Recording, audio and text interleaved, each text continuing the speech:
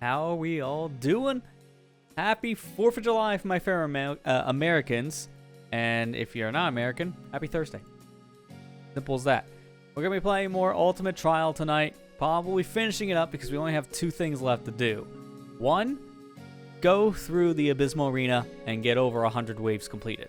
Number 2 is go meet Shiba, which presumably that puts us at endgame territory. So if I was just doing the latter, this would probably be like a 30-minute stream.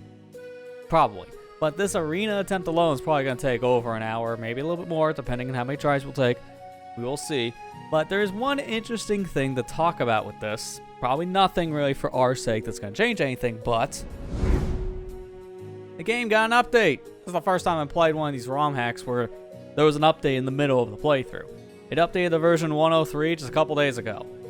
Some bug fixes and balancing was added into the game. Specifically, there is this stuff here that was changed. Some bugs that were relating to things like Neighbor's Love for the ending. Some fake eye switches apparently counting to enemy kill. A soft lock when switching boots. Certain things causing problems. Like apparently a sold out message happened. Interesting.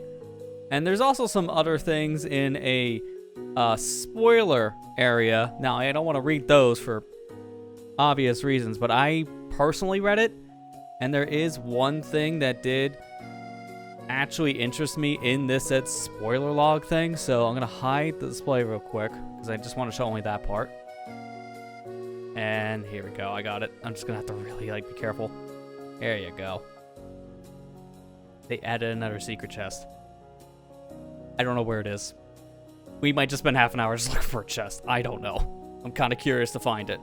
So, that's going to be a thing. But, yeah, I guess without any further ado, let's jump into the game itself. So, hey there, Matt. How you doing?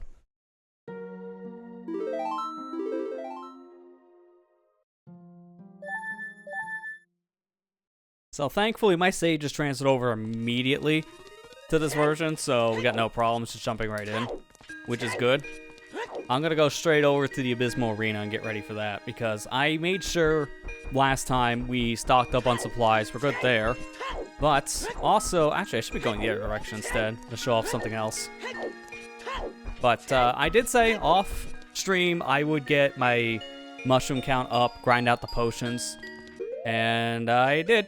I got 3 blue potion pluses, so we're good on that front. We don't need to worry about any of the potion stuff, so I got 3 of these potions ready to go. We'll be fine when it comes to healing. I'm gonna make this jump. It'd be faster. It's swag. I love swag. Join your day off because you got back. Oh, okay. Cool. It's good they offered you a thing of holiday today, because I wasn't sure how your work handles the 4th being on a Thursday specifically. Because it is kind of a mess. It's like, yeah, you get off today, but you come in tomorrow instead. I mean, sure. That is kind of weirdly confusing.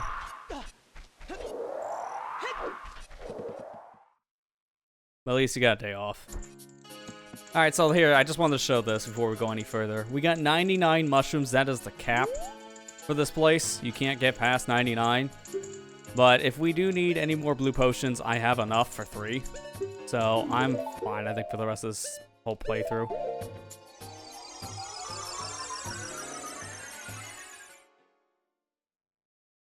But let's go ahead and actually attempt this Abyssal Arena, because we need to get 100 waves. It's a lot. And I'm already going to change my sword out, because we don't want this one, we want the other one. I don't know if I'm going to be using the shield or if I should swap the mirror. Probably just going to leave this one on. Maybe I can use the ability on it. I don't know. We'll see. This guy doesn't have anything else yet, right?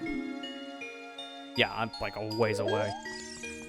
So, I want to make a caveat to this, because I'm going to try it. We are set on difficult mode, and I'm going to go through this trial on difficult, the hardest difficulty. Now, it doesn't change any of the base enemies. It's really the bosses that get more health with this, but it does change how much damage I take. It's double damage. So, we're going to go through this arena once on difficult. If we fail it for time reasons, I will go back down to regular. So put it back on normal difficulty. We're not doing mirror mode because unfortunately, it's still broken at the time of this update, 103. Like, it works, just barely. So we're not doing mirror mode. That was a one-time thing. And at this point, I want to get my items equipped that I think I'll need. This should probably be fine. Actually, I put the helmet on. I am also making a save state here specifically because if we fail this, I will reload the state just for time's sake, keep my blue potion pluses, and go Dinoferns. I'll keep the death. I'm just not gonna do this all over again just to save everyone time. So, without any further ado, let's get this challenge started. This is a long one. We gotta go 100 waves. There is a secret unlockable we get for 100 waves. That's why we're doing this. We're not just doing it for the sake of doing it. There is an actual reward here. So, we gotta go the long run.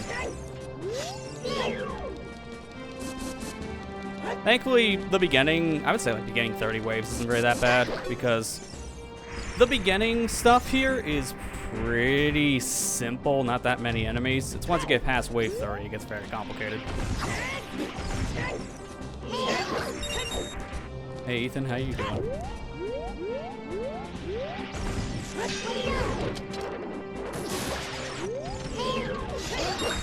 Also, I made sure this time to just grab all reliable, which it's not as reliable as it used to be because the cable's starting to deteriorate a little bit. I actually had to put electrical tape on it because it had the little rip in like the very top part, so I can see exposed wiring. So it's not the best.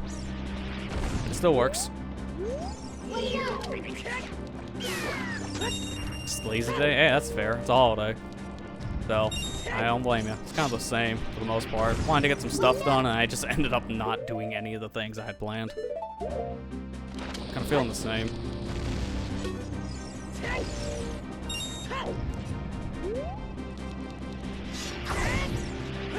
Should not be on top of where enemies spawn.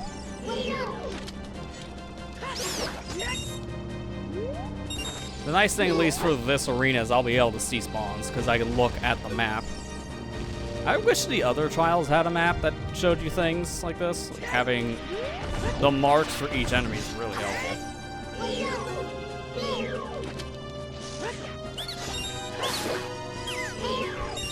And we don't need money, but it will help to kill the little enemies with the boomerang still.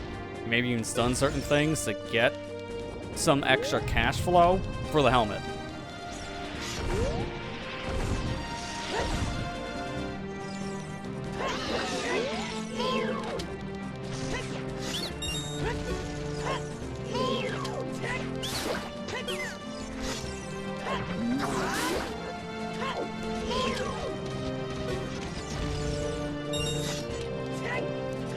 Alright, good start. Wave 11. 10 waves in, no damage. I want to keep this up for as long as possible because the longer we can go without taking damage, the better. Because I want to save all of my power items for the halfway mark at least. My Nehru's Loves, my Blue Potion Pluses, even the Curse Helmet if we can avoid it. I don't know about the Curse Helmet part. It might be better to use that earlier on if we think we're going to get overwhelmed. The only problem I have doing that is just the speed. Because I'll be very slow in wearing it, so it'll be hard to move around and dodge.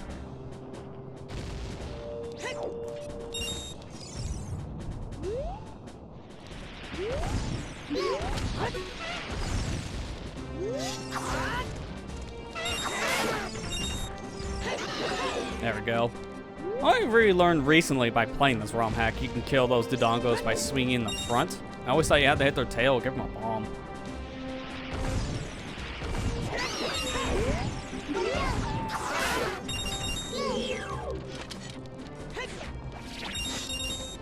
Gotta be careful, that fire does hurt. It's not just a cosmetic wall, it's an actual hurt box. Also, I hope you guys do like this rendition of like our original theme mixed with Dark World from Link to the Past, because we're going to be hearing this song for a long time. It's a very long challenge we're doing. We've gotten to like 51 before. That's been our highest. So we got a long ways to go past that, but we only made it halfway.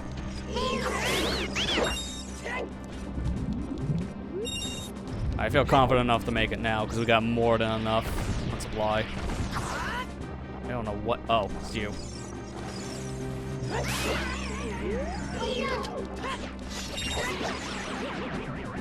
Yep, it'd be 100 waves. Once we clear 100 waves, then we unlock one more thing. Little secret.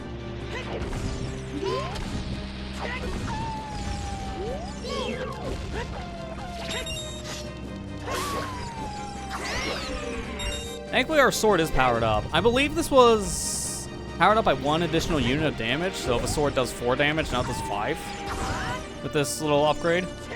I do have the manual for this game. Yes, there is a manual. I can show it off later. But now the game's been out for a little bit, the devs have made a like 50-page little instruction booklet in the style that the old N64 manuals were designed in. It's really cool. Some of it does kind of go into some spoilery territory, so it's probably best not to read it before you play the game. If you don't want to be spoiled, that is.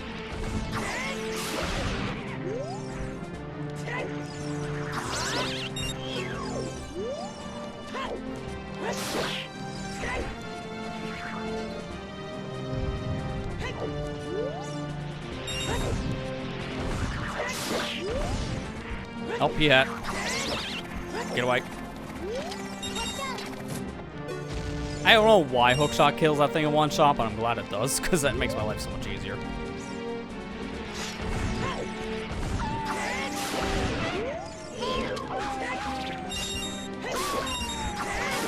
Got it. Yeah, a whole story in the manual. Specifically for this one, it's not like that, because they don't really describe the story much in the manual. It's more like they just talk about some of the characters that show up later. And like even some secrets that normally the devs wanted you to go out of your... I did not know you were anywhere near me. Well, that's a stupid way to take my first hit. They tell you like how to get some of the secret chests in some ways, which does kind of defeat the purpose of them being secret chests. Just a tad.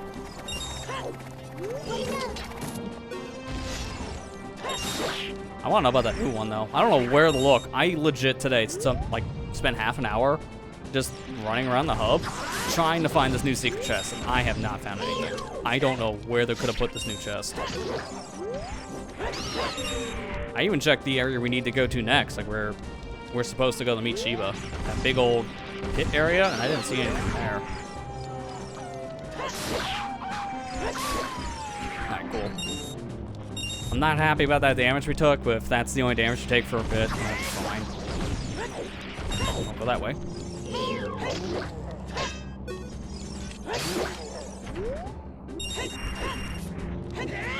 This is gonna be a low clutch. Yep, thought so. And because I'm on difficult, you do a lot more damage now. Dude, that's so dumb. I should have just stunned it with the hook shot first. That was probably my bad.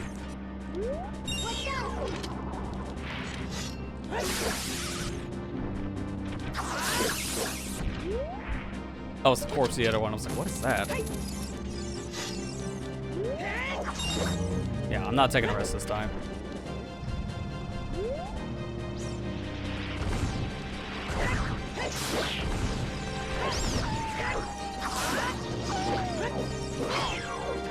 Yikes. I didn't think he would be able to reach. Alright, I gotta be careful. Because now I'm starting to take those pot shots I don't want. And I'm not even that far in. I'm only in wave 31. I might want to revise that thing I said earlier. On the difficult thing. Maybe go at least like up to 50 before you even consider it. But I have enough supplies, I should be okay. I just want to do this with one go. That's my actual goal.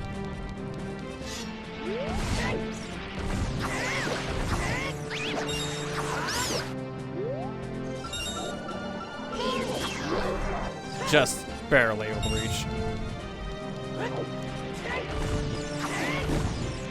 Yeah, I think the reasoning for putting some of that information in the said manual that you probably wouldn't want, like the secret chests, or at least some of them, they're not all in there.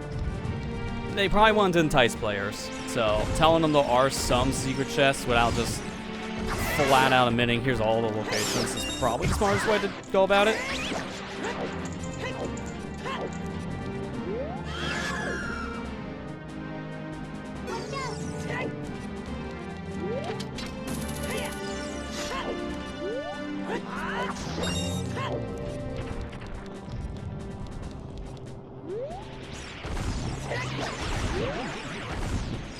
Okay, 2 of them.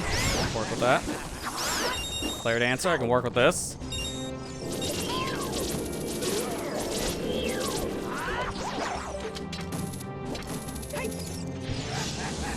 Little intermission.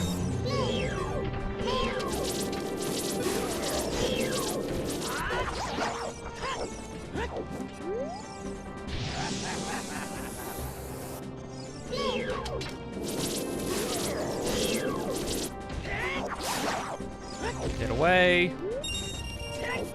I gotta start using that helmet. That's the big thing.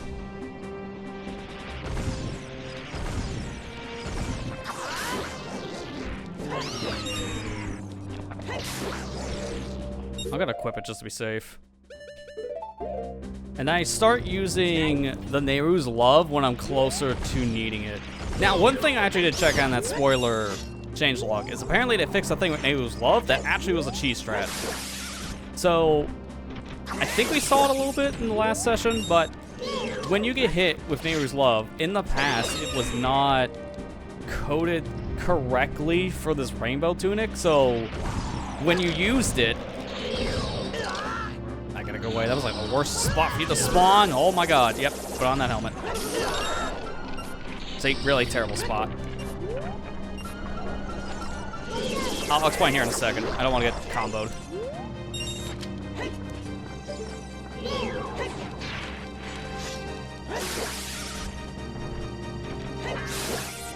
Nice quick spin. I don't know how I hit the second one. Sure. Alright. No, you don't. That actually should have counted. I don't know how it didn't. Alright, so as I was saying, Nehru's Love before, Rainbow Tunic did not work correctly, so it did give you back magic while wearing the tunic. It was not supposed to. It is now fixed. So now with Rainbow Tunic, you can't get magic back while using Nehru's Love. It actually worked correctly where the magic doesn't fill up when you're hit. So you could use that to get like magic with Nehru's Love, which would have cheesed it. Out here, Darkling. How did that still hurt me? That's a confusing thing. Where is... There's a hand.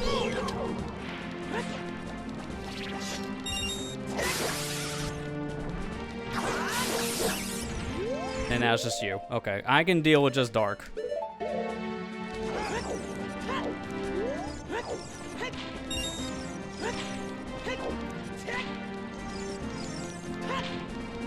If he can get stunned, that is.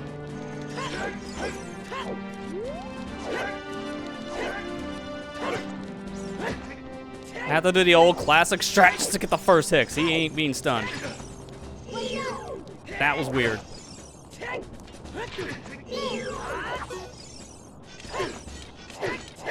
That's right, that still doesn't work. I don't like fighting against the wall, this is really awkward. I use so many nuts for that too, that's really bad. I should probably use Nehru's Love soon. I'm gonna put that on as well. It just depends on what spawns in here. Yep, using it. I can't take a risk. The Stalfos will instantly kill me now. I have the magic. I have the potions. Take the risk.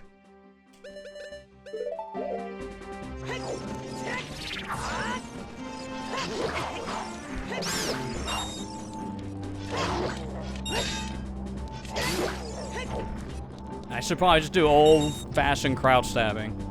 Even though it doesn't do as much damage, it still does enough.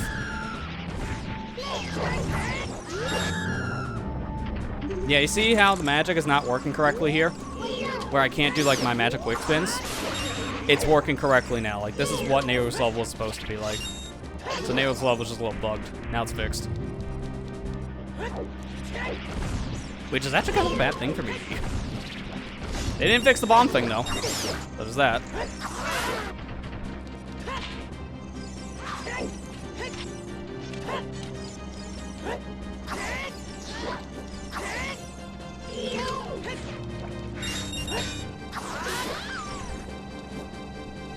think I should do Nehru's Love and then Potion.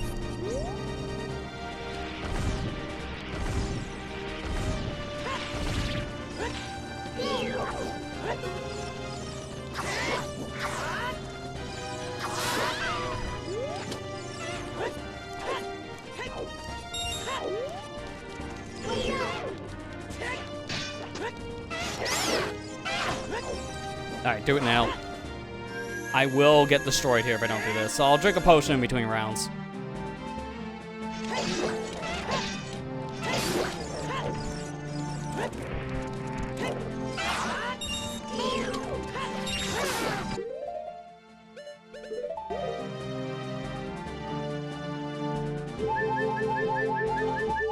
We're back in business. That's 1 potion down to 3. I have to be very careful. I can cheese the potions, use 2, but I'm not going to do the equip swap thing. I think that's a little much. Iron Knuckle. I don't want Nehru's Love right now. I kind of want Cursed Helmet. I think it's too early for that.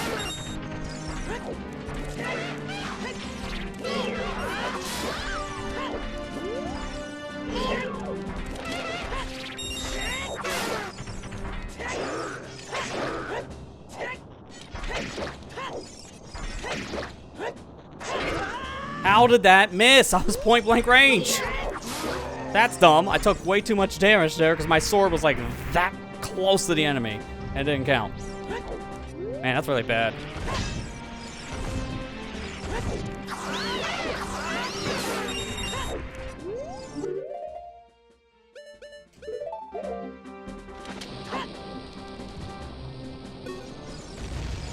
Well, we're close to halfway. This is like, what, 47? Yeah, alright. So I'm about, like, on that halfway mark.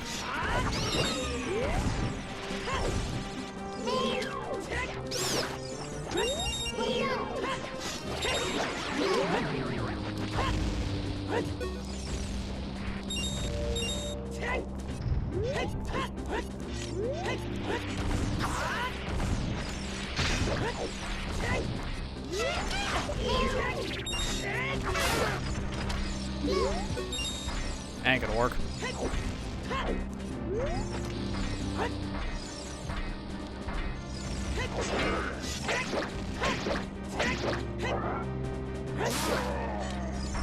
That's the safest way to fight Iron Knuckles right now. Crouch stabbing might not do as much damage, but that's still a lot of damage if it's Razor Sword.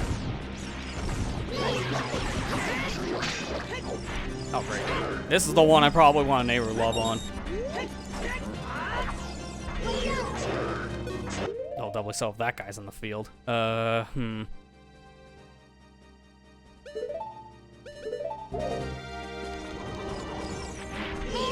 have one idea.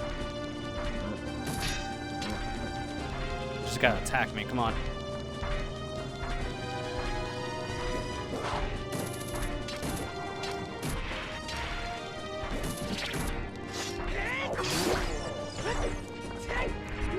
Alright, hand next.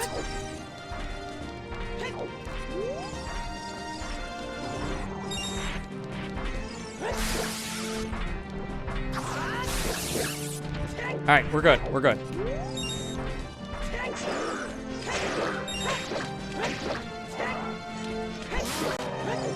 See, Iron Knuckles are super scary, but if you're keeping your distance and just crouch diving from behind, you're fine. It's just that's such a risky thing to set up.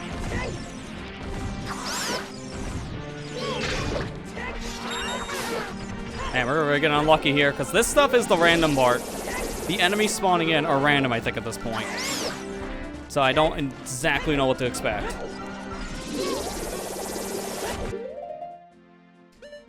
I really... You know what? I'm gonna go Bomb Shoot. I have more than enough. It's fine. Oh, great. This guy's got to go for 1. I just have no good opportunity to fight the Wizrobe. Okay, give me this. We can't afford that again. This guy's out of view. He's the scariest enemy and it has to go down first.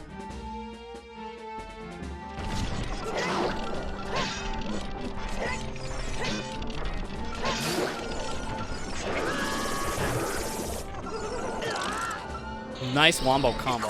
This is why we have this on. It's fine. I will take damage now. It's not a big deal. Because I am protected. Alright. Fine. Fine. Just a little scary going to wave 51, needing to use a second blue potion soon.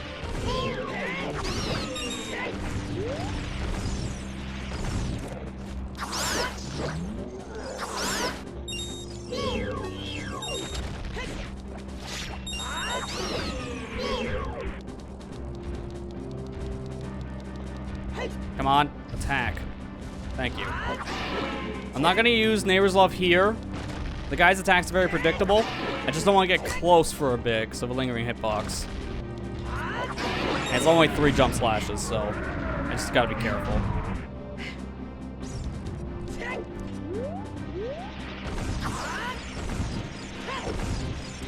Oh god, that was close. That would have killed me. Oh, we got a second one. Yeah, I don't like that. Nice.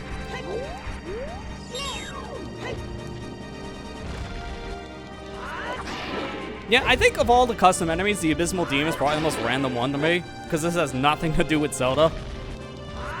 But for the theming of this being a super hard roguelike adventure, you know, kind of feeling like the Dark Souls of Zelda if you want to go there. You know what? It's creative. You gotta give him that. And they just really like the guy right now because it's the 3rd one in a row. Use it. Grimstalker will murder me if I'm not careful.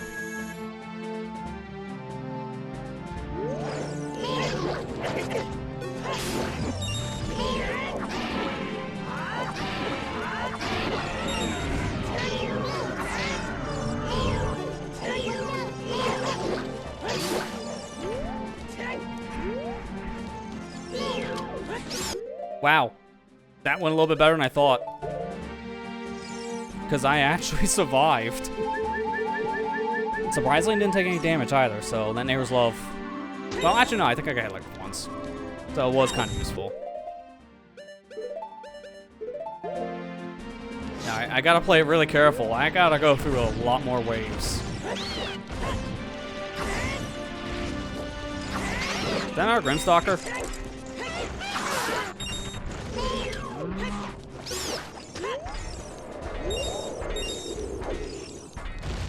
Yeah, another Grimstalker.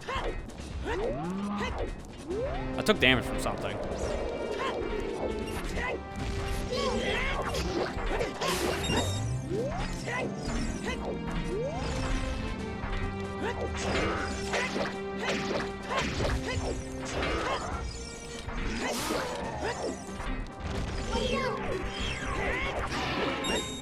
Talk about scary. I couldn't see. My god. Let's go. Next wave, 55. My god, we still got another 45 more.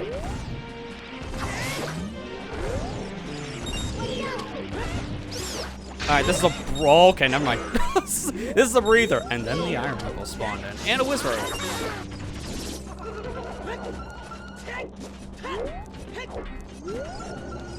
Okay, never mind. Not even close.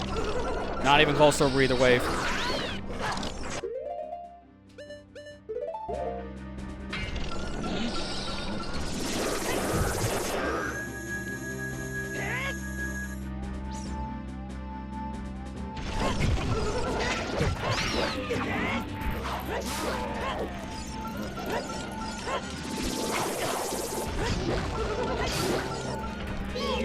Ironically enough, now the Wizard Rope does not matter when I have Neighbor's Love on. So ironically, I didn't care what it did.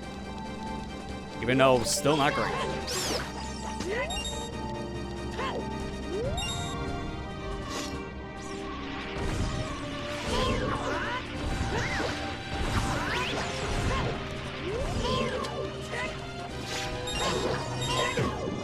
Really?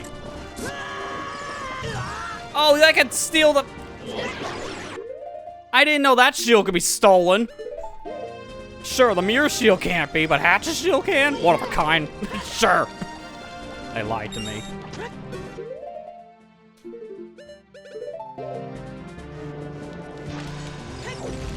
do I make up for that?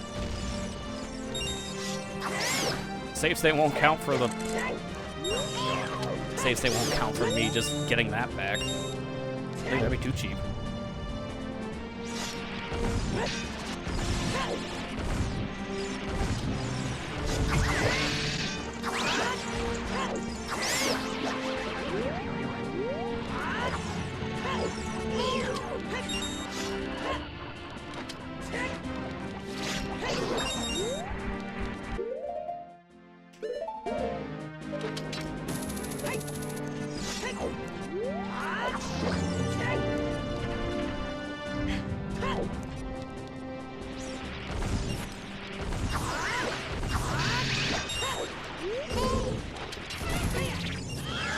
This is gonna be bad. Yeah, very bad. It lingered. That's the funny thing, it lingered. Alright.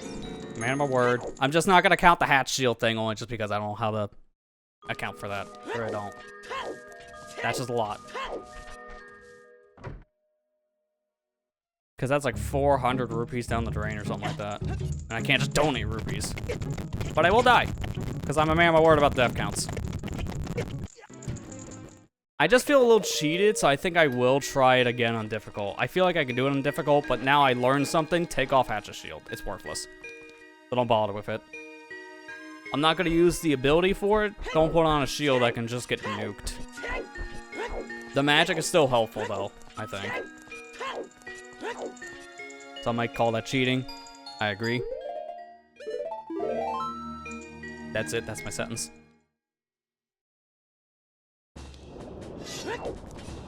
How you going off? Well, enjoy your food, Ethan. We'll see in a bit. Hopefully this is a much better attempt. Now I know what I'm doing. Mind you, I kind of expected the first attempt to be kind of bad. It's kind of like, you know what? I'm going to change my mindset on the difficult, the regular. We will change that at some point if needed. I'm going to commit to that, but I'm going to give it more than one attempt. Because I don't think one attempt is enough. Plus, the ending shouldn't be that long. Realistically, maybe like an hour, hour and a half tops. Because what we have left, I already know what it is, and it's just some boss fights.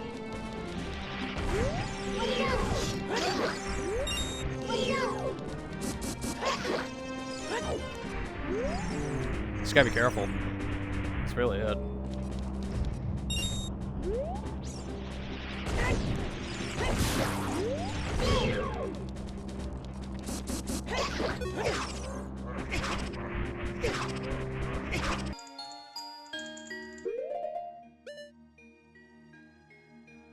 Why?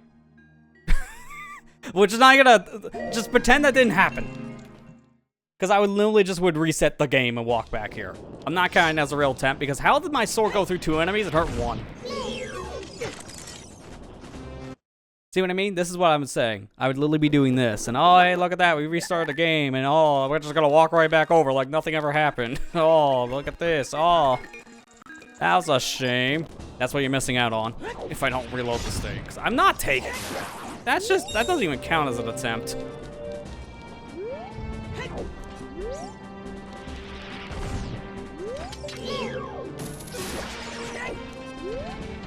It's like when you watch your favorite speedrun, they reset on the title screen. Something's wrong. That's what it feels like.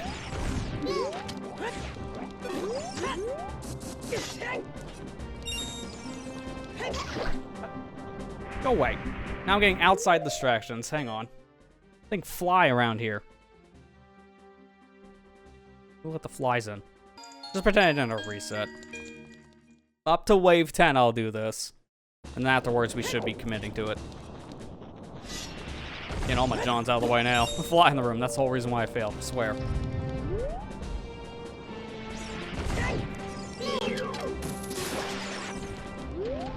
I gotta lie though, when you do have a fly around you, you're just like, why? And how would you get in here?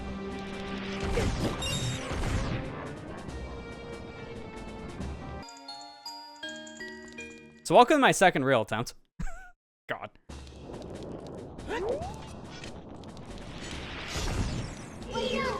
This is all just knowledge about where things spawn, that's all.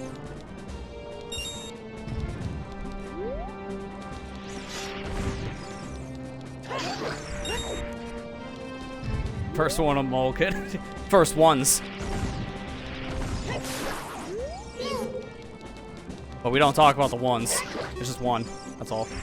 No more, no less.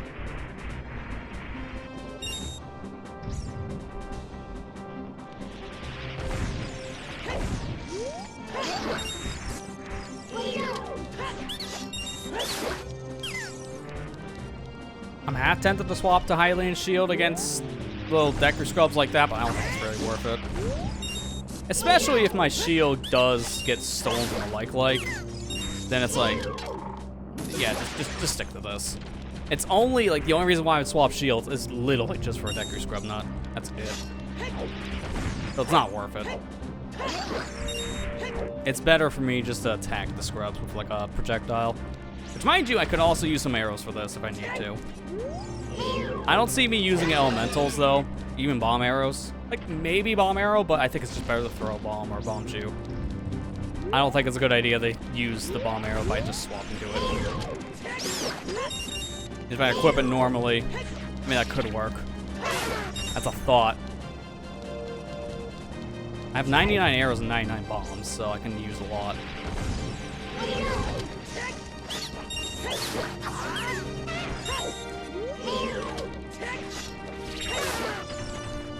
Also, for those wondering, the reason why I'm going to stick to this sword pretty much the whole time is the damage. It's this or Highland... yeah, there's a Highland sword. Didn't know if you know this. But I'm making it up. Master Sword or Razor Sword would be the two, because I want that extra spin. Hatch's sword does not have quick spin being enhanced.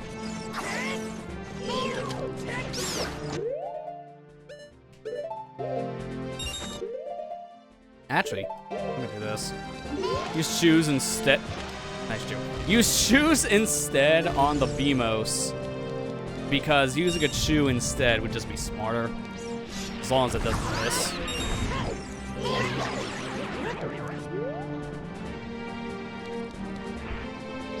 And then I can save my bombs for a little bit later to combine it with bomb arrows.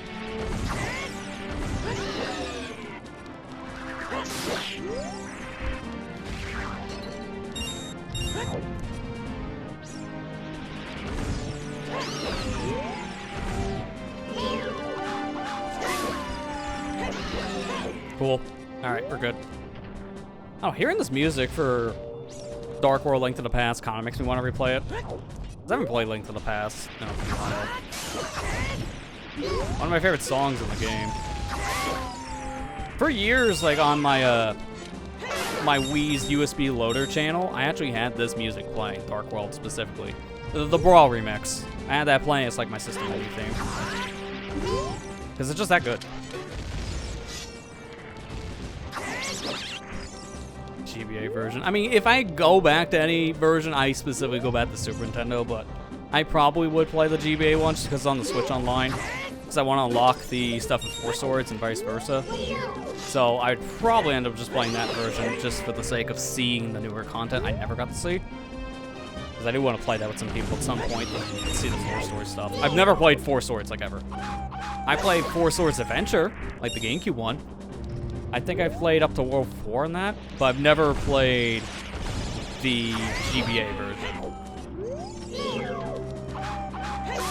And I also never got to get the 3DS version. I missed it twice, because it only came out twice on the 3DS. It was once when it was first making the rounds. I think it was, what, year 1 of 3DS? They gave away 4 Swords.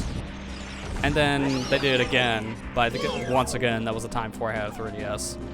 So I missed both times they gave it away, but I guess technically now it doesn't matter because, EDD, if you know what I mean. I technically own the game because of the GBA cartridge.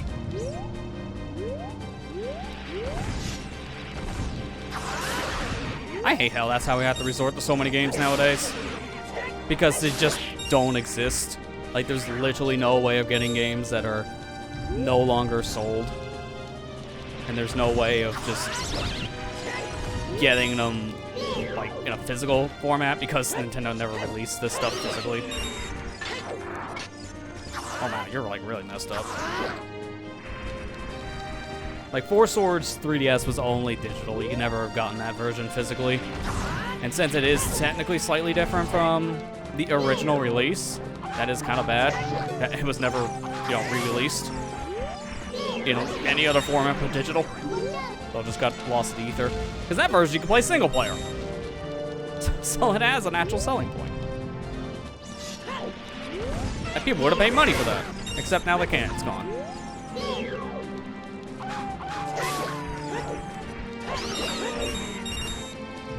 So you're gonna hear a lot of rambling of whatever things, because what else do you talk about during a 100-wave gauntlet of enemies? Besides how to live. Oh, that's great. Gonna do one heart, I think? Alright, at least it's not any more than one. Like, I don't want to take cheap shots like that ever, but at least it didn't wombo combo me. If a wombo combo, that would have been very bad. Do I want nuts for this?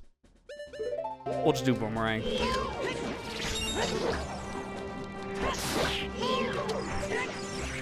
Nice boomerang. I could have just tapped it in weak state, but like, it's better stunned. Got flood twice in your apartment? Dang, that's a lot of rain. I know you said that, like, what? A handful of months ago that happened? Sorry to hear it's happening again.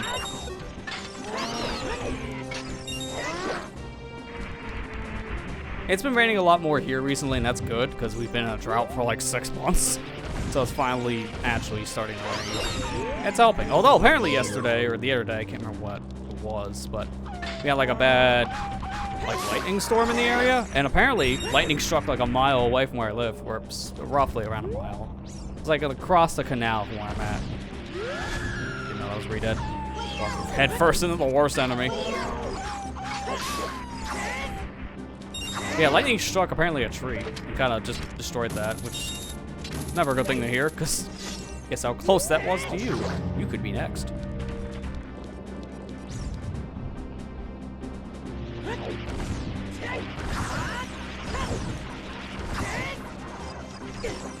Dude. Oh, good. We're already starting with you. And you. Huh. Not how I expected that to go.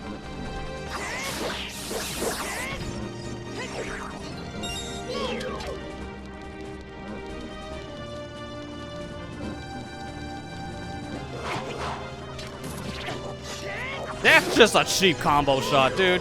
Seriously? I lost a lot of health in this way. That's really bad. Like, I didn't even know the enemy was there. Otherwise, I would have put the helmet on. I heard it, but it sounded like halfway around the arena. You gotta really check this map. Like, I don't know when's a good time to put on the helmet because it slows me down so much. So as much as I want to use it, I don't know when to use it.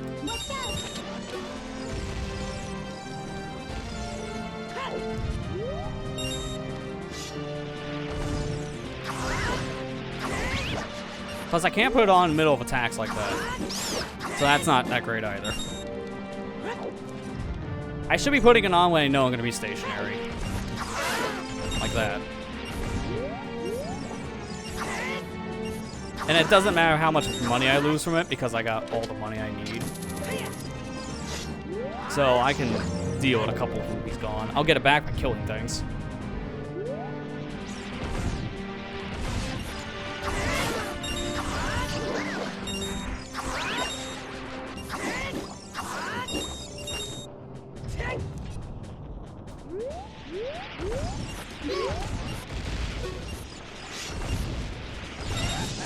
Player dancer.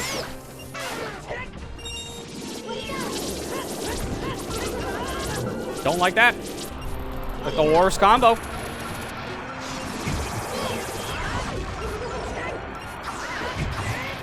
What do you do in this situation? Like, seriously?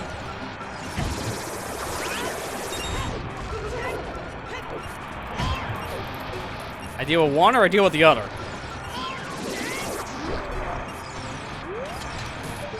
This is really stupid. I lost a lot of health here. Jeez, I did not want to have to take so many pot shots of Flare Dancer of all things. Like, this should not be a problem one. Flare Dancer is one of the more consistent enemies to fight. Not with a Whisrobe in the room, though.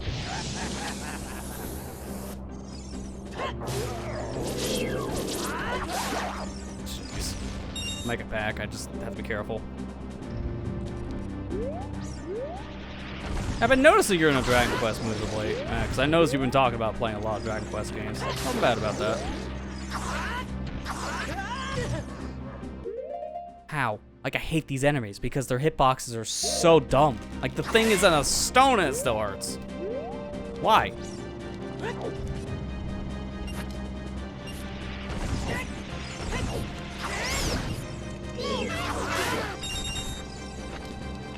Alright, this was a breather wave at least. We need those every once in a while.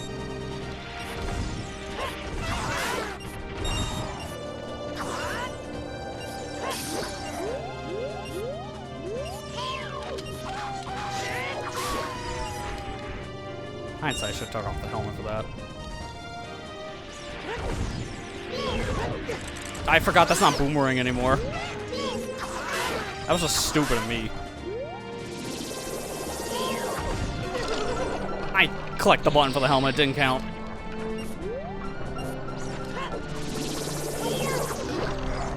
I can't put on the helmet, like, frame one of an attack coming out, so that jump splash will screw me.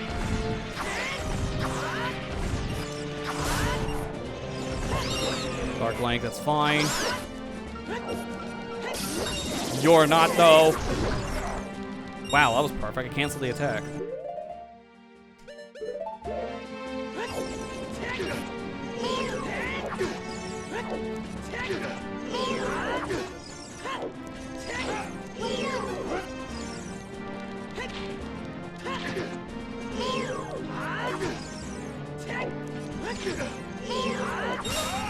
Cool. Better power than last time. Better situation than last time.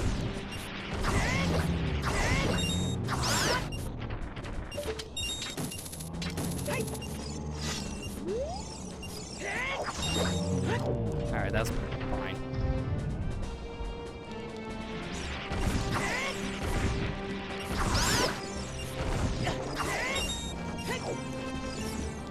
Okay, I can see what I reach at this time, that's okay.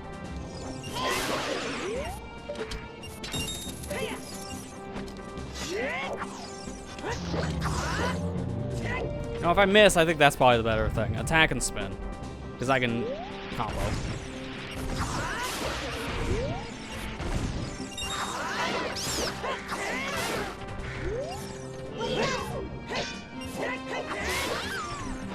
I had a feeling you backflip.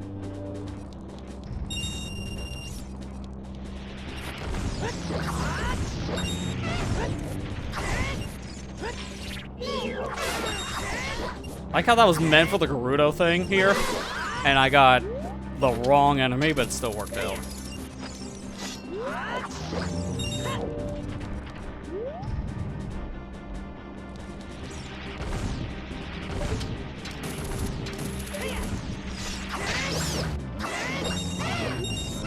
Oh, great. This is probably the wave I use my magic.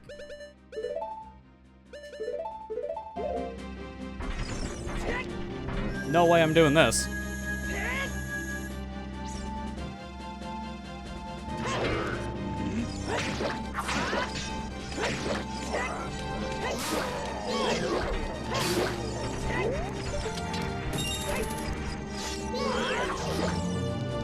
Okay, maybe I didn't need Neighbor's Love after all. It's just that extra precaution for no reason.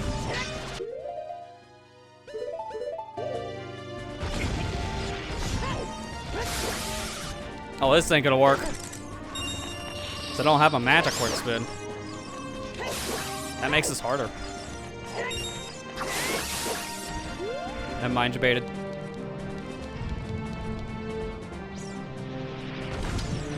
I thought I still had the helmet on that slot. That's my bad.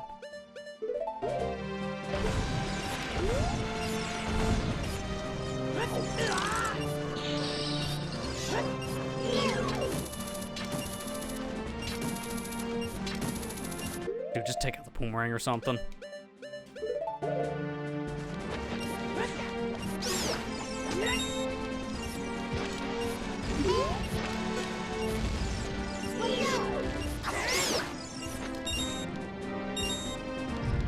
48. We're just about to the halfway point again.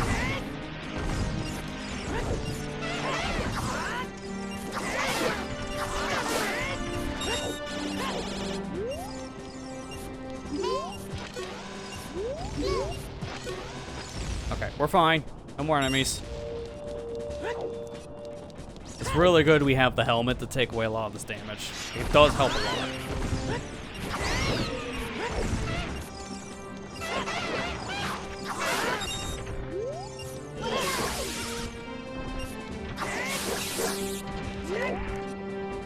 Still one more thing. Thought so.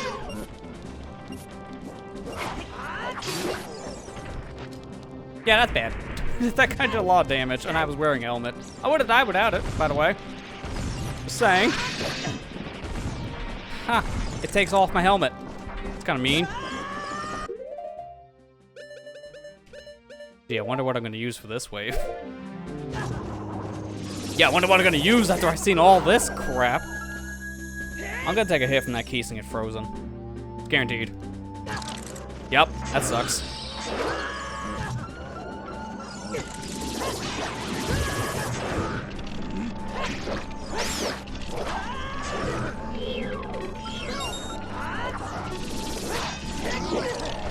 Dude, this is like, if I didn't have Neighbor's Love right now, holy crap. Oh my god, dude.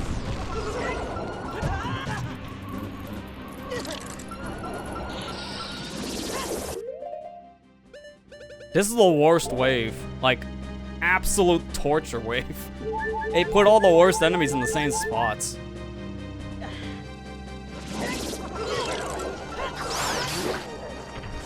Alright, it's becoming more manageable now. I don't need Neighbor's Love for the rest of this.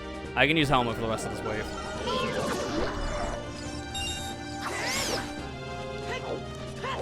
Talk about a crap fest, seriously.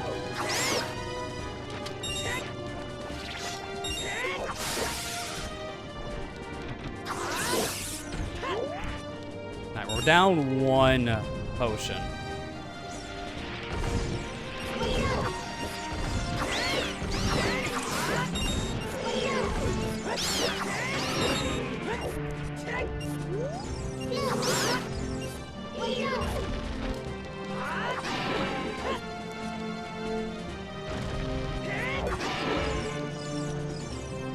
Oh, I thought it died. I don't know why I thought it died. That was not the dying sound. That's the dying sound. Ugh.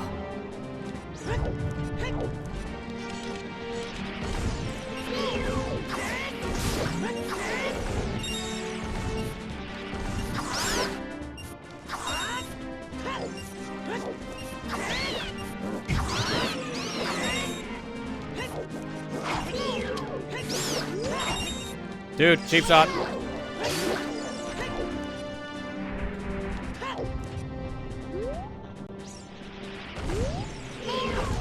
That's a bottle. That's a Rem Stalker, I think, too. Yep, I was right.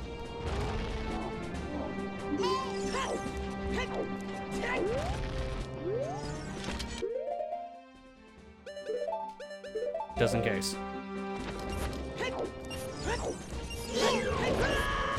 Wow, what a stupid hit that was.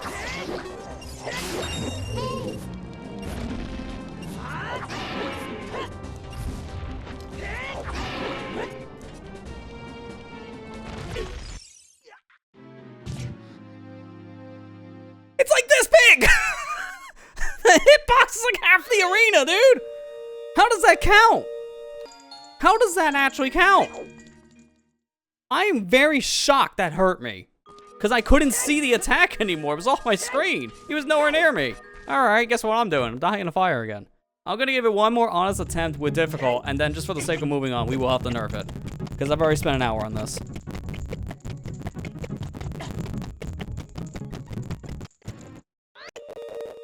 There. Again, for the sake of moving on, that's why we're going to have to put a limit on it. I'm counting the deaths, as always.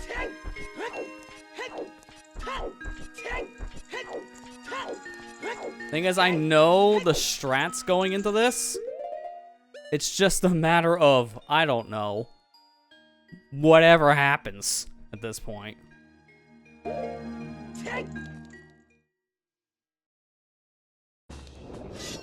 So one more attempt on difficult.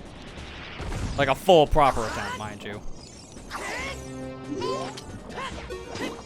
And then we're gonna have to just get a move on. I'm not going down the easy. I think that's just too much. I can do this on difficult. It's just a matter of like how long will it take me, that's all. But just, again, so we get a move on. That's why I'm considering having to go down a bit. Because I'm technically playing outside of the scope of what they would recommend on a playthrough. Game is set on regular for a reason.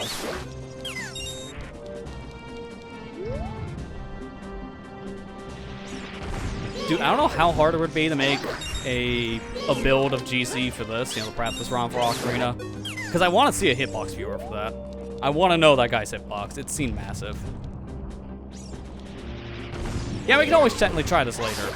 The reason why I'm doing it now is just because I'd rather finish this with, like, the final fight and go to credits instead of, like, we did that, now how many attempts of Abyssal Arena are we going to do before I just stop? It makes sense to do this first. Plus, if I wasn't doing this, honestly, the stream would have been over already. Well, maybe not. The final boss I heard in this is pretty hard. Especially because I am playing on difficult. I'm going to leave it on difficult for the boss as well. Because I'm kind of committed to that at this point, as we're seeing. Because I like the challenge, I really do. Next full playthrough, I'm doing it like this.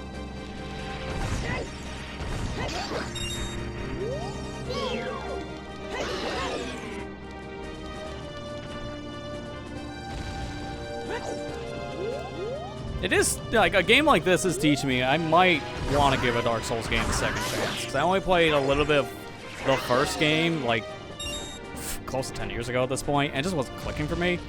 But I do play a little more repetitively nowadays, and I do like the challenge of some stuff, so I might actually like the series if I give it a second chance. Although I don't know if I should actually pick up the remaster version or not, because I actually heard the remaster version's kind of bad if you have the PC port, which is what I have.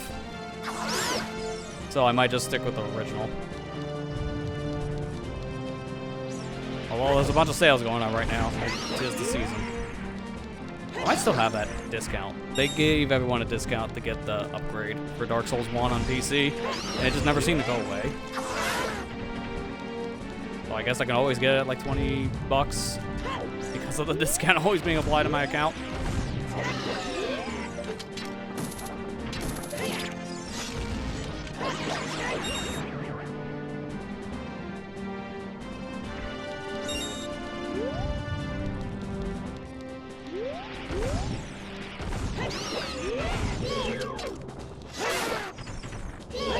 There we go.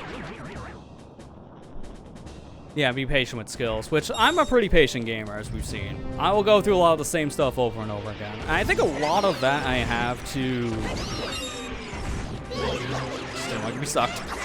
I have a lot of that to thank to, like, my recording method over the years, my mindset of going into production stuff. I just want to keep on doing things until I can get a specific run of something I like that I can show, so I repetitively grind things out. So I already have that patient yet repetitive mindset in my gaming head already, so to say.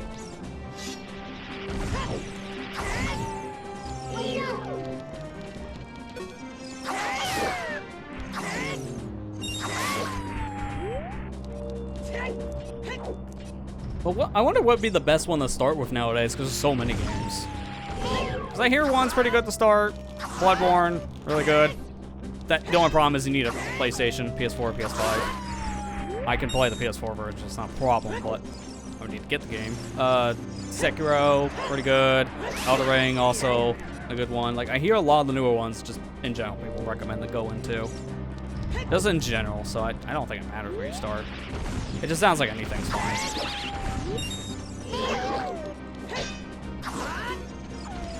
I just know the one everyone doesn't recommend is 2. Just because of how vastly different it was. And then they kind of reverted a lot of those changes going with it.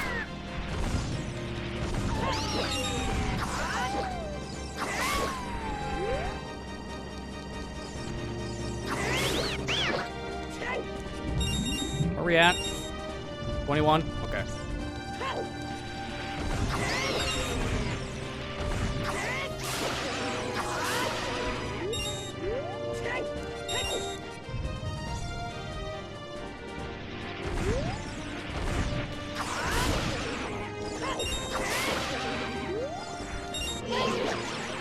Good thing this sword has a very long reach for doing a forward stab, because that really saves me with the light legs.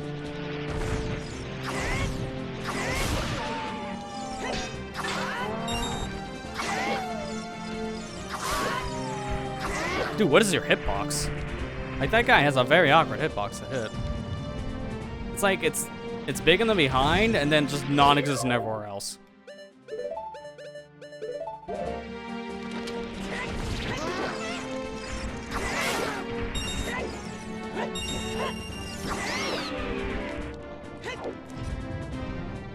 Reactionary parry more for like Dark Souls. Okay, I get that. I have heard it's a little more reaction-based just because of its playstyle being different. Some people consider it to be the best one in the series. Other people say it's kind of like an outlier. Still really good, but just very different. So I think it just, like, for that game specifically, it depends on who you ask for, like, where it stacks up. Nice throw. It is the game I keep on hearing people say they want, like, some kind of remaster for, and they just don't get it.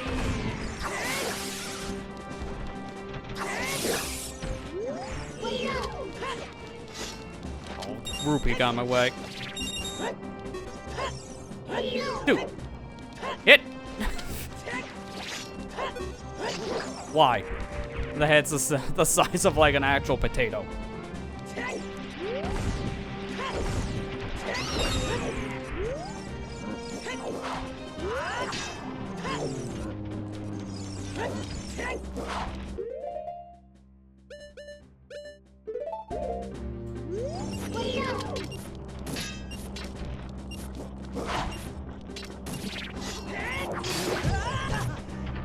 Okay, that was probably not the best idea, but never mind. Can't even finish that sentence anymore because of what just happened.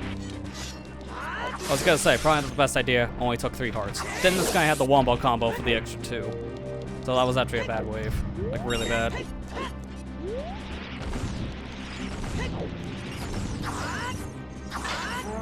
Seriously, what is your hitbox in 3D? It just doesn't work.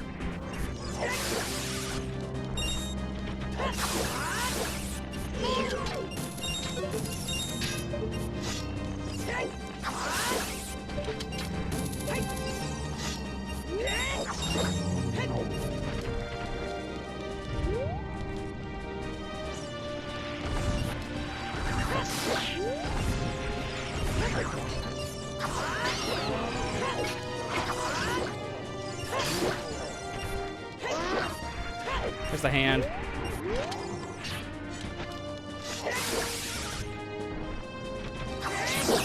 The one enemy I just don't know how to deal with is Stalfos. I don't know what to do in the Stalfos situation at the time. That's the problem. I gotta swap the nuts and just use the nuts to stun. But sometimes they block it. That's why I'm afraid of... Nice quick spin. Oh my god. They block it sometimes, so I'm afraid of using Deku Nuts and just wasting it. I only have 40, which doesn't sound like a problem until you get the Dark Link. Dark Link will use a lot of my Deku Nuts. At least 5, I would think, every time. And there could be a couple links. I don't know.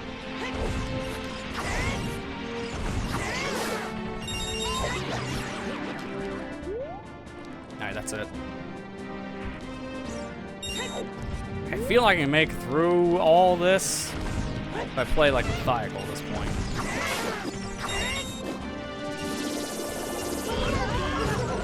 I say as I run headfirst in the fire. As you do. In some ways, I should probably just be attacking that whiz robe with an arrow of some kind, maybe a bomb arrow.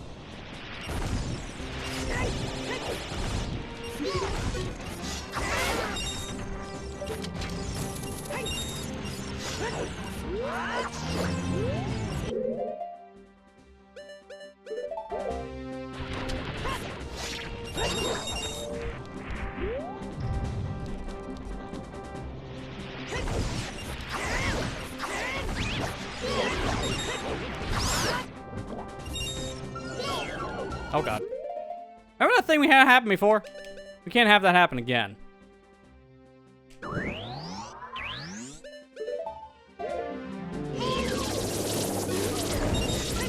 I'd rather have that run around.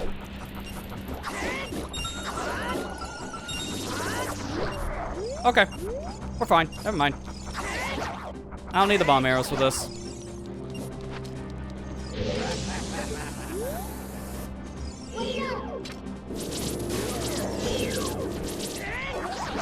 Because the plan was I was just going to shoot the whiz robe with the bomb arrow, but now I don't need to worry about that.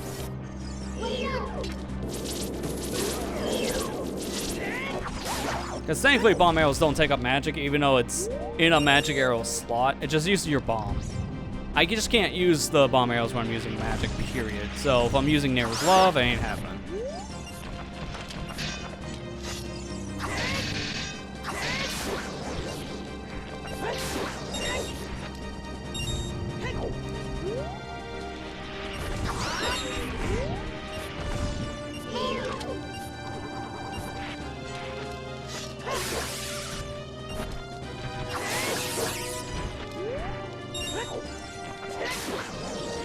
I really worry about those clams though, because they have a weird hitbox with sword.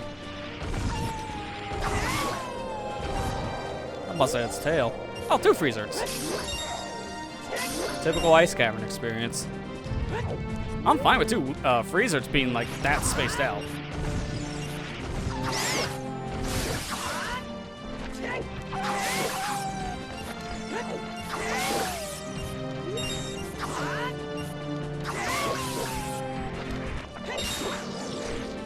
My poor joystick getting hit with all the quick spinning today.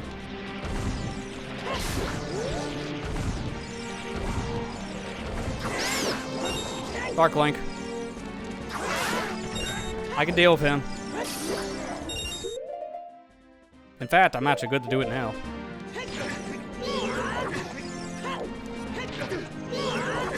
Just my setup for getting a Deku-Nut out to hit Dark Link is a little awkward in a small arena like this.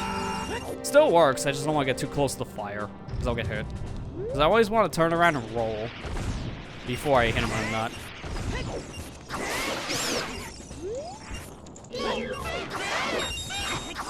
Is this it?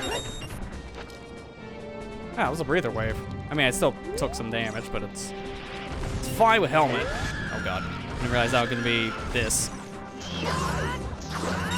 I cannot believe that worked.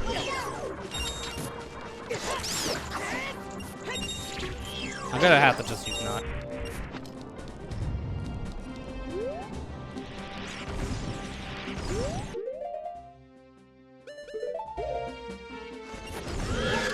Oh boy, that spawned at a really weird spot. That actually could have been really problematic. But yet it was fine. I got like a moment to read this comment. There's no way I'm doing that in combat. Don't let Elias tell you how to play. Oh, I wouldn't. I mean, honestly, a Dark Souls game is one thing I would not stream. Because I've heard the horror stories from people. Like, there are certain games I want to, and I hear just don't because of the fan base being very vocal. After streaming it, Hollow Knight was one of them, so I'm probably going to end up playing Skill Song on my own. Like, I have interest in the sequel whenever it comes out. I'm just going to play it off cast before I do a stream on it. Not a great, like, first playthrough kind of game. Dark Souls is another series like that. Same for Paper Mario 2004. Like, I've heard a lot of games like, yeah, you maybe don't.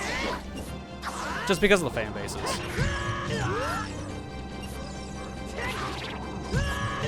Which sucks, because some of these games are like cult classics.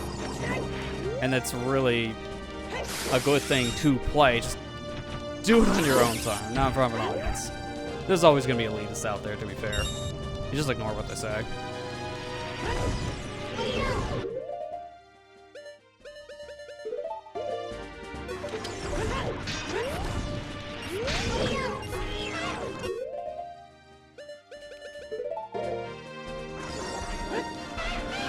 This is the perfect time, because I'm running low on health anyways, so I might as well use this. Perfect.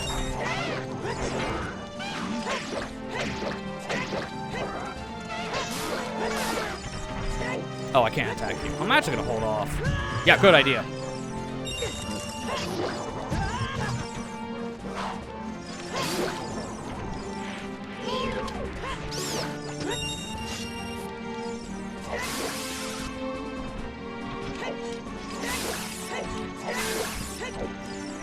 Cool. Oh no, I understand exactly what you're saying. Like I said, there are certain games you definitely don't want to play in front of an audience. I forgot this didn't have a helmet on, but you know what? That's fine. I'll use it now. Good call. Didn't know that guy was in the room.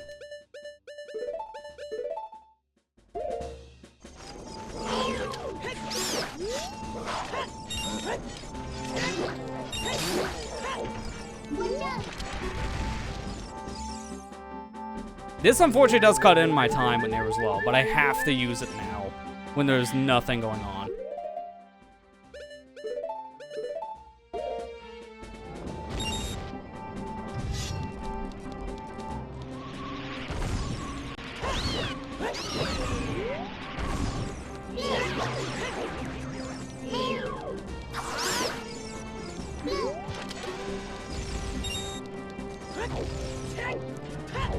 Almost at the halfway point. Almost halfway.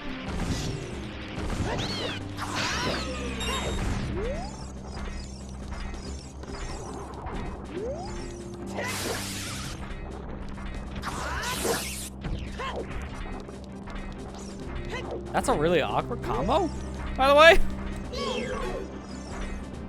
Like, I literally can't hit both of them at the same time. It's that awkward. Wait a minute. I have an idea.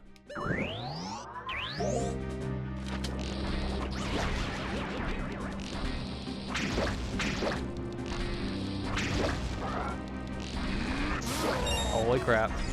That did like 2 hits worth each time. The arrow and the bomb, I think, both hit. So I think it's worth using bomb arrows on Iron Knuckles then.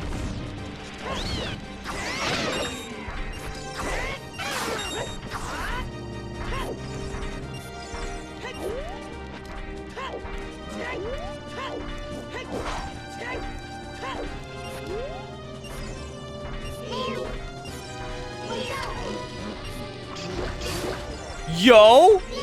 New strat, let's go. That's a good idea. I'm gonna try that next time too. But if that can just hit through their shields, bomb arrows are clutch against Stalfos. That solves my Stalfos problem. So I wasn't sure what to do. Now I do. I do know.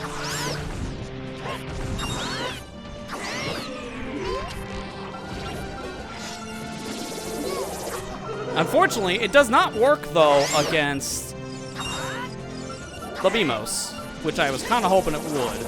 I have to hit the floor.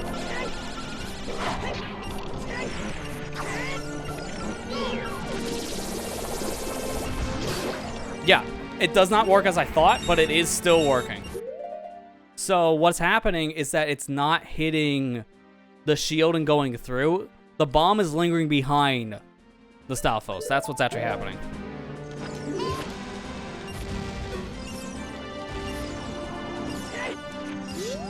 So what happened with the Wizrobe? He didn't die, did he? I didn't hear it die. Maybe it did. So maybe that got clipped on my bomb arrow. Okay, I'll take those.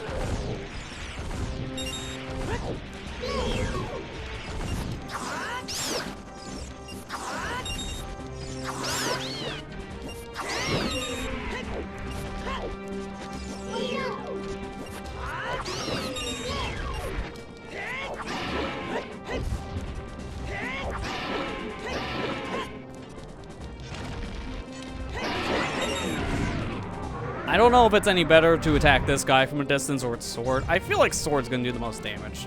So I'll just do that.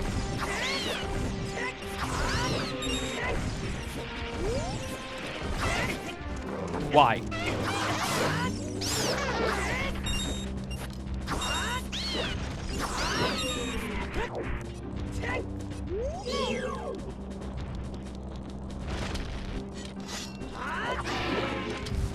I don't think the shield will do anything against this guy because all of his attacks like go shockwave damage. Just in case, though, you pull out that shield.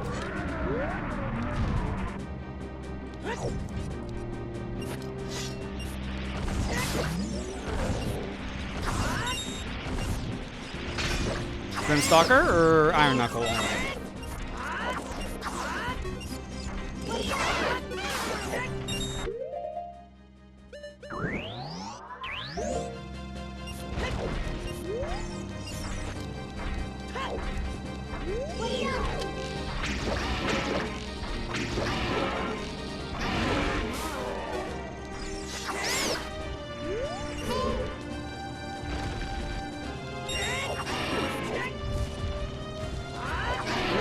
Okay, that did a decent amount of damage.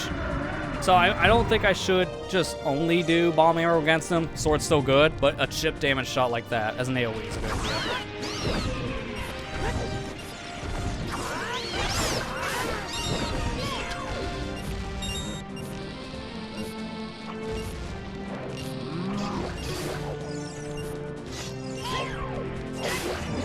Nice, I got the one hit. I don't know how you do that consistently, but sometimes your Razor Sword can just one hit.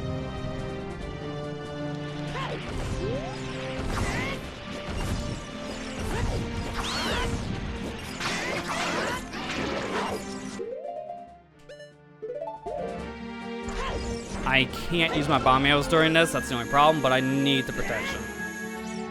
There's no way I survive without this.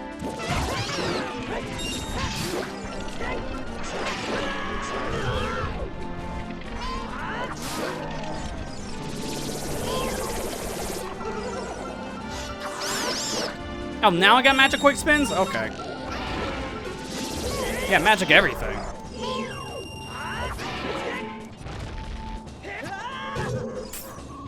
What is a hitbox? That's on me. Oh my god, I need to take a second because I feel like something just whacked my eye. I'm gonna say that's that dang fly because I felt something land on me earlier. Probably couldn't see in the camera. I always keep a rag on standby. Ugh. I swear, the final boss for me is just a random fly.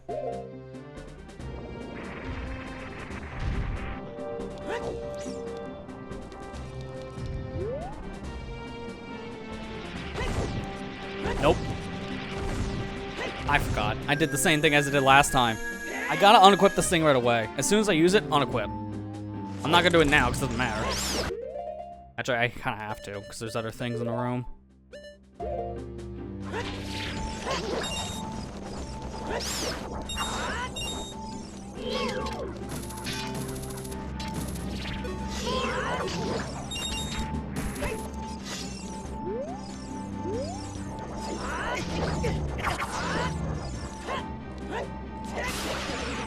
Okay, little confused what happened there. This guy should have died. I hit him twice with a powered up Razor Sword. Didn't kill it. Ah. Alright, sure.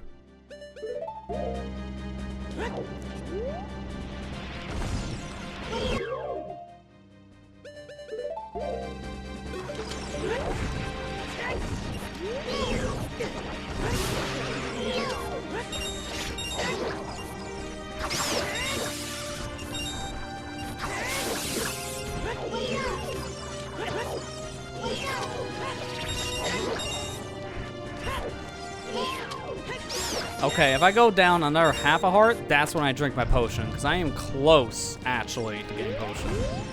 But not ready yet.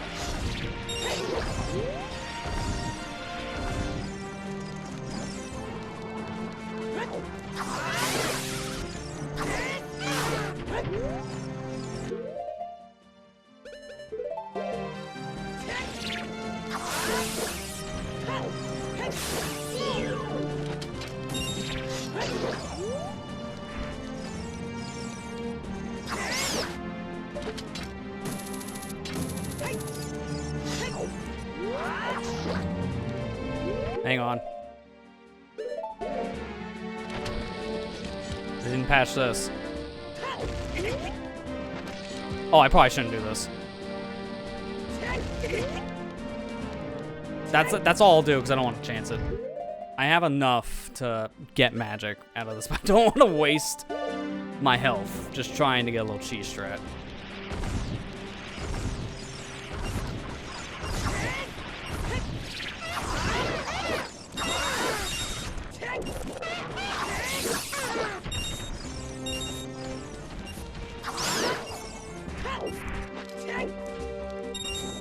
Actually, the play is to not drink my potion for a little bit and rely on the magic to refill. Because I can get some magic back. Oh, good. My favorite, too.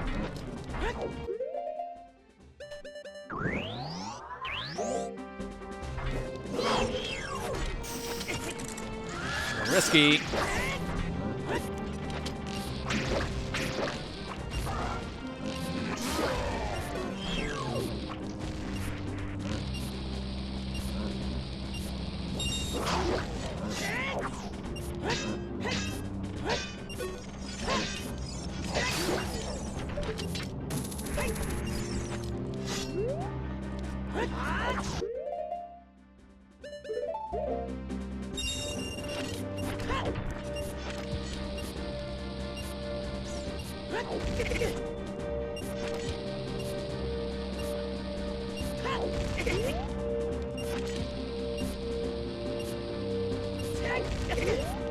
Perfect. That's just enough.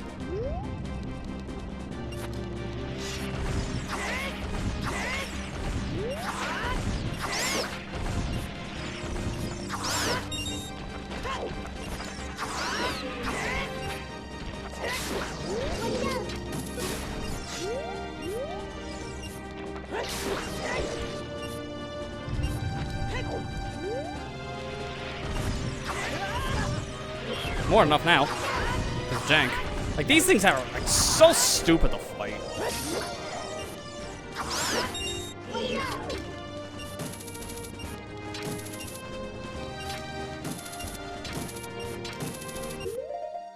Why am I bothering?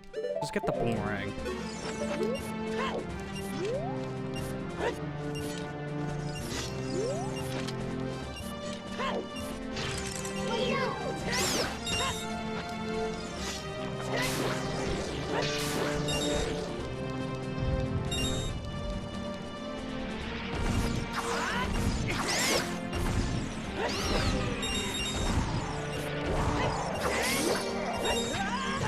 Seriously, I hate fighting these things. They're so stupid.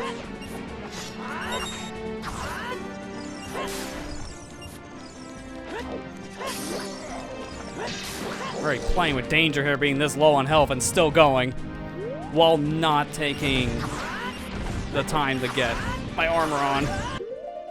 Just put it on here. Again, these stupid spike balls are really weird to hit.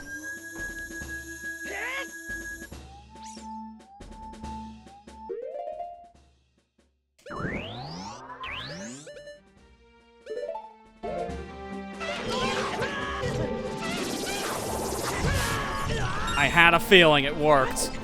Use a little bit of magic, then the game recognized my quick spin.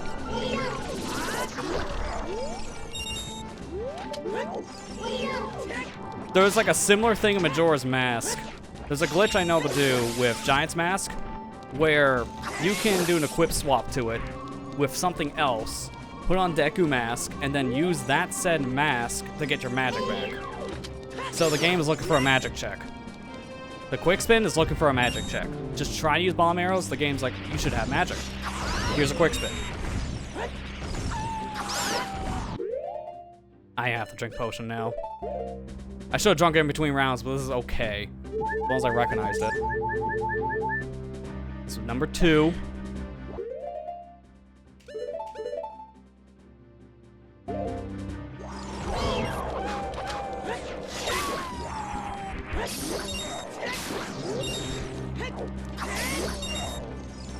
Oh, it's Dark Link again. Okay, I can do this. And welcome back, Ethan.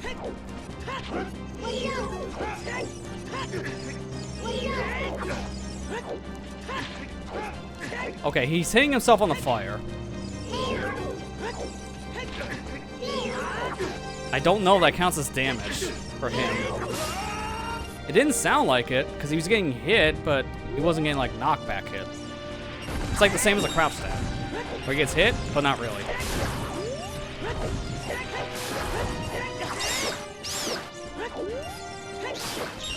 Okay, that's the breather wave. There was barely anything there that could have done more than, like, one heart. Yeah, we're back to simple enemies for a little bit. Okay, good, because I do think I remember hearing something about the loops.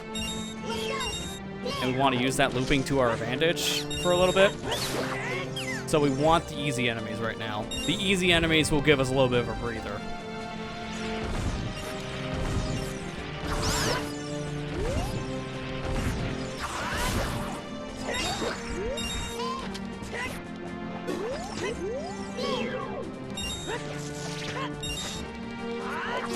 Alright, chat. Hit me with whatever loot emote you got, because you know what's coming up. Nice.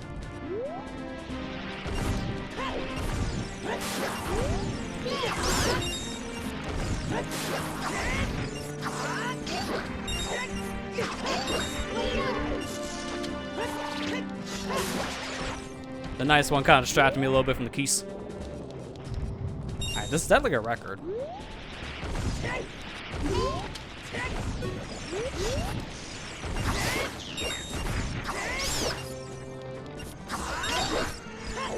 I like how button mashing is loot.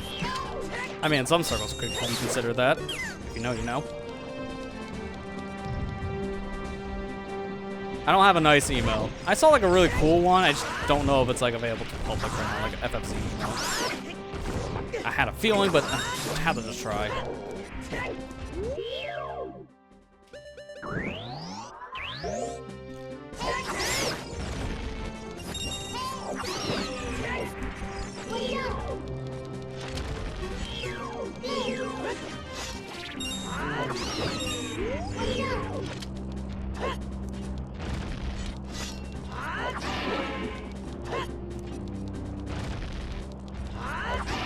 If there were more enemies here, I would consider just shooting him right now with the bomb arrow, but it's a 1v1, so it's way easier to handle.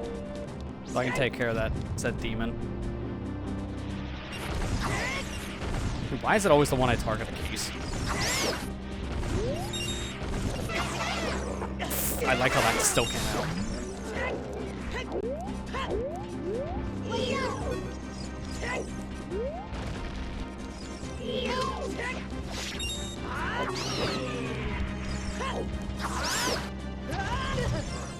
Oh, didn't know he was there.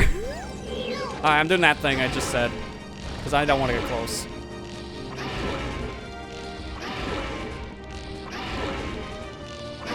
It's 6 bomb arrows to kill, so that's not terrible. That's like, normally it'll be 6 slashes. Oh man, I really don't want to drink a stupid potion right now, but I probably need to. Nope. You know what? Better idea. Because I keep throwing the demon in here, and it's a Stalfos.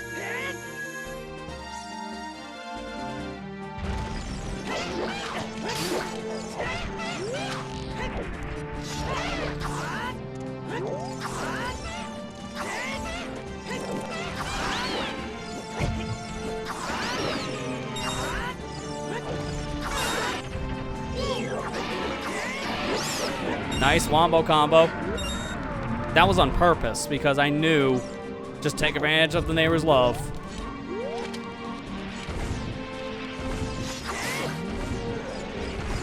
I'm gonna do it again, as we can see.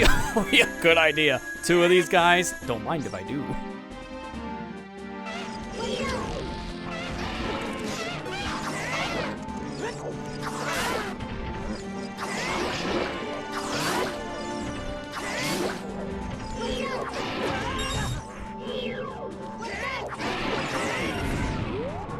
Alright, where's true final boss? Or is it? There it is.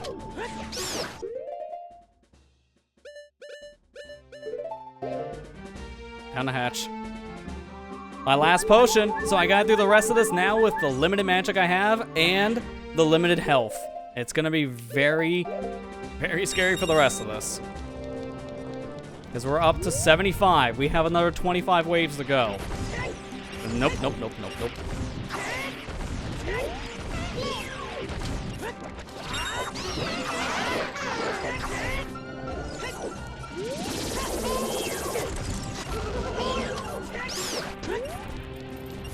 Oh, hi.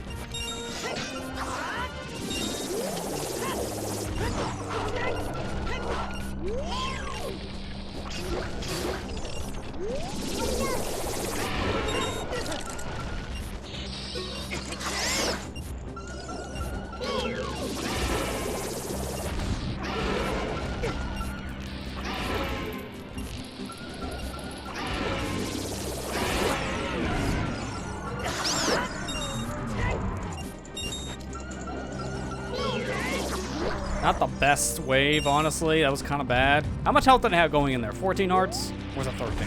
Either way, not great.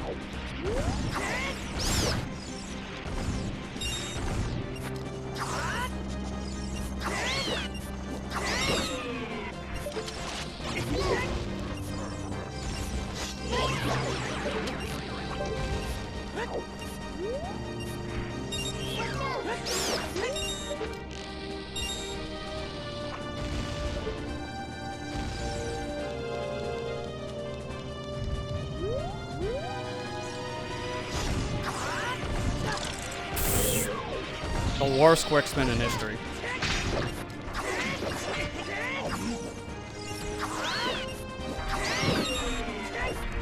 That's really a stupid spot that I might have to use Nehru's Love because of that.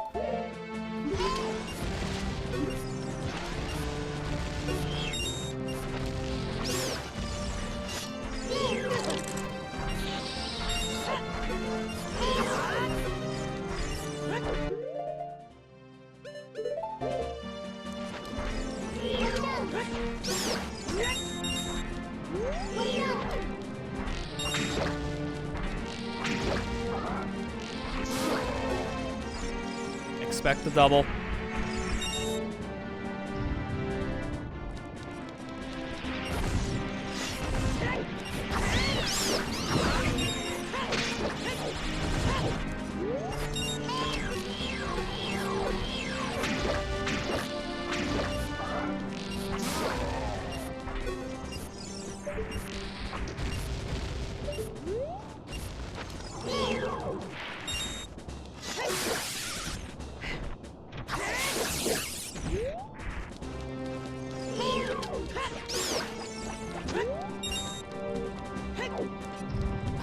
I have to basically play the rest of this perfectly when you think about it.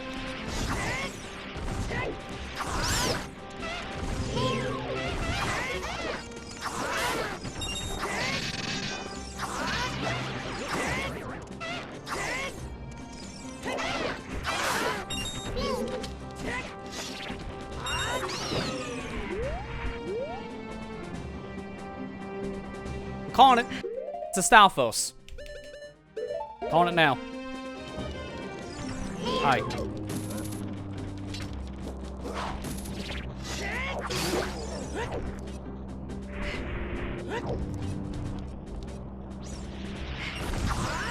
Every time. Every time.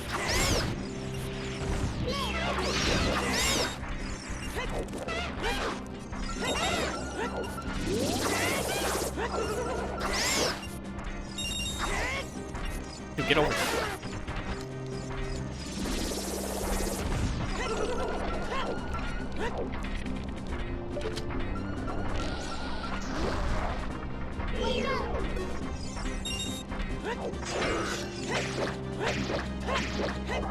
Resource management at this point. I'm getting low on bombs. I don't want to waste them all. If that was a lot more going on, I would have probably just done the bomb arrow strat. Because I want to use a lot more bomb arrows than like the last 20 waves.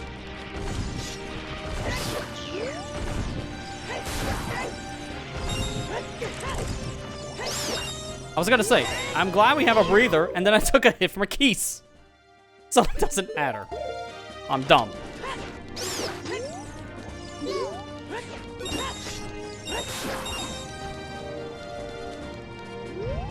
If Nehru's Love lasted longer, I would use it like early on, but there's no point to use it early when I know these are the enemies won't do that much damage. I'm better off still using helmet. God, that basically touched me.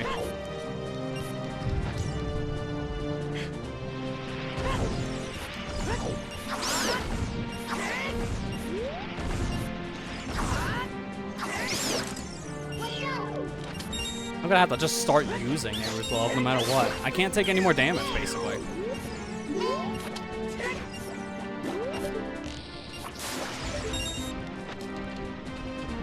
That sucks, because this is gonna be pretty much impossible now. I have no more healing items. I'm gonna still go with Helmet for a bit, because these weaker enemies can only do like maybe half heart with Helmet on.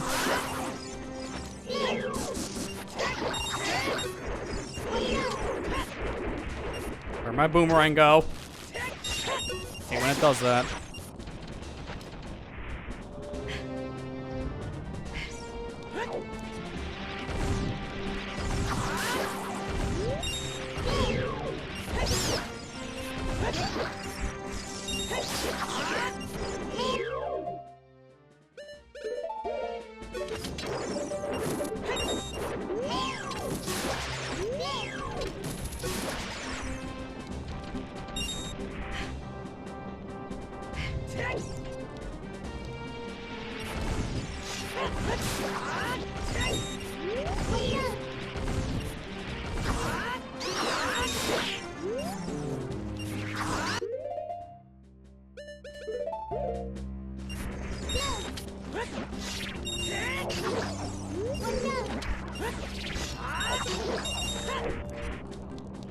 This is getting really tense. My success really just depends on the enemies. 100%.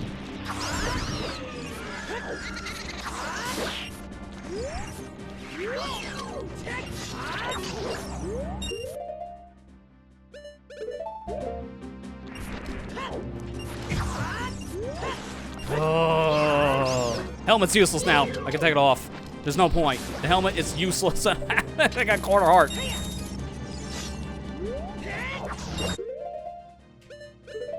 Dude, I really don't want to have to use Neighbor's Love yet because I still have another 10 waves. My finger slipped. I hit Neighbor's Love. Well, I guess we're coming for one. That was dumb.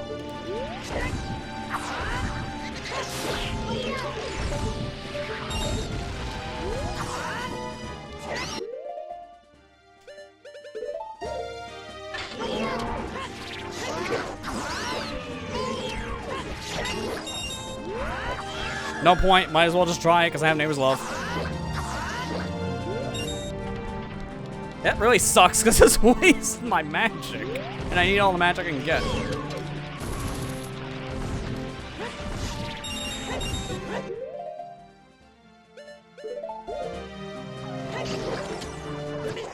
And there it is. Alright.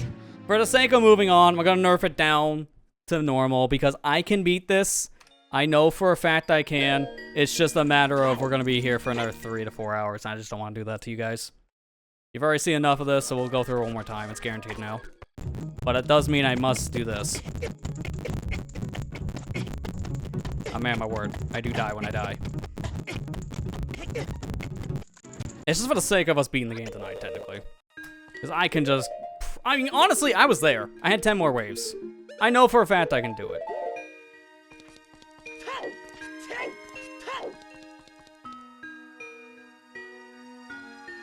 I think I can make a compromise. I wouldn't do it right away, but in the future I can make a video showing going through all this on my main channel. I'll do that as a compromise.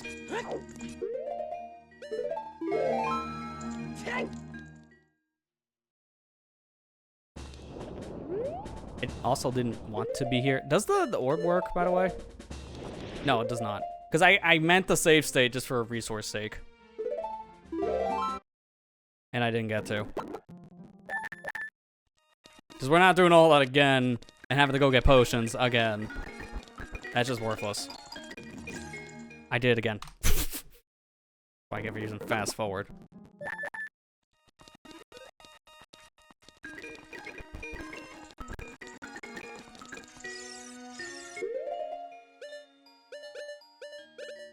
I think I want to change up my equips a bit.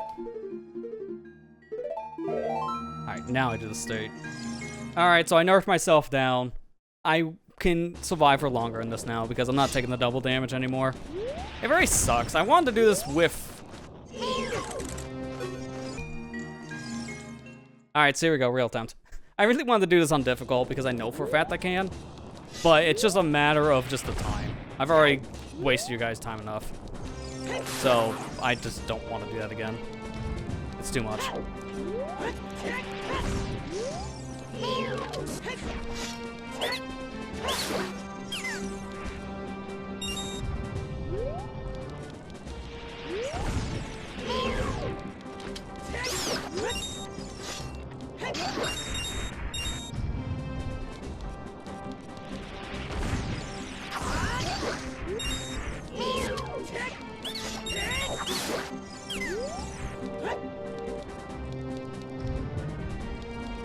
I will say, the quality of this is, like, it's very, very good to a point I would consider actually making videos on this on my main channel.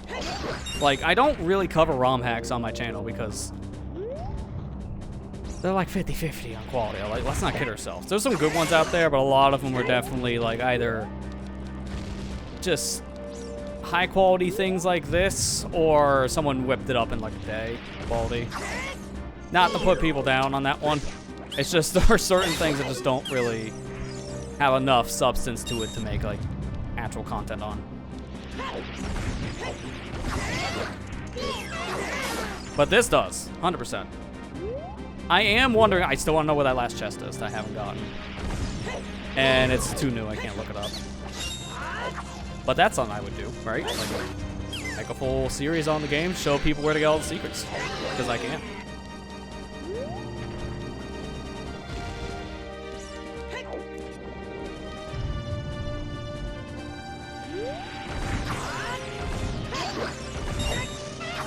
Yeah, Nimpies is one of those. Like, I wouldn't mind it, technically. Here's the thing. I wouldn't mind covering Nimpies in some fashion. The problem is, it was a product of its time. That's why I covered it as a stream. I think it made more sense as a stream. Like, there are some games I would make a full-fledged set of videos on, and then some I would do as streams. That's pretty much it. And there are some that just maybe don't even get out. It really just depends. Like, maybe that's the thing I gotta play on my own first. Because honestly, here's the thing. People may wonder, why do I play so many, like, ROM hacks on streams, right? Like, I played a lot of ROM hacks over the years. And the reason why is because I grew up on this stuff. Like, some of the stuff I got to experiment around on, like, the Wii back in the day when I modded. I was playing things like all the fan games on, like, Homebrew Channel, like custom-made Guitar Hero games or ports of Doom. And even, like, ROM hacks, specifically from, like, older games, like with Super Nintendo.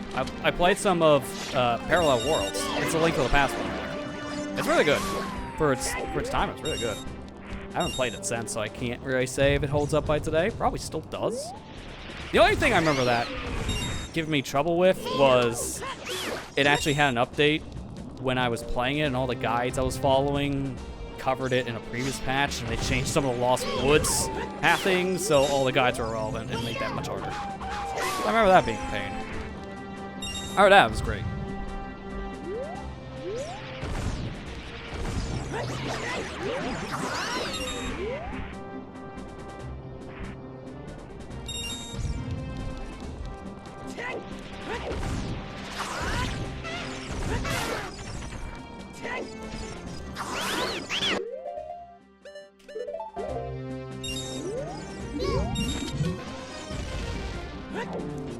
But yeah, that's why I play a lot of these things. And I like showing off these kind of games to people just because, like, gaming kind of right now is a little stale.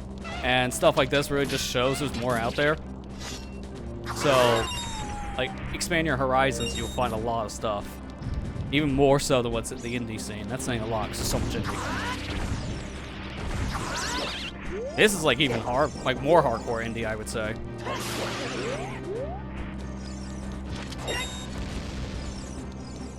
Because honestly, I'd play a full-fledged game release like this.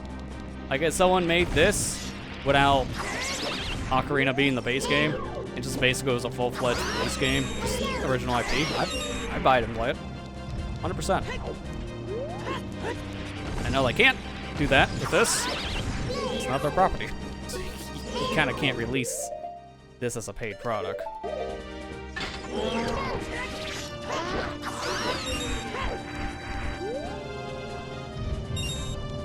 Yeah, man, I appreciate you guys saying like you don't mind watching like the repetitive attempts. I know after a while it could be maybe a little bit much and some people would click off. But it's also, like I said, for the sake of seeing everything else. That's why I'm mainly doing it. Because we still have technically the final thing in the story to do. You'll go meet Shiba, which that will lead to our like last set of objectives in the game.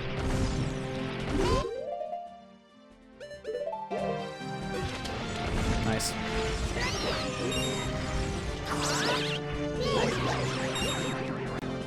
Who knows, man? I waste everyone's time by trying to find that secret chest. It's gonna bug me, I swear. It's only 50 rupees. I know for a fact it's 50, but it's gonna bug me.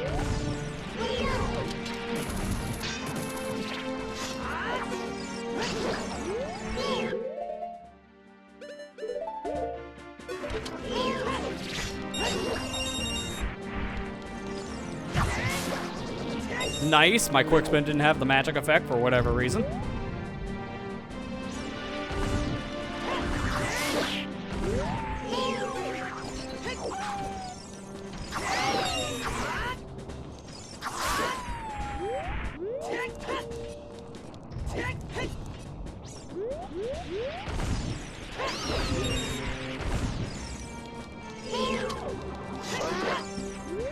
You know, the boomerang should have actually came out. Surprisingly, it didn't matter, but that would have been really bad if I got hit because the boomerang didn't come out. Just saying.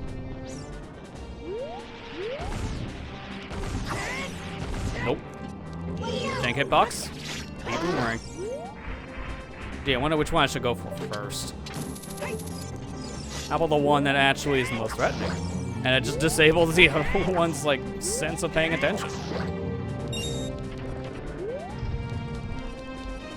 Yeah, basically right now, this feels like I was just wearing the helmet the whole time without the difference. Like, that's how I'm basically looking at this. It's like, if I was using it.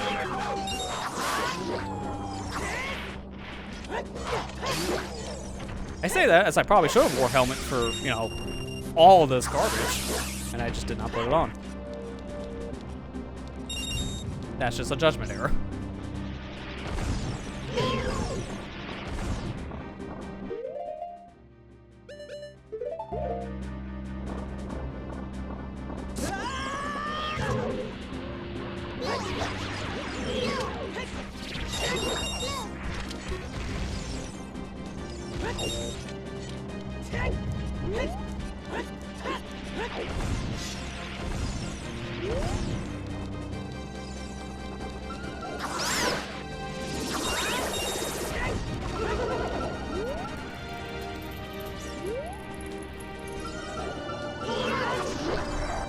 I thought that was another keys, but I guess I was wrong.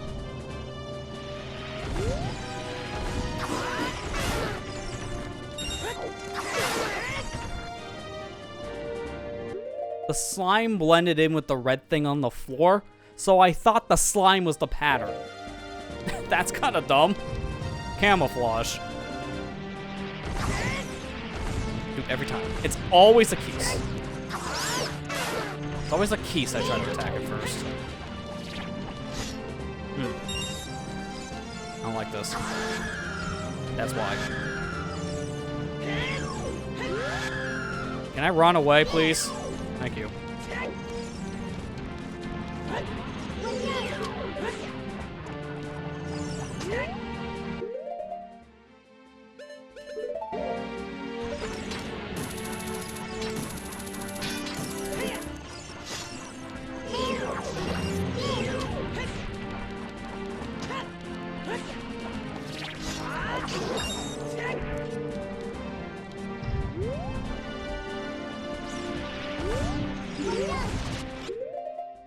That's a big beam. Holy crap.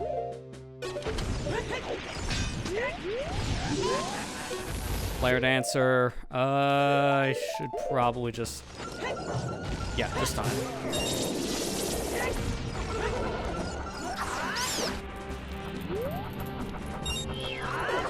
No, that's the wrong direction.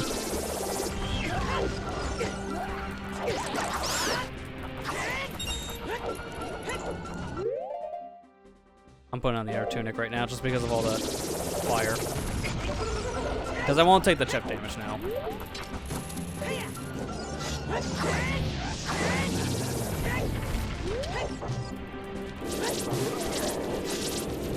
Alright, let Flare Dancer do whatever. Now we can focus on attacking you.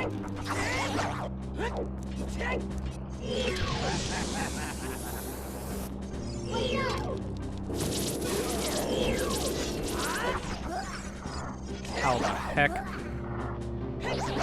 Sure. Also, you guys won't be able to hear right now because my settings I have applied to my audio, but I'm hearing a lot of popping out there. The fireworks have begun. People are shooting them off. I'm glad it's raining, technically, now in this area more often because that would have been a problem like a month ago.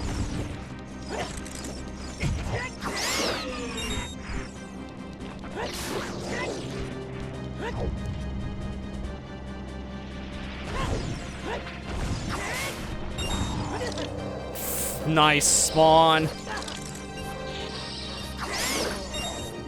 Literally right on top of me.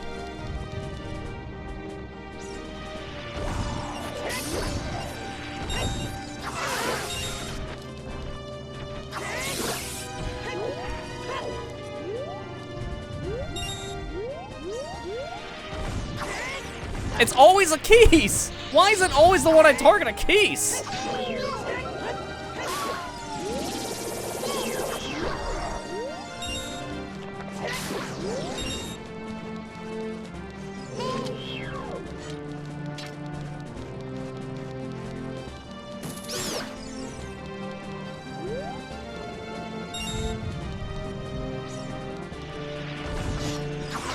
One's not a Keys. That one is, though. Close enough.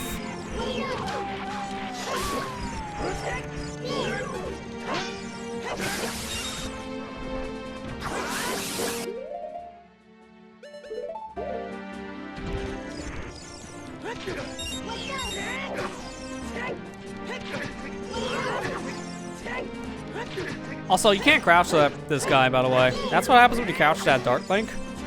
He just gets the knockback damage effect, but he doesn't actually take damage. He was not coded to work with crouching. I don't know why, but it just doesn't work.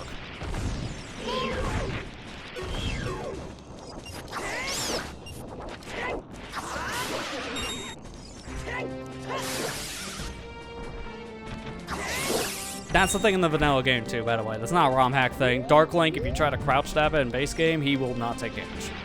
He will get the stun effect, and that's it.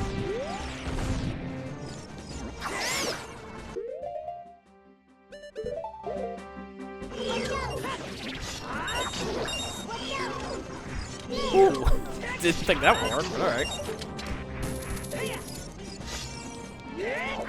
You know, I am half tempted just to turn this noise gate off for a second, just to see if you guys can hear any of the booms and bangs out there. I'll do it for like a minute or two, because I don't like doing that, because then what you guys get to hear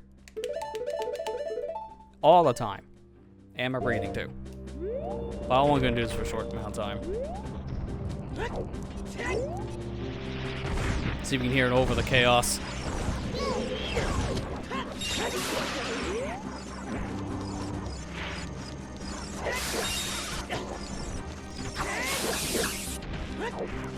Is that all of them? Okay, that's all cans.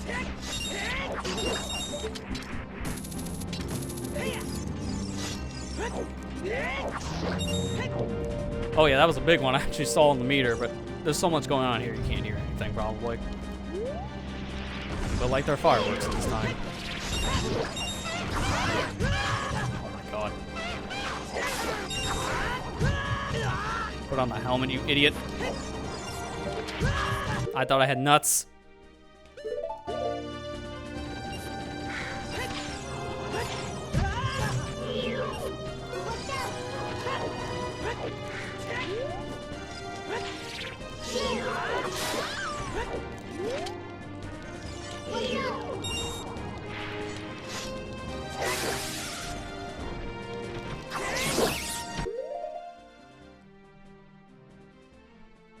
I'm just waiting for another one, just to see. I can even mute the game for 1 second just for that reason. But yeah, no, I know it's gonna be hard for people trying to sleep for this reason. Like, it's always kind of a rough time, 4th of July, for people who have to get up early, and especially pets.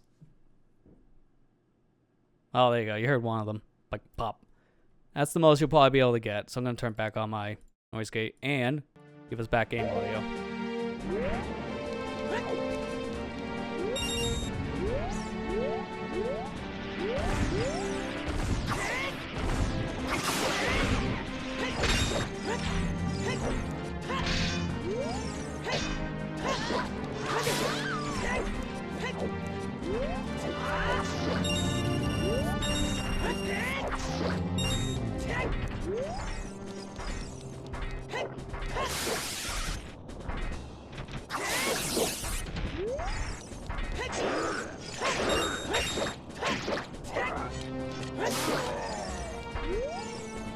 It would technically be faster on that 4th hit to just not do the stab, but instead just do a jump slash, but I'm gonna die.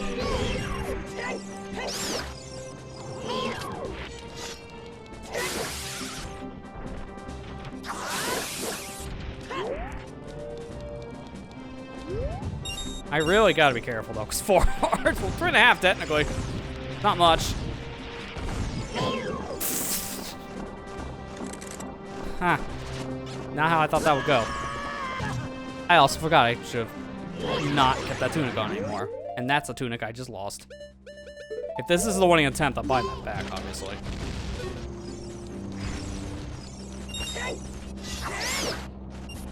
I mean, I really hope it is, because I haven't done anything else wrong.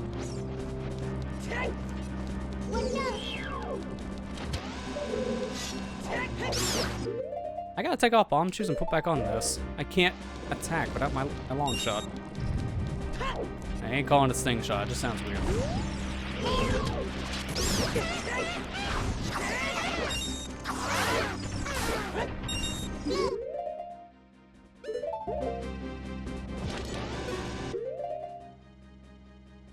I'm trying to think, what do I want now? I think I'm gonna want bomb arrows and Nehru's love, because I want to start using my magic.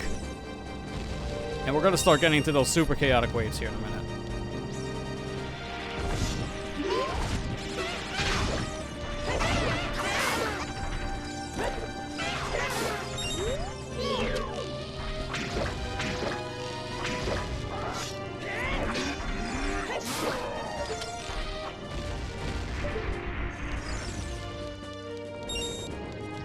Surprisingly, none of the big enemies yet, like, you know, Big Demon.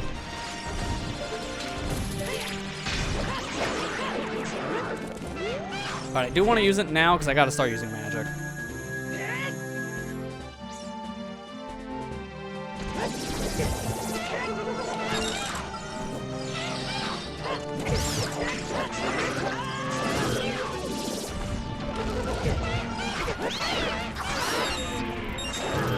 Dude, look at that!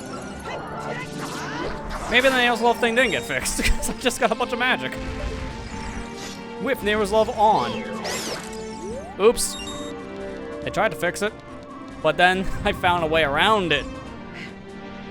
Technically, the thing I did, I think, was what they tried to patch. So I inadvertently unpatched it. I pressed the button, too. That's the worst part. So you see, here's the funny part. I said I'm swapping to the normal mode just so we don't have a hard time. We had a hard time. So it's not going to really change much. We're still having a challenge here.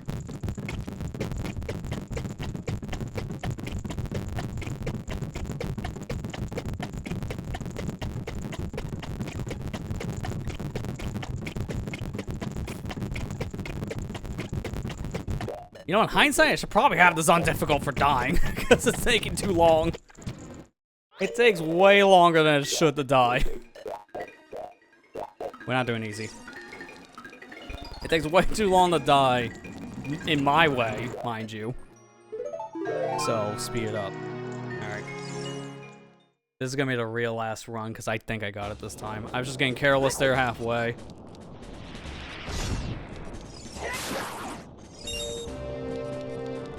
I've noticed, though, the enemies were a little bit calmer going in, so maybe that is a difference with the difficulty. I am on regular, right? Yeah.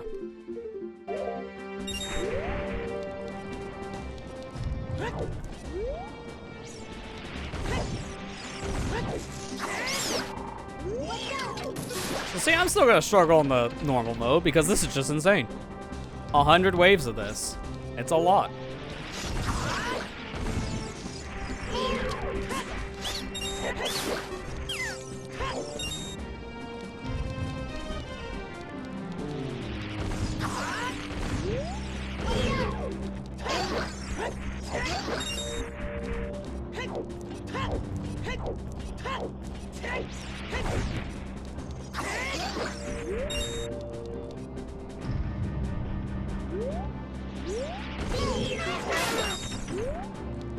Well, that was easy. Next.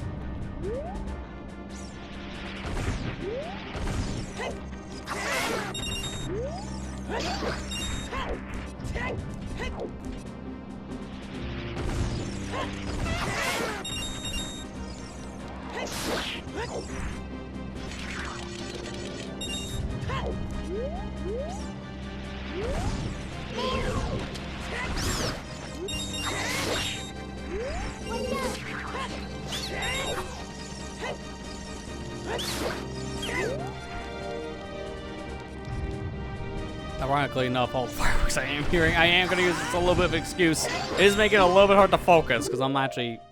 Some of these are really loud, so it sounds like it's right outside my backyard. Like to a point where it's going to hit my backyard. If it gets too much, I might just look just to see where these guys are at. Because there was one year we had people shooting these things off. They were dangerously close to the house. Like to a point where it could have started to fire. So I kind of want to keep an eye out just to be sure I don't have any idiots. There is a rental property behind me. I think the people in there now, currently, are people who are going to shoot these off, and I remember hearing online. According to at least like this Facebook group that we're part of. We get people on there asking sometimes what you're allowed to do in the community. And you can tell at that point, they're not from here.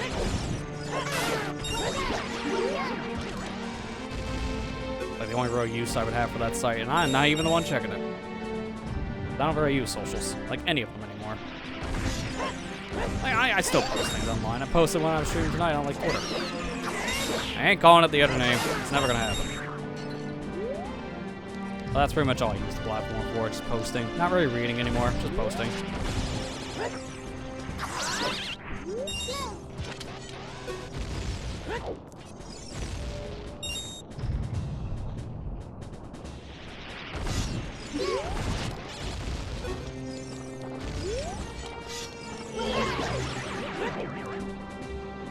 I have noticed, I'm gonna go in our tangent mode because you've seen this for the past 2 hours. You know what to expect. I have noticed that my mental mood has been a lot better without just checking socials all the time. I've used to check at least like maybe 3 to 4 times a day. Now I'm barely doing it even 1. There are some days I just don't check it at all because honestly, it's just probably for the better. Every time I turn around, even though I'm following like a small circle of people, you'll still see drama. I just don't want to be reading it anymore. But just not reading it, it's the key to go. But I can't cut it out entirely. As much as I would want to, as a content creator, you need that outlet to still tell people stuff behind the scenes, like updates about a video being posted or a stream going out. You kind of need it for that stuff. So unfortunately, even though you want to cut it out, good luck.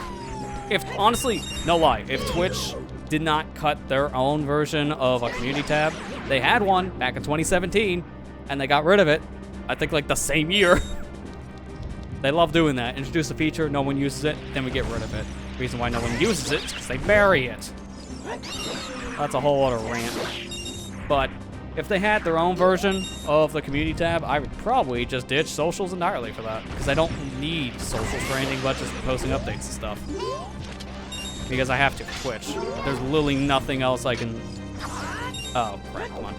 There's nothing else I can use to tell the audience if I'm going to be canceling a stream or rescheduling something on this platform. It's just impossible. Because they don't have a text channel option. The closest I guess I have is stories, which that's terrible because that's mobile only, and it will show you other stories from the same creator in that same post. So if I made multiple stories, good luck trying to find the recent one. It's a mess. I don't even know why they're bothering with stories. Like, everyone else has introduced it on the platform that they have and killed it immediately because it doesn't do well. Instagram's like the only platform that actually uses it. And even then, no one uses it on Instagram. I don't know why the heck Twitch implemented it on their platform. And they kind of doubled down on it. They gave it more features. So I don't think they want to get rid of it. They want to succeed.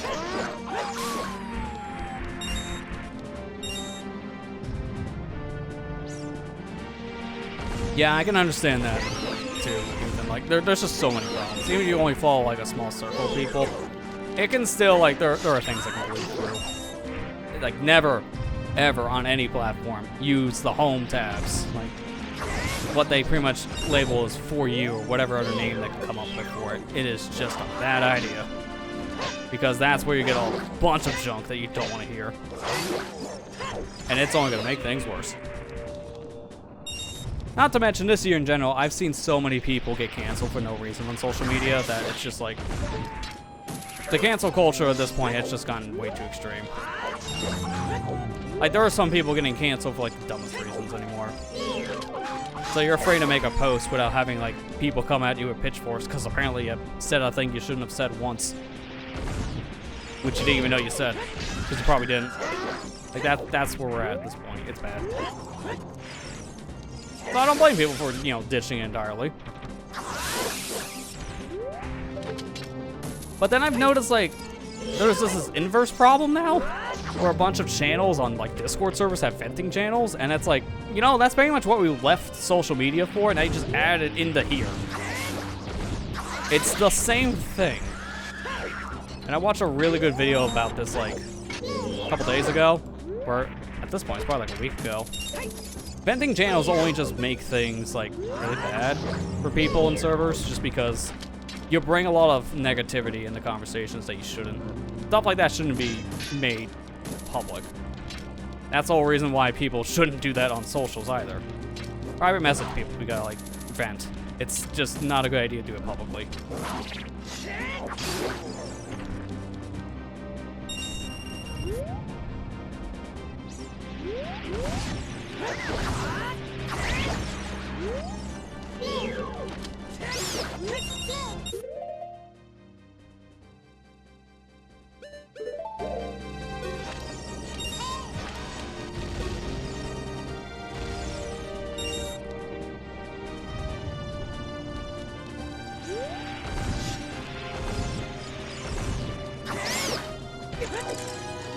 You know, I thought that'd be fine, but I guess not.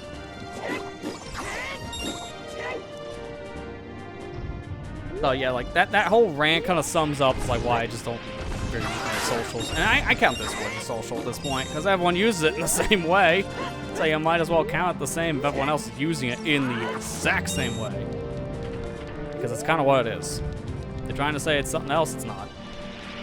And why they're saying it's something else? Because people don't want to know it's another social media. They won't use it if they know it's another social media.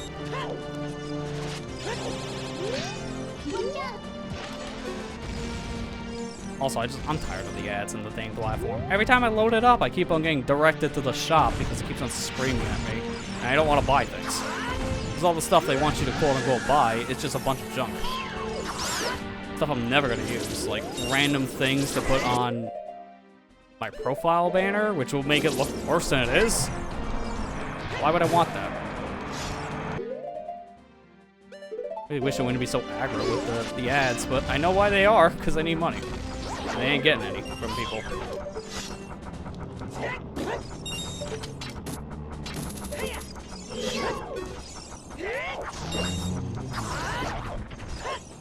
There we go. Yeah, count social, any form of communication with people online. 100%! And that's why I count that platform as social too, because especially with the addition of, you know, every creator or person with a pulse apparently having a server now, it basically becomes social media when everyone wants you to be in their social group. That is kind of what it is. But again, the company wants to spin it otherwise just because they don't get as many users. They try to advertise themselves like another version of social media. I mean, they had to rename their bots recently to like apps And now it's because of the bot issue on like Twitter. They just did not want people to think that, that was a bad word, so they changed it. And it's 100% understandable why, because it became a bad thing as of late with all the spam.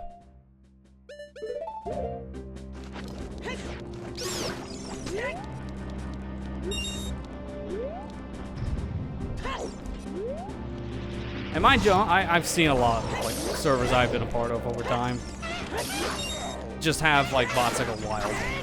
So like it can almost be as bad as like a social bot trying to make you click on bad link. Because they keep on like popping up every 2 seconds about something, which is very annoying.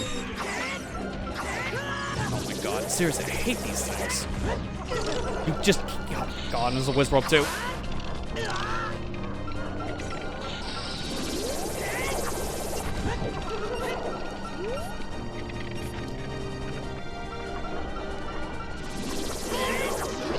Alright, I didn't think that would reach. I'm actually surprised it did.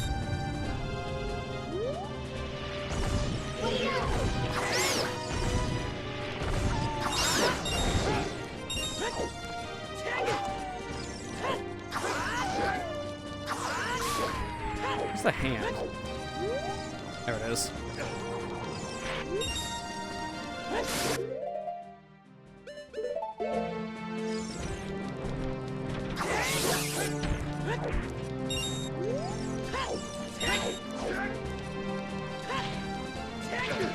There we go. It's like nice side turn on the first roll. It's always roll backwards. Oh crap. Okay, good. Roll backwards, then turn to use the deck or not. Then it's lined up perfectly.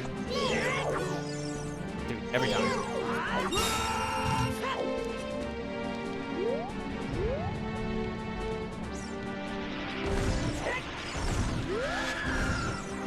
This could be really bad. Surprisingly not. Okay. Okay, never mind. It just went from okay to bad again.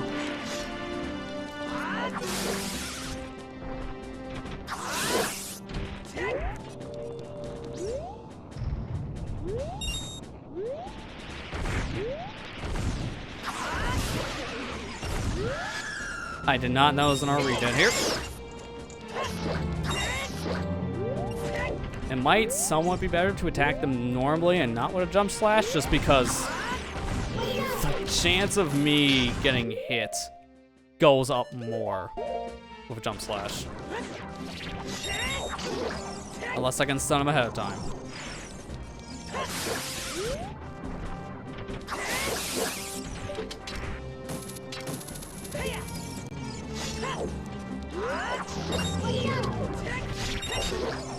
Yeah, I feel you on that one, man. I mean, you've seen how this year I've been taking breaks at like these random times because it's just I've been in the same boat. Because it's just been a mess. Like this year's been terrible. No matter where, like how you look at it, like it's been like a dumpster fire here. I think it's a great way of summing it up. Thanks. It proved my point. When you think everything is fine, you still get knocked on your ass. That's like a really perfect way of visualizing it.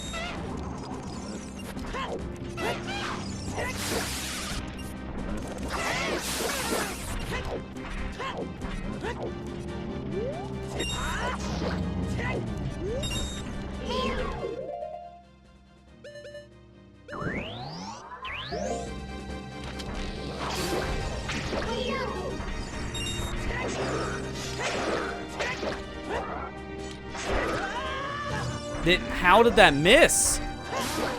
I was like right here when I attacked. That shouldn't have missed. That's a lot of damage for a stupid hitbox problem.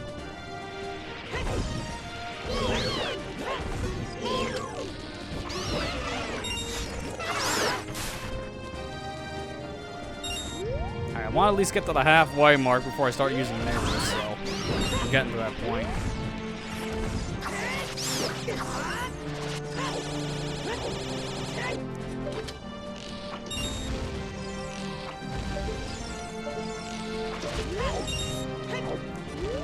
I also have a lot of money. I didn't even realize that. Because I haven't used the helmet too much yet.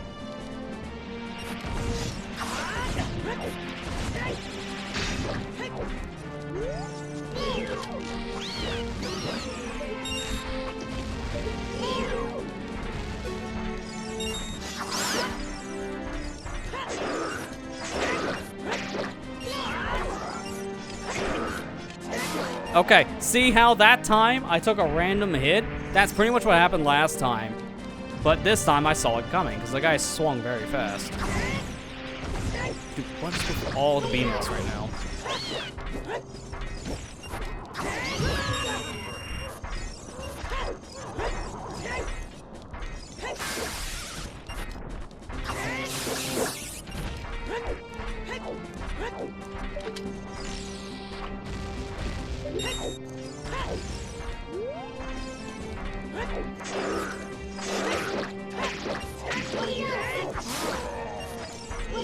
There, that's the strat I want to do if I want to be fast.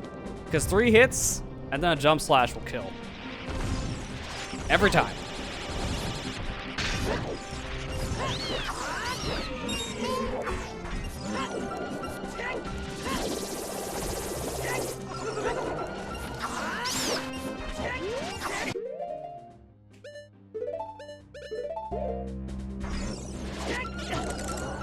Ah! Alright, take 2. Can someone explain how? How did that interrupt my Neighbor's Love? I've never seen that before. Ever. I have been playing this game for about 20 years, and I have never seen that happen once in my entire life. That is a first. Don't understand. Don't know if I can replicate.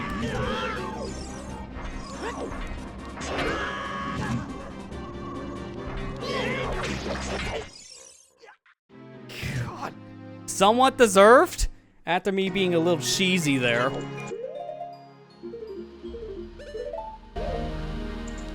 Honestly, the Neighbor's Love thing really threw me off. It really did. I've never seen that before. It interrupted.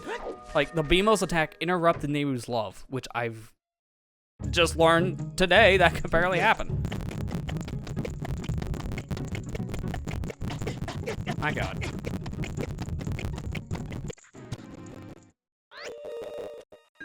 And I think we still have the final boss. Now you see why I did this method specifically, where I am just resetting every time here in front of the door without getting our supplies every time. You're welcome. This makes it so we don't have to redo everything.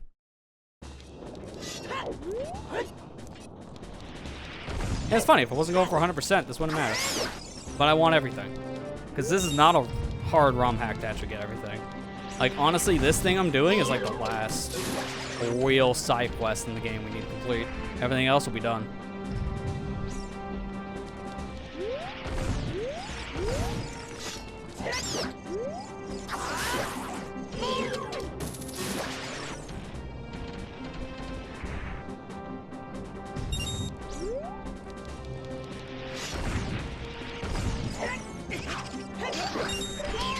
I'm gonna keep it. Normally I'd be too bitter, I'd just reset, but that's quarter heart. Like, what's a quarter heart, really? I thought Deku Baba spawned. That's what threw me off.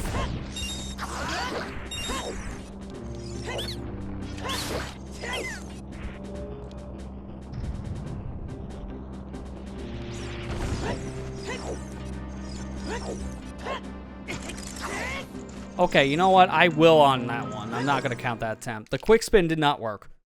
I've heard something about quick spins being kind of like weird on emulator. And I kind of feel it from time to time. Just something about the input delay on a computer. Just being off. 'Cause I'm noticing sometimes I do the spin, nothing comes out. If you see me randomly just do this and then just slash, that's a failed quick spin.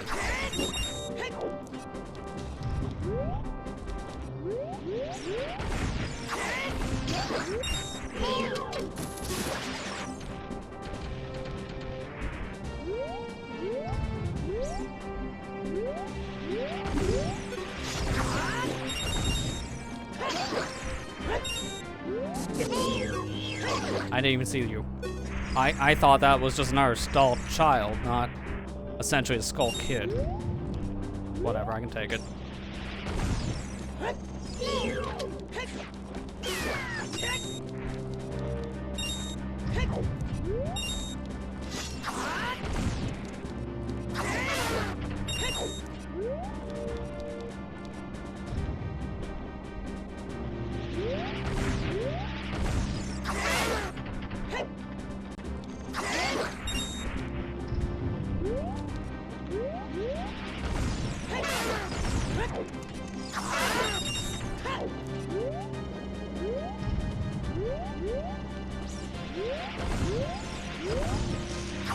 noticing a little bit of like a weirdness to my controls though.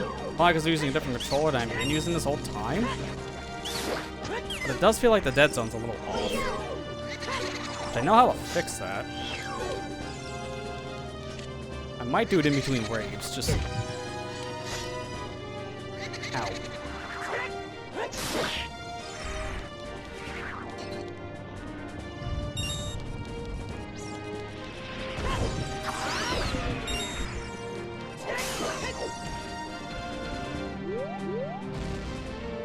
Yeah, something is off. Hang on. I think I know what it is. This might look weird because you guys only see like the center of the screen. Just bear with it. Let me put these back to like default values. I messed with these a little bit.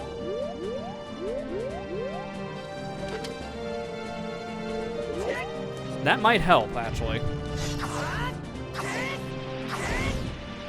So, I imported all my settings for RetroArch from a different program, technically. If you guys have heard of the Parallel Launcher, that's what I use to base these settings off of. Because I wanted to try to set up RetroArch to the best of my ability, and then I realized you got pages upon pages upon pages upon pages of stuff to mess with. It's just way too much. RetroArch is a mess to set up. It's a headache and a half, so I use a different program to do it for me. But the dead zones are different between the programs. Now, I don't know what they were mapping those controls to. For, like, controller's sake, maybe a 360 controller, maybe an actual N64 pad, but it just didn't feel right for this controller. But it felt fine for my waveform. It was weird.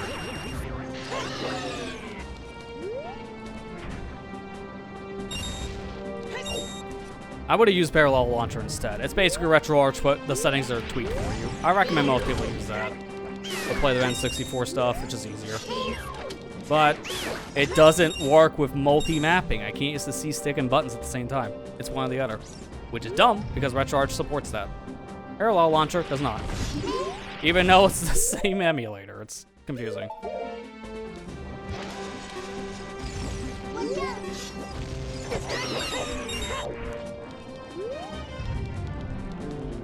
That's why it's like emulators are... Honestly, I would use an emulator for like almost any system but this one.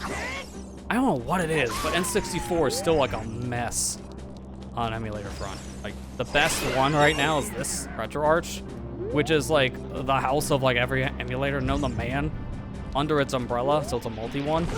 Like, why is this the best one? Because that is why it's just such a mess. It's trying to accommodate to like all these different setups. And it doesn't do its job really at like, honestly, like making it simple for any of them. But it's the most up to date, so that should work for most stuff. Like I used to use BizHawk, but apparently you don't want to use that anymore on a lot of newer games being produced because they just don't work in the program. Something like this just wouldn't even load. Same for that Ocarina Majora combo randomizer I done a while back. That just, it worked until you tried to swap games, and then it just crashed. That was my preferred program for a while, but it's just started to fall to the wayside.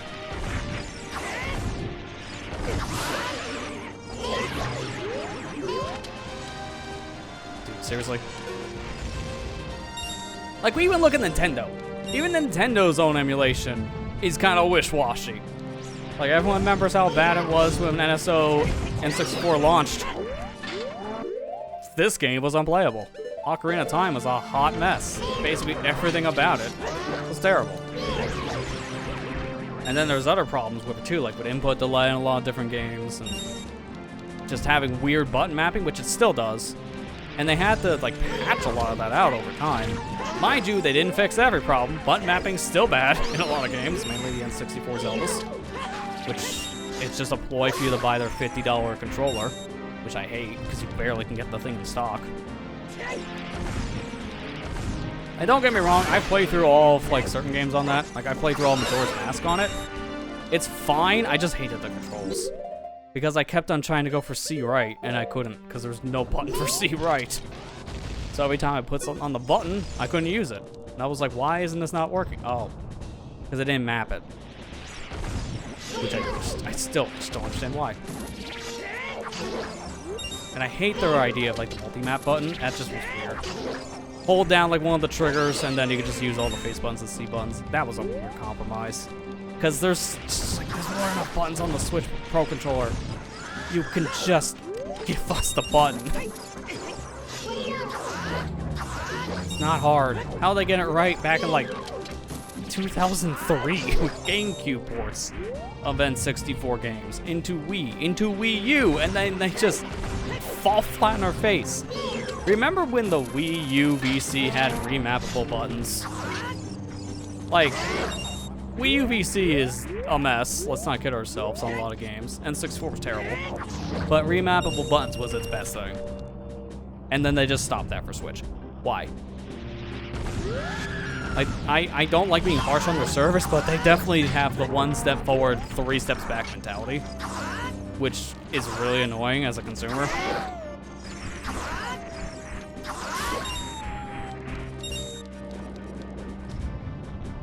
Like, there's a reason why so many people still play on the Wii, these retro games. Because it's still honestly one of the better ways of playing the retro games.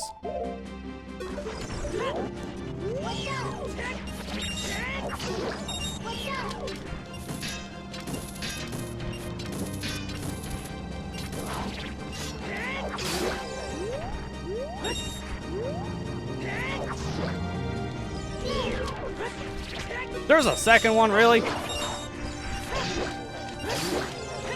That seems a little excessive on the, like, 30 wave.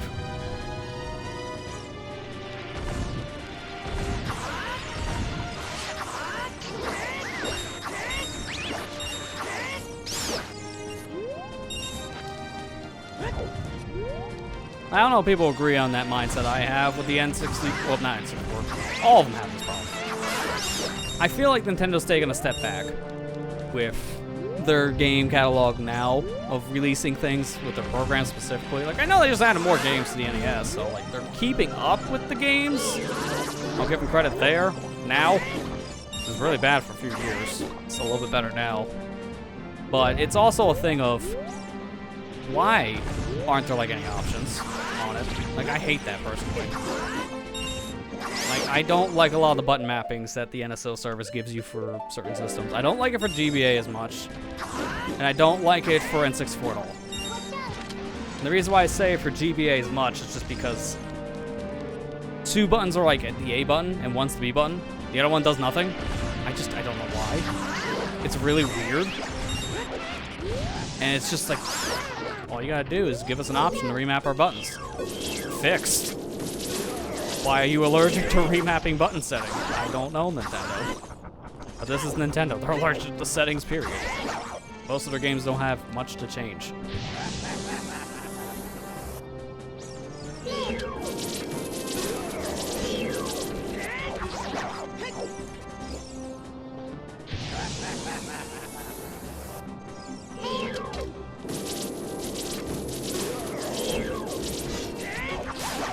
Alright, good. Yeah, I don't know if people agree with that take or not. That might be considered a hot take or just a normal take. I think it just depends on who you ask.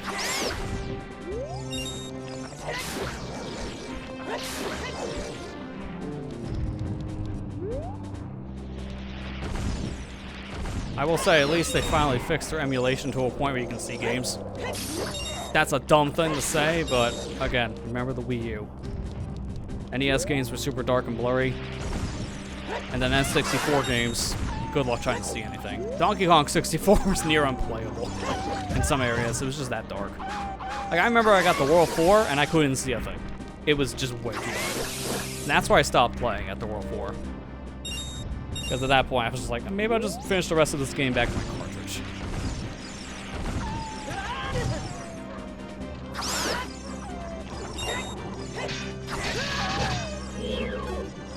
Clamoring now is a little weird. Yeah, it hit me. I don't even know what's going on. I don't know if it was the Woofles that hit me or it was the clam that hit me. Something hit me, and that was definitely weird.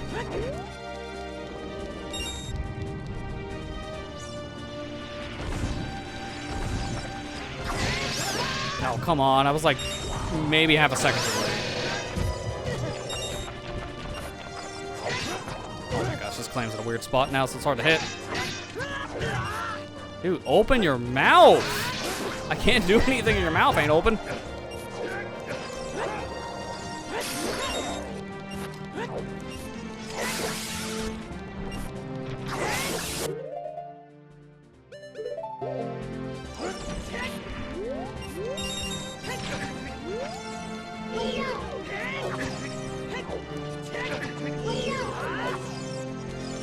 I'm just gonna attack you normally. That takes like an extra cycle, it's whatever at this point.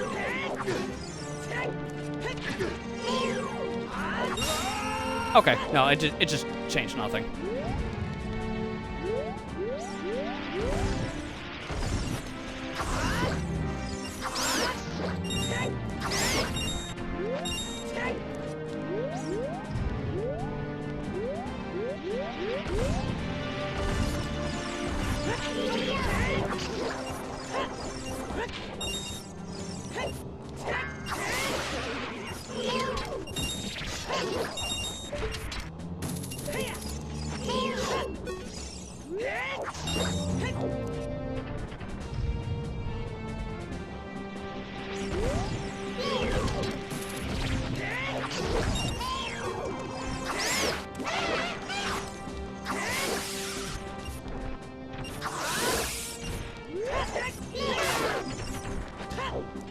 Where are we at now? 44? Okay. So almost halfway.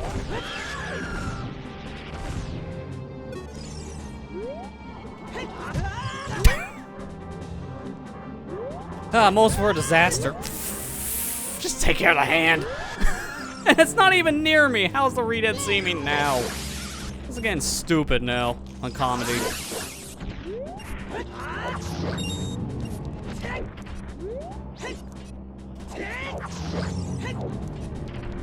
Oh, hi.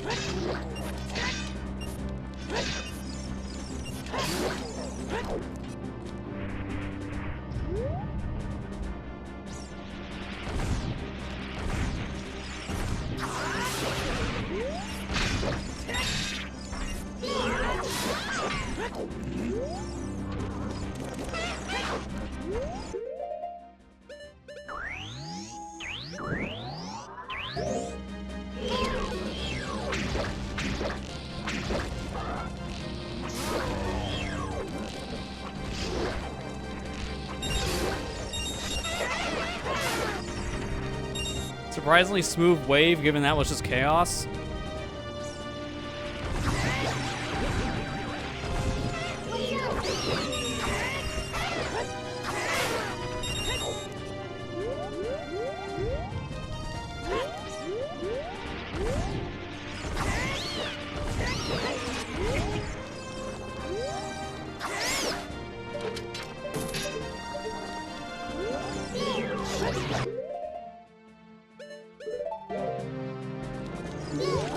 It's good these, like, BMOs are only getting destroyed by one bomb. Now, I don't know if that's because of the bomb upgrade, or they're just weaker here. I think it's the bomb upgrade. Okay. I tried to do a stab, but I guess it just didn't allow me.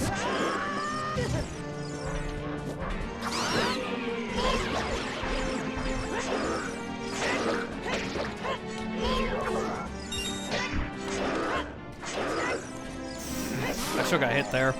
That was really stupid. Should have put on the helmet for insurance, but it would have slowed me down. It wouldn't have gotten away. I gotta use Neighbor's Love soon. I think that's just like the moral here.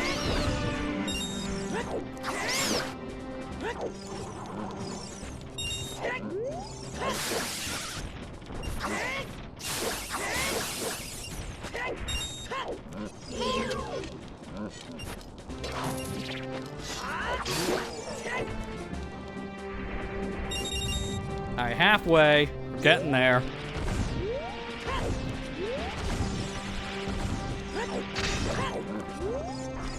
I feel like this is probably the way to use it. Yeah, I just heard a Wiz Rope. This is the wave.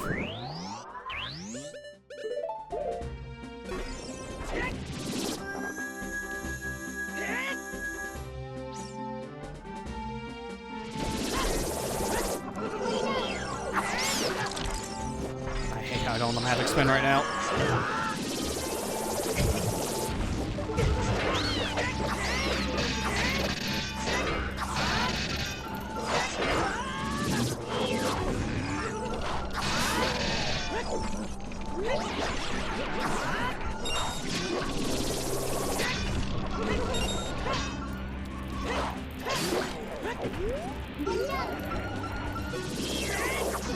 Alright, we're cool. And I have enough magic now to use Neighbor's Love. Like, I think almost 2 more times if I can hit more. So I just gotta play it safe, but I think I can use it again here soon. And then get more of my magic back. Especially if this guy comes out.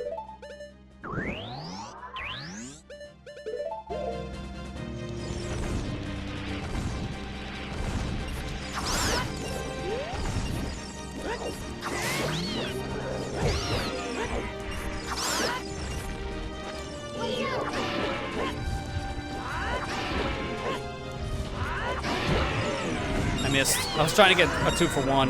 And it almost worked, actually.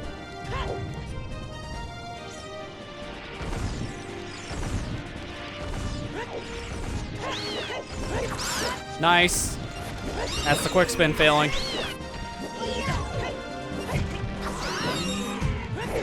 Grimstalker. Okay, this is the time to put on Nehru's.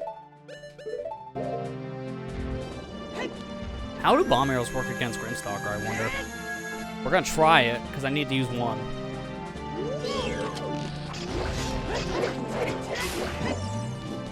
Hit me. Oh, that does like no damage. Not with this. I want him to refill my magic a bit. But it's not gonna work. Yeah, look at that. I'm getting like no magic back. Like, it's jump change magic.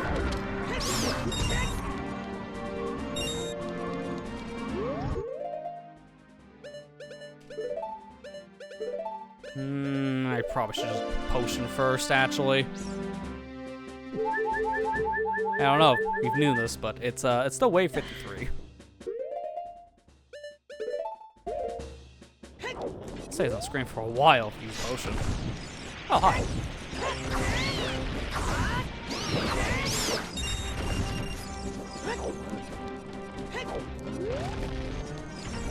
Oh, hi. Double the fun.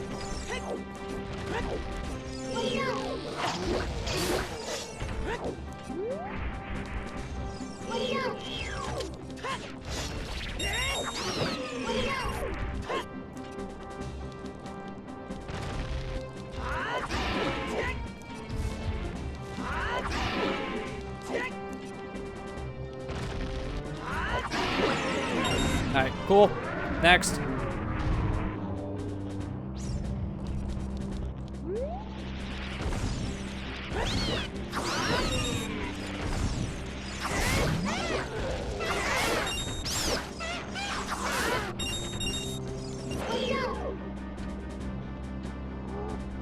I like how he also pauses my timer, though. That's neat.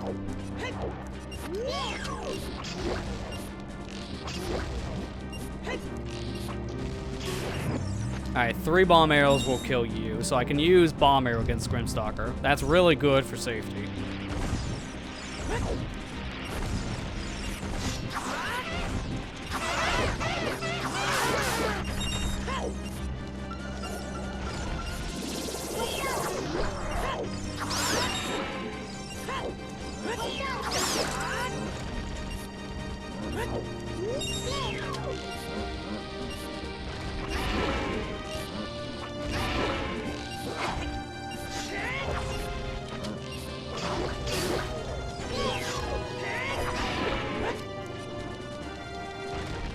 This should kill.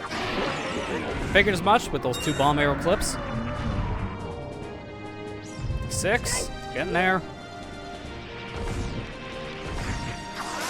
Is it a simple wave? It might actually be a simple wave.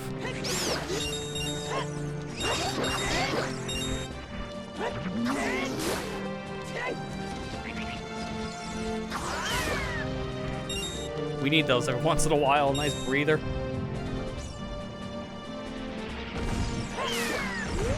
quick spin failed and that did not cause a problem. I'm shocked.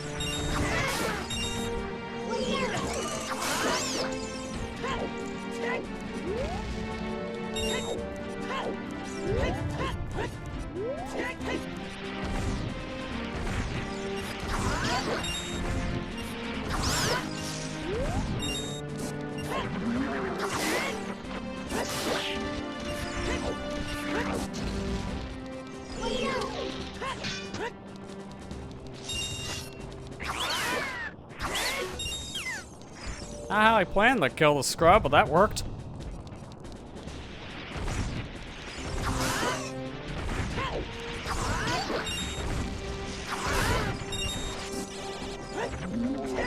Dude, idea. Come here. No, it was barely not close enough. Imagine the combo potential in that.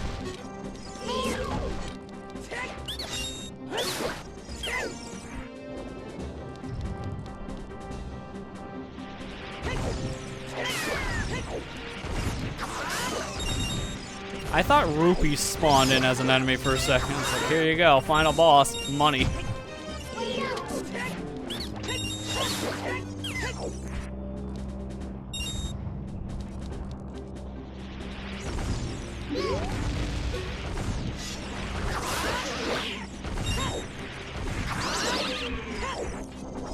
Oh, hi. I did not realize there was still a thing left. I didn't see it on the map. I wasn't paying attention. Gotta pay more attention to that mini-map. I just said like how useful it is earlier on, and I just forgot about it entirely.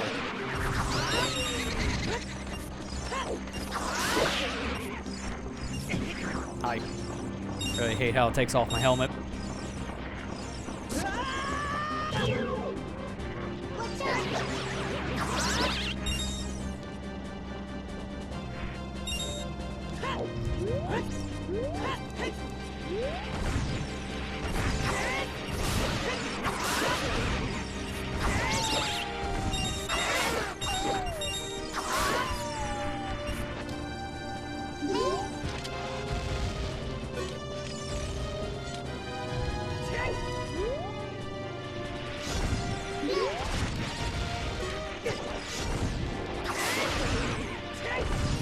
Ow! Well, at least I somehow killed the Tektite. Sure. Dude, I was getting pushed out the thing's mouth. Like, that was not a... You don't put a like and a P-hat in the same room. Now we see why that never happens. They can actually push you out of the like's mouth, so the graphic gets a little weird. At that point, Link's getting stuck by the air. Oh god.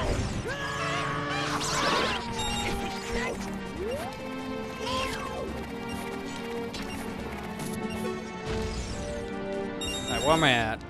66? Okay.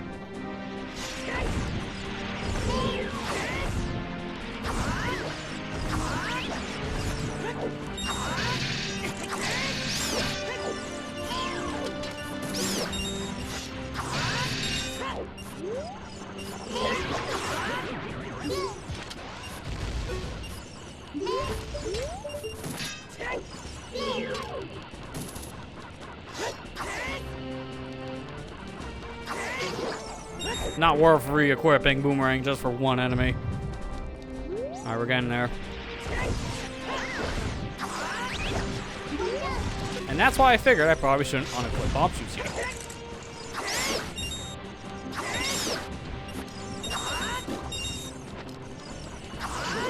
And that thing I just said last wave? Doing it again.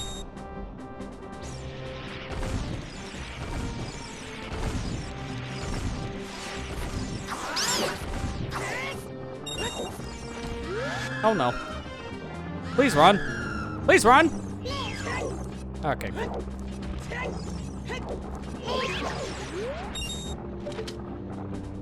I am not doing that. No.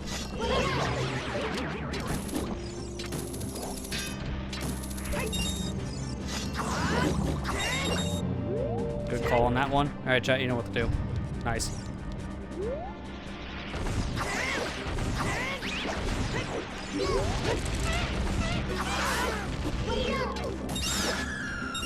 Huh. Okay.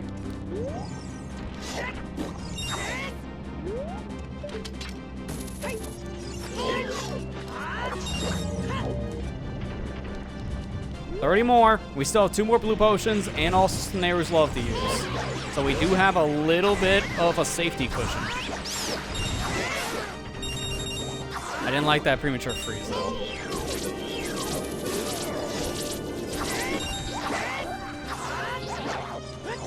I'm scared it's gonna do the thing it did last session, where one of these attacks is just randomly gonna hiccup and freeze the whole game. I really hope that doesn't happen. I would be very salty. I'm not save stating here. I don't want to cheat.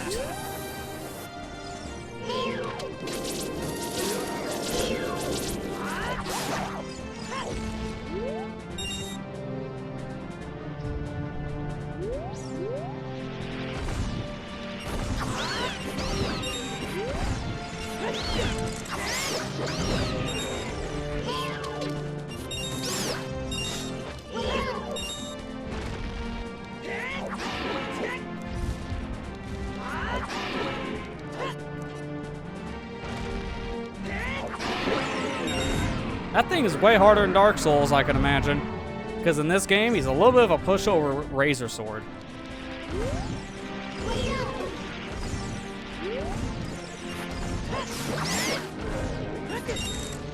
God, the quick spins are not coming out.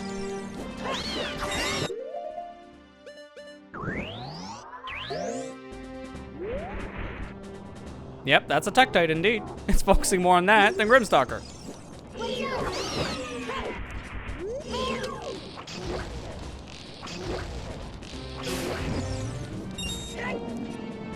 Does the bomb upgrade also work with bomb arrows? I imagine it does.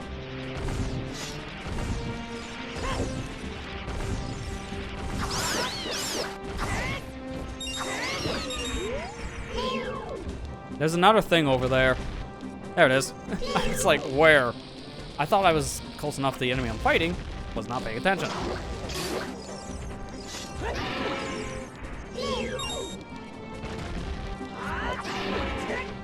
Nope, nope. Oh, that was a little risky.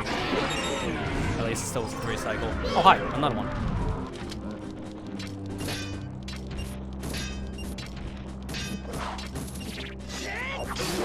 Neat. Hey, Super Spyro, how you doing? And happy 4th to you as well.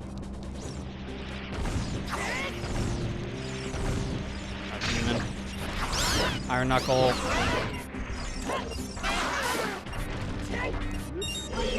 What else is in here? There's like 2 more things on the map. I think it's a Stalfos. Yeah, there it is.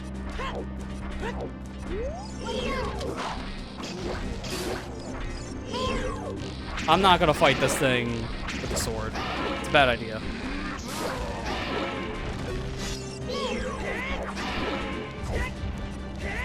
And I did a lot of chip damage to you, so see you later. 75, 25 more to go. We're getting there.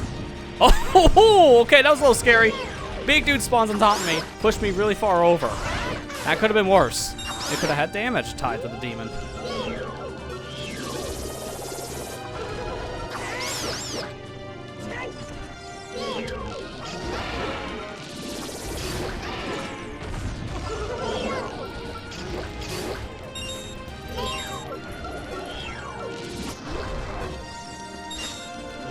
Attack. Good.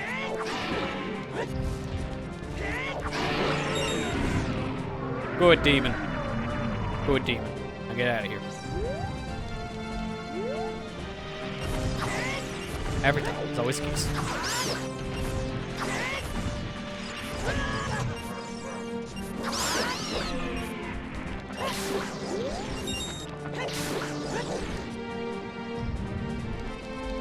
I'm gonna wanna use Nehru soon.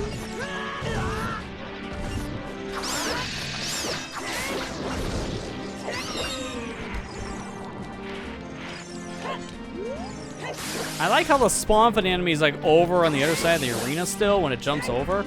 It counts as 2 enemies on the mini-map when the floor master is just 1. And then when it splits, then you get 3 of them. But they're a little weird on the minimap.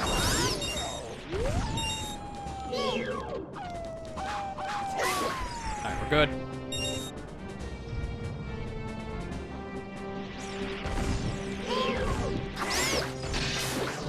Oh, wow, that's a good time for the clam.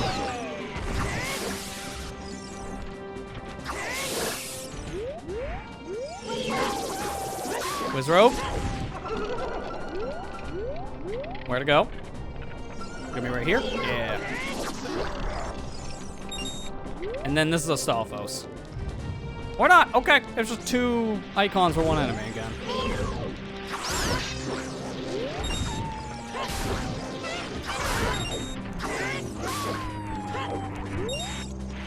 I kind of want to try bomb arrows against Darklink because I have them equipped. I just want to see what happens. Yeah, he dodged it like a normal arrow, so they're not gonna help.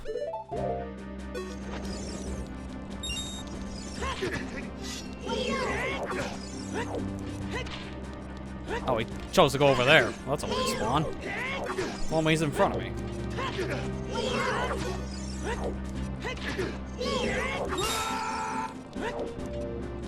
Cool, we're getting there. 20 more.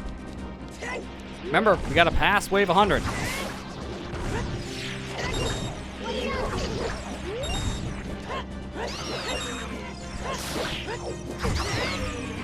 Was that actual damage or was that roll invincibility? I didn't pay attention to my health.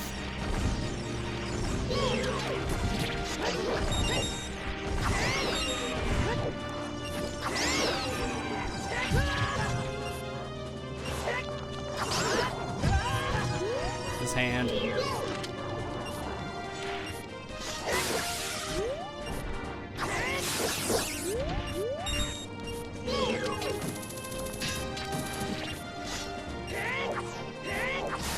Can I move faster with the shield out with this? No, I'm still slower. It felt like I was moving slightly faster for whatever reason.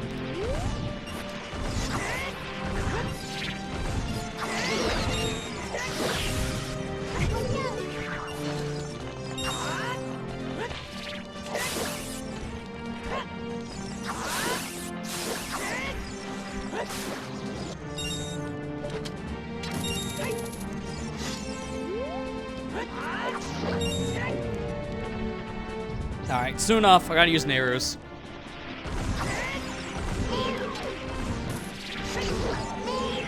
This is not the wave yet, though. Okay, maybe it is.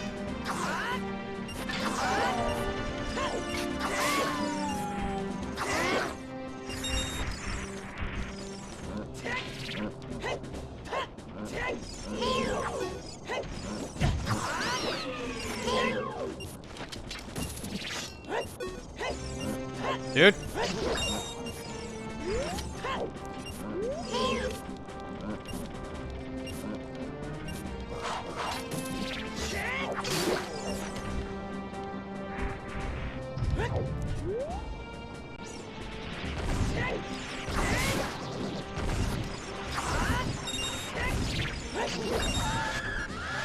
Come on, get me out, get me out.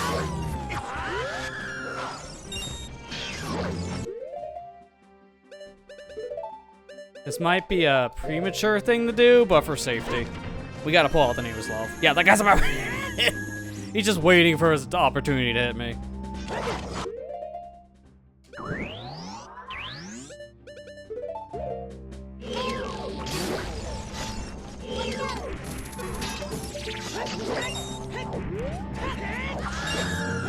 Good freeze. Take that. 86.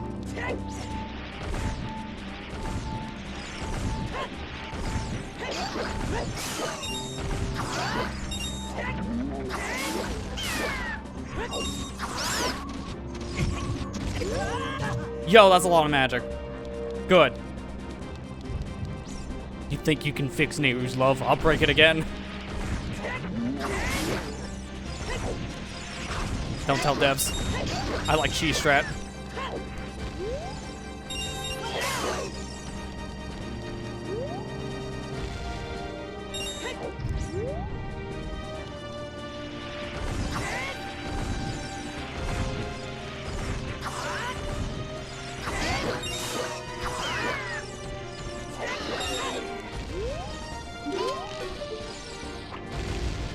Wait, does that actually take magic?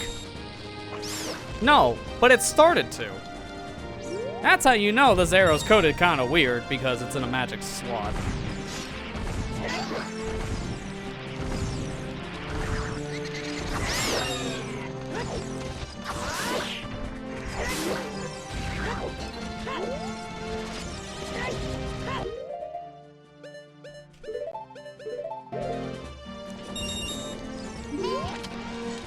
If we're on difficult, it'd be all Nerus right now, but I can use Helmet. I have 10 more waves. We're going the distance.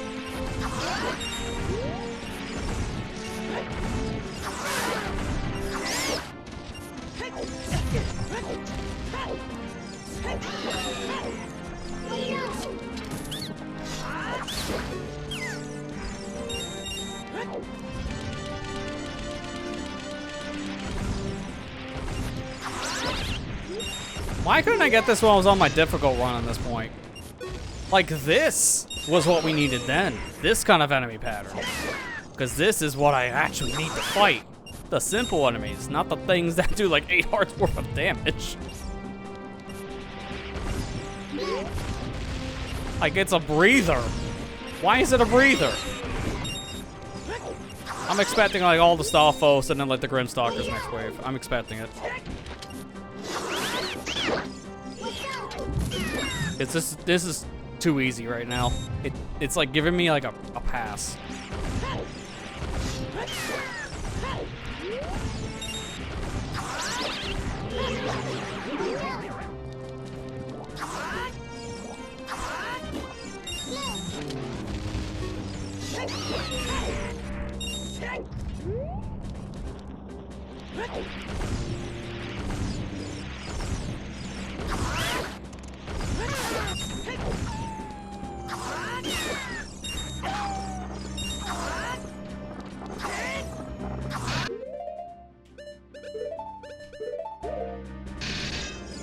Before it gives me the suck, use the magic.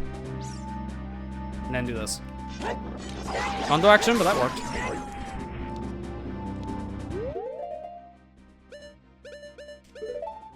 I don't want to use this though until my magic's about ready to wear out. I want to hold on for as long as I can to use as much Neighbor's Love as possible.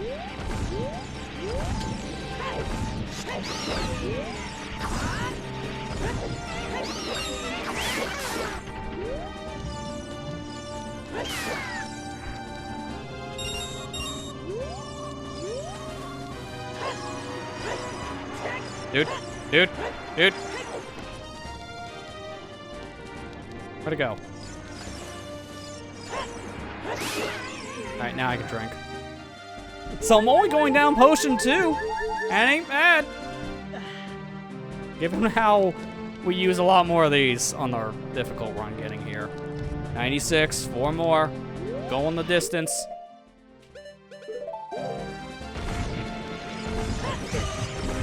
Nice quick spin.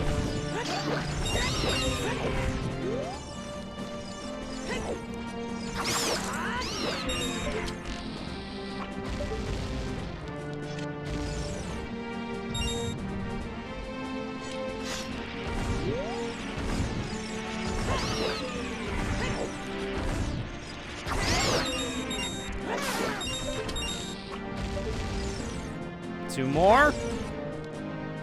98.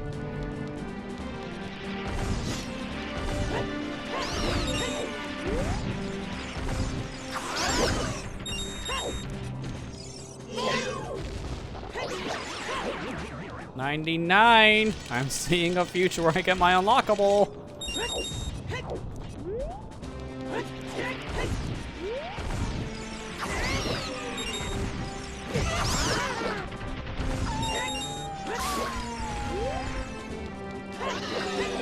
And this will be wave 100.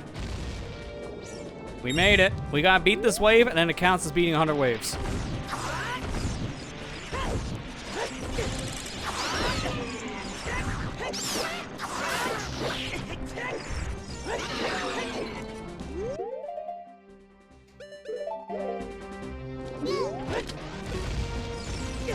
Oh. was dead. We did it! Wave 101! We passed under wave. We did our final challenge here. Alright, so I'm gonna ask you guys now, because I'm going the distance. How far should we go? Should we peace out now? Or should we just not and continue until we die? I'm not gonna use the potion. I can just go for as long as I have health.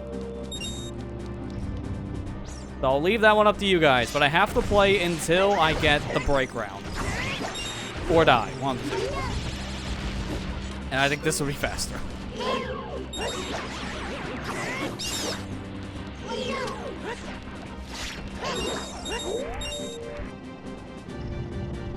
See how far I can go. Okay, I will. I'll go for a bit then. Because it doesn't matter at this point for unlockable reasons, but for pride reasons, why not? I thought that would miss.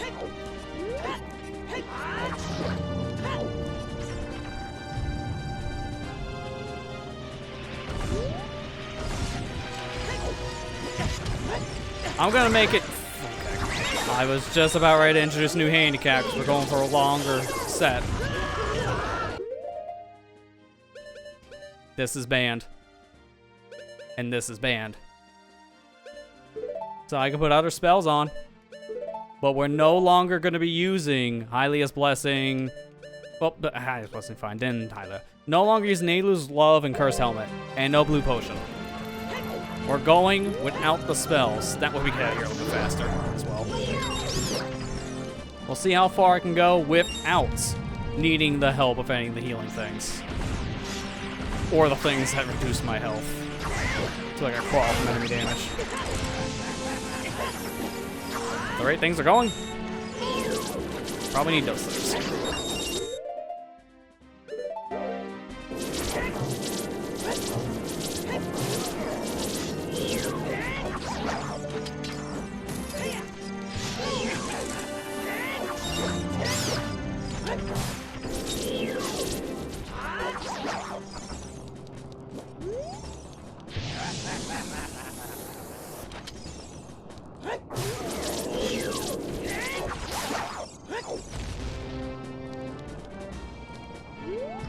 Okay, wave 106. I'm gonna do this.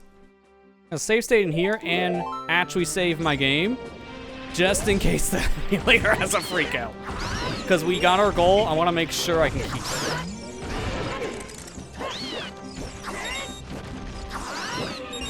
I just don't trust RetroArch. I have a big trust issue with this editor. As I mentioned before on many different rants.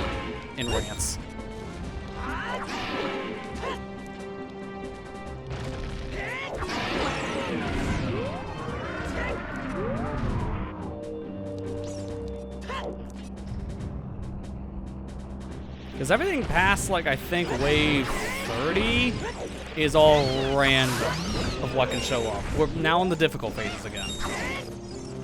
Like, this is what I was expecting going into like, wave 90.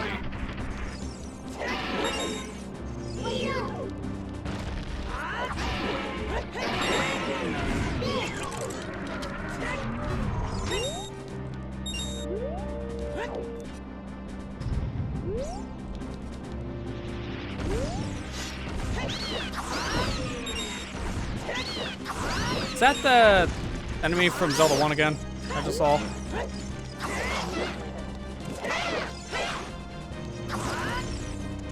No, I think it's Grimstalker. No, it's the demon.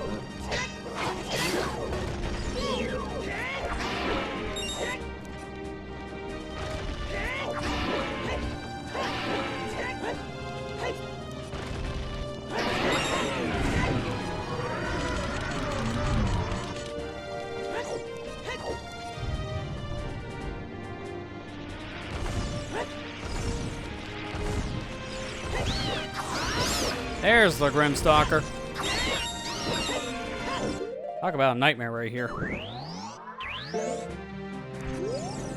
Actually, I should also get Deku Nuts because I got too many things. Well, I can do... You know what? Let's do the cool thing.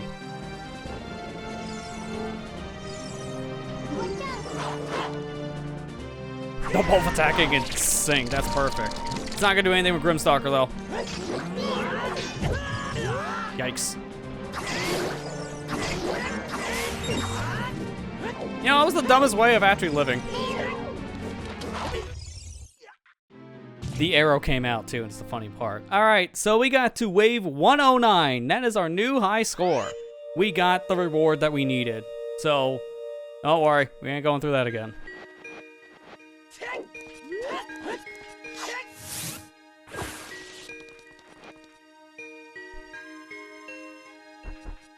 So I think, have to talk to the guy, though. Yeah, cause see, now he has a different text box. I watched everything, and you really are the person I dreamed you could be. You've given me a new hope, that which I had lost.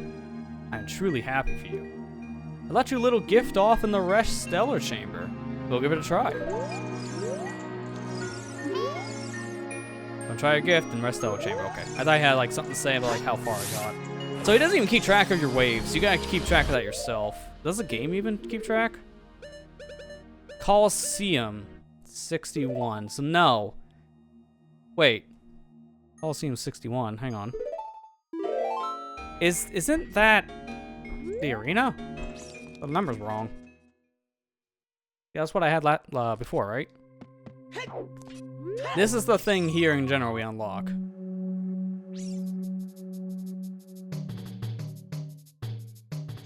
It's a little sound test.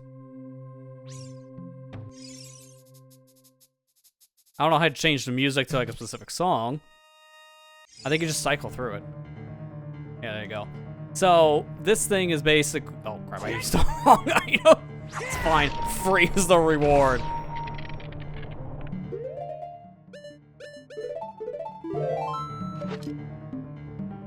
It even has a little icon of a clock from Majora's Mask on it, which is neat. Little record player. Oh, I didn't even change the music. Oh, that's ominous. That's a song we haven't heard yet. Spoilers.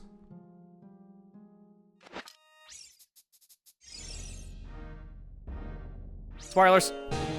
Spoilers. Lots of spoilers in this. So that's cool. The whole OST is actually on YouTube, so you can actually go look it up. I want to see something really quick. I'm loading back in my save state. We're not gonna do it. We're not gonna play through here. Yeah, it also says 61. Okay. So I'm really like confused about that. I'm just gonna make sure the reward's still there. It should be. Because I saved in the room. Yeah, that's what I thought. Alright. I should do some preparations and get ready to go over to the final fight, huh? Because that's where we're at this point. Except, nah. Who needs to prepare? I'm just gonna not and say that we did. We'll be fine. You know, here's the reason why. I'm gonna play on difficult. I expect to die to the final boss. It is a given. I will get my supplies then. Because I do believe that I'm gonna struggle. You'll see why when we get to the fight. But now we have bomb arrows, so we can do this. So that's how you're supposed to get over here. You shoot a bomb arrow there to the statue. And then by doing that, there's bomb flowers inside of it. And neat, now we can cross the gap. That's cool. And then there's this thing here, right? Like, I kind of saw this from a distance. I do see there's a door. Alright. And then there's this, which looks like the pedestal for Temple of Time. But, before I do any of that, I kind of want to show something, though.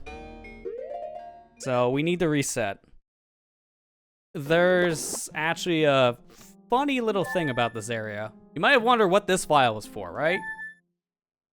Because it's kind of a random file, when you think about it, in the grand scheme of things. It's my old file. Why would I need my old file for anything? Well, let's just say you may not need to go through that boss trial to get bomb arrows, because this file, if you see, doesn't have bomb arrows. So, what we could do, right, is this. Bomb shoes. You can try to make it over that gap. But good luck, because look what happens when you get close. It barely doesn't reach the wall. But for whatever reason, this happens if you use a bomb shoe over here.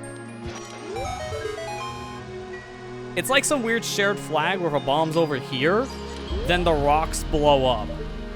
Which that's not supposed to happen. So at that point, I do see one of these bomb flowers are now exposed. What if I just shoot it with an arrow? No dice. It doesn't work. So you would think, huh, okay. Well, I can just get over there pretty easily now. I can just shoot the bomb arrow like in Shadow Temple. Boom, statue comes down. Nah, they thought of that. Doesn't work. Except, there's another way we can get over here, technically. A little cheesy. But I want to show this, because this is just cool. It sucks it's already kind of outclassed, but I'll get into that in a second.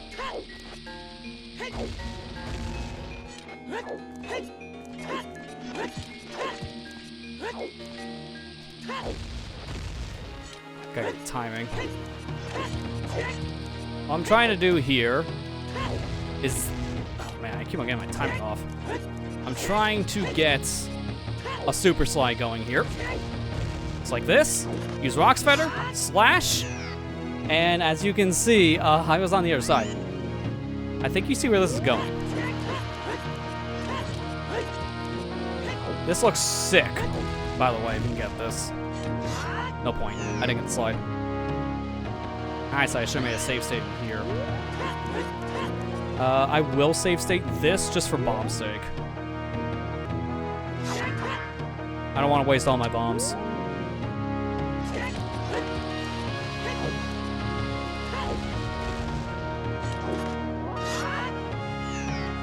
Then I could just retry it anyways.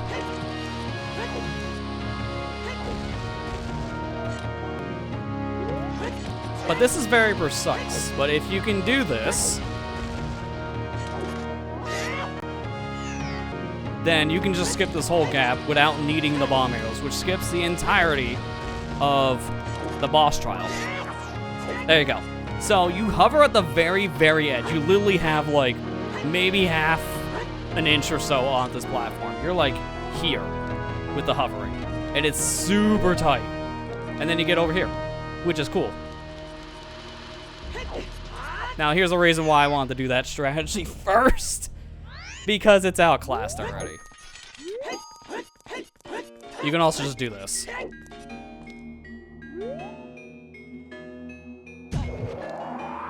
So using Pinwheel, go into a roll, bonk, use Rock's Feather, and you can just cross the gap.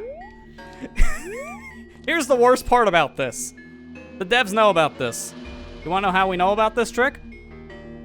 A dev? Gotta told people how to do this trick.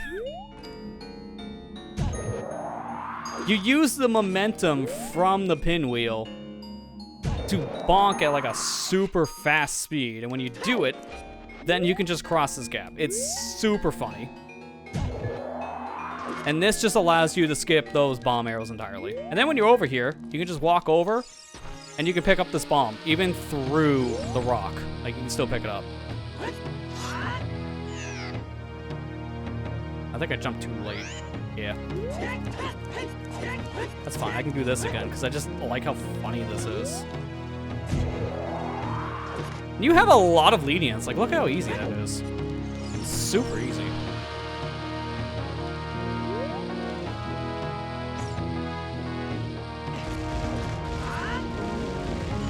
And then when you're waiting for the bombs to go off, you can just void and you're done. And there you go.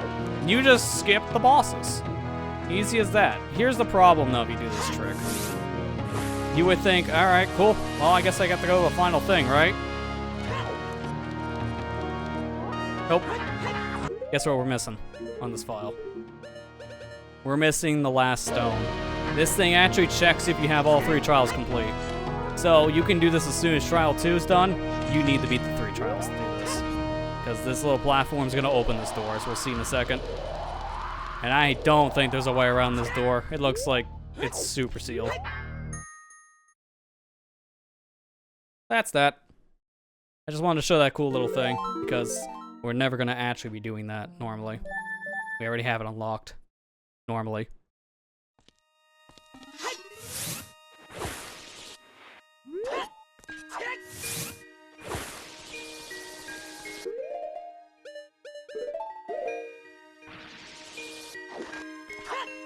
Dude, I was in the water with that one.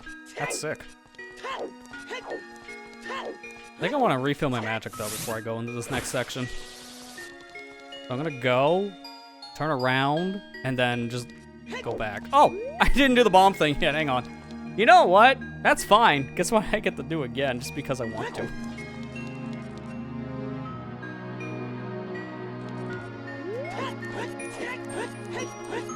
We're doing this normally, huh?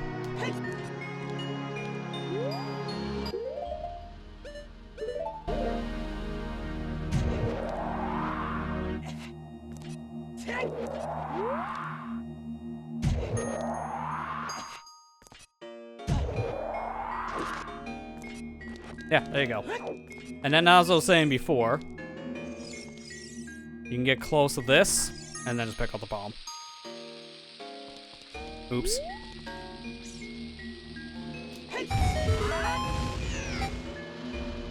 And that was a perfect time jump.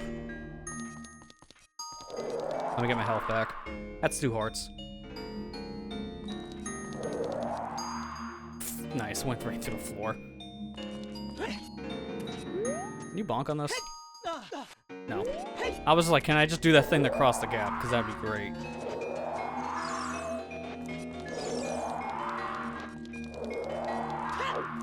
Alright, let's interact with this pedestal. Naturally get a move on.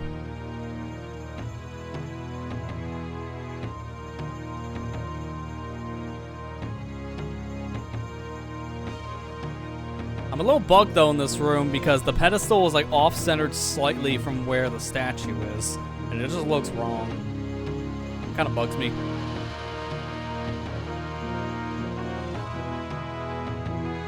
So there's no song needed for this, unlike the base game, because you need to play a song normally to use this pedestal. But here it just works for you.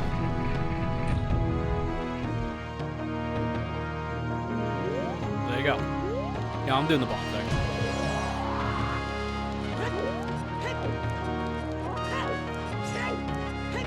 Oh, hi, it's Shiba. Who would've guessed?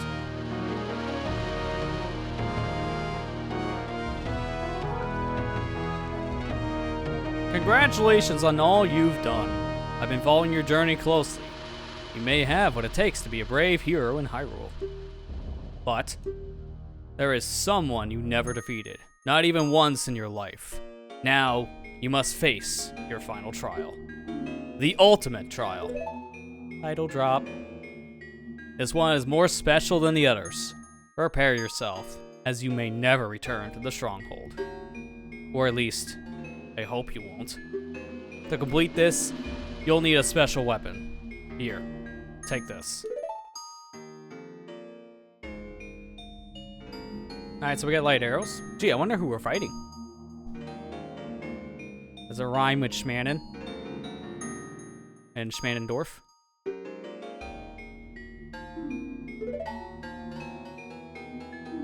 Talk to me again when you are ready.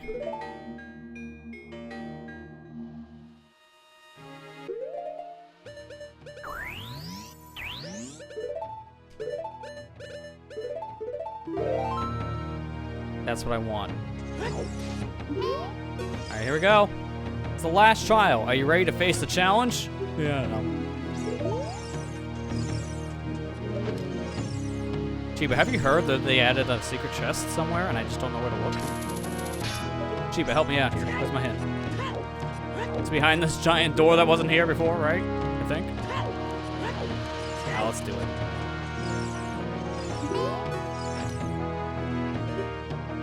Here we go. Prepare to face the one who haunts your nightmares.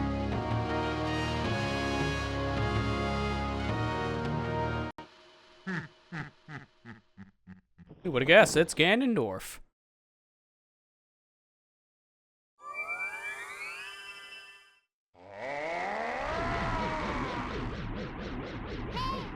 Link, I can't help you. Because of the waves of darkness, I can't get close. I'm sorry, Link.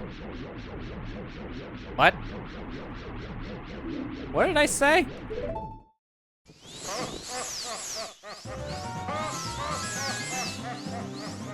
I'm curious about something. Yep. Yep. Alright. Here's a weird fun fact for you. There's random hookshot collision like everywhere in this room. And I mean everywhere.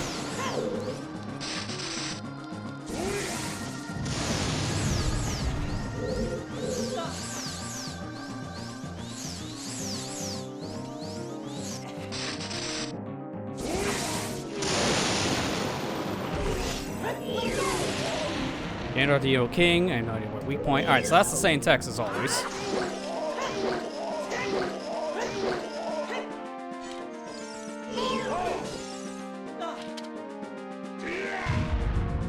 The boss is no different than normal. We are on difficult, correct?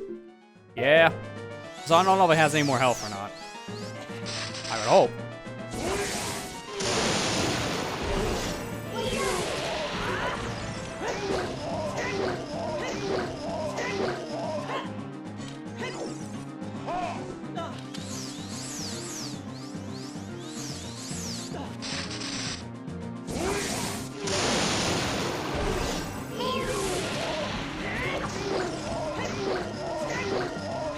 Oh yeah, this guy has more health. That would have been over like a cycle ago. His model looks a little cleaned up though. Like he's a little brighter. Also, that was green blood. I patched this on a 1.0 ROM. What is this? My consistency is ruined. We should have red blood, not that green crap.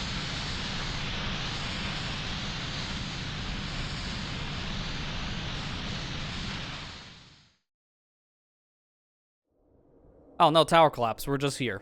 Well, that's good.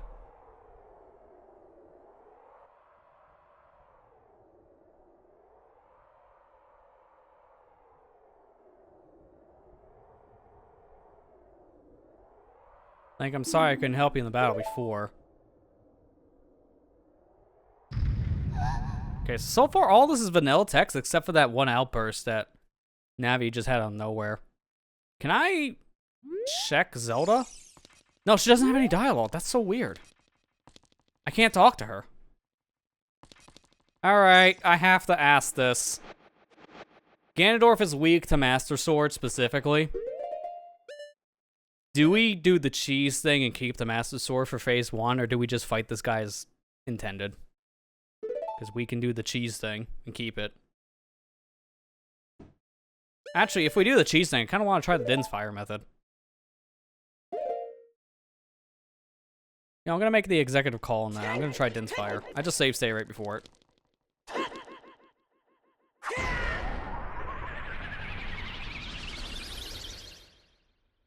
I gotta get really close, though. And I think the trigger is like another step forward.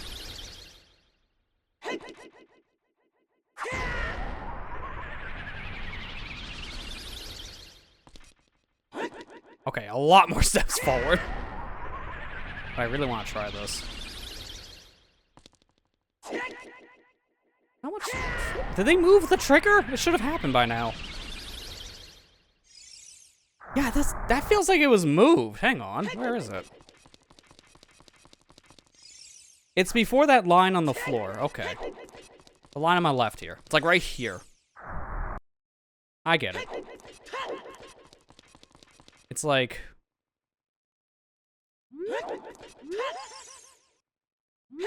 It's literally like one more step in front of me here. Yeah, like a literal like slash ahead of me. Alright, so I just want to show this, because I've never shown this before, so I might as well. If you use Din's Fire going into the Ganon cutscene here, something interesting happens. Link now has the animation going into this cutscene of using Din's Fire, so now he just chills standing still, and he doesn't move. Yes, he has no reaction to that. This is kind of a side effect of using Din's Fire into a cutscene. You interrupt whatever animations are supposed to play out in that said cutscene.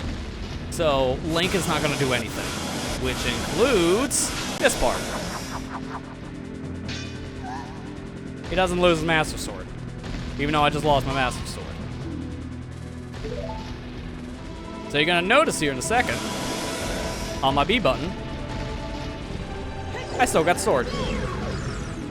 So now I can actually attack Ganon with the sword. I wanted to because of the sword beam.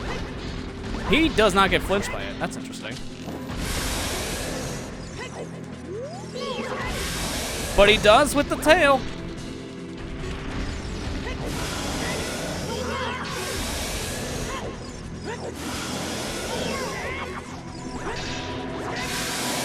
All right, cool. Good to know. Now I want to see if I can talk to Zelda, because she has not had any dialogue yet. And I can't even check her navi. Still can't. All right, let me grab my totally not fake Master Sword.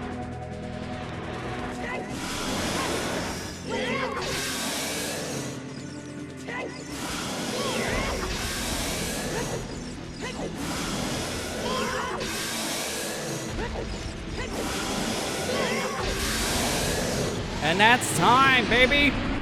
No more Ganondorf, we beat the game. Let's go.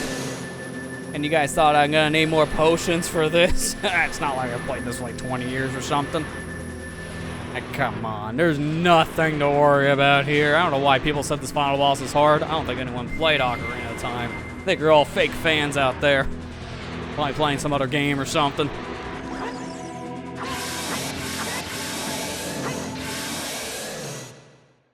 That's it. We beat it. Stop! Oh. Hey, Shiba. What are you doing? You're just gonna have your hand out like, oh. That's enough!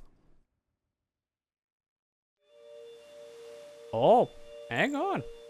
Got a post-final battle scene, I see.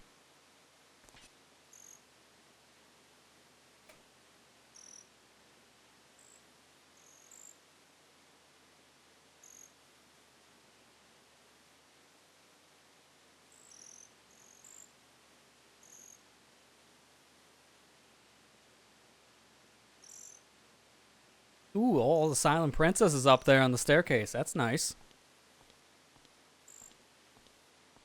Alright, so we faced our fears, and we gotta talk to you. So, you've done it.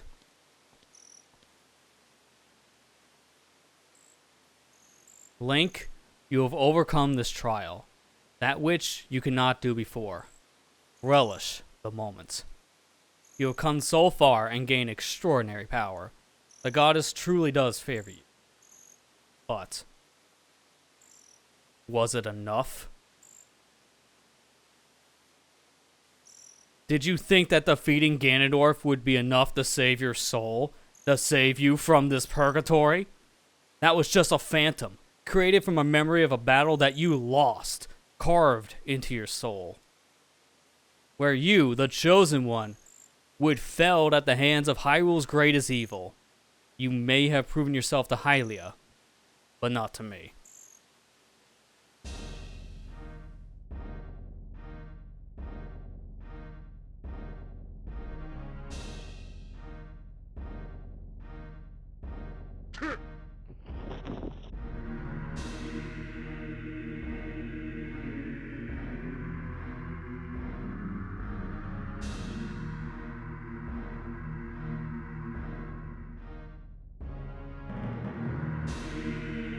Oh, man. Shiba rip.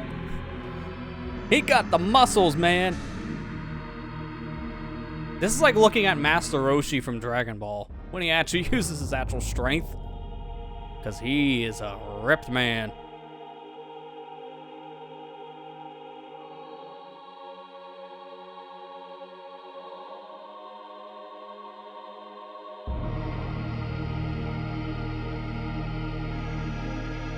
Link. As her one true emissary, I will bear upon you judgment. This will be the end. Your true... Wait for it. Literal title drop. Your real and true ultimate trial. The real final boss. It's not Ganondorf, because apparently this is the bad timeline where Hero died in the fight. So, yeah. That ain't good.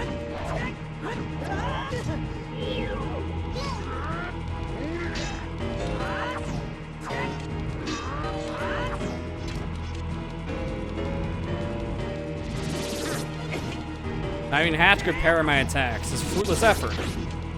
You say that as a parry. So, about that. Okay, he has a little bit of a laser beam attack that I'm apparently cheesing. Never mind, cheese is done. Trying to see if this was like the other attack, like from Twin Rova. Oh god, alright, he hurts. Give me this.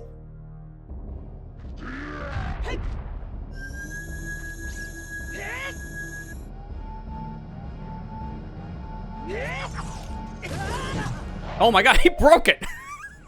It's just like, take that stuff off. You're not allowed to use that here. I have enough for another. You can't stop me. I can use two. Okay, maybe not. Maybe I can't use two.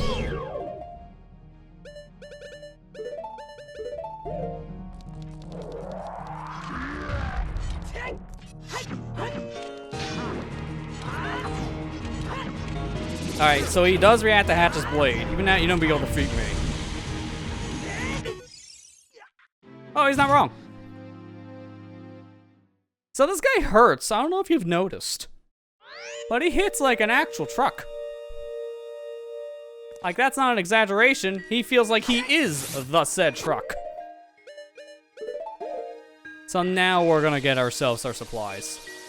This is what I was alluding to before, when I was talking about the real final boss actually being hard. Mind you, I am playing on the hard mode, so that is kind of expected.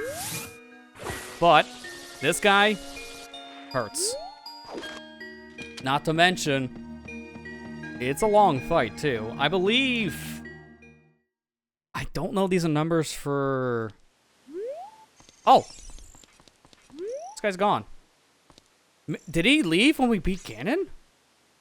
Oh, okay, that's interesting. So this Goron is no longer with us. Okay, that's sad. But as I was saying, I think these numbers are for difficult mode, but Shiba has like 150 health and like 250. Yeah, I forgot to go buy that. And like 250 in phase 2. There was 2 phases for this. So it's gonna be a hard fight. Now, I'm going to go into this with difficult, but again, for the sake of time, we're going to give me like a couple attempts worth, and then we can swap later. But for now, I'm not going to do that. I'm going to get the things we need, and then be prepared. Have to be Gandorf again. Thankfully, no. I already know about this. I've seen this fight. Like, I've seen a whole playthrough of this, technically. That's why I know so much. But you don't have to fight Ganon again. It's just, you do it once. I don't know if you can ever fight him again, technically, in this.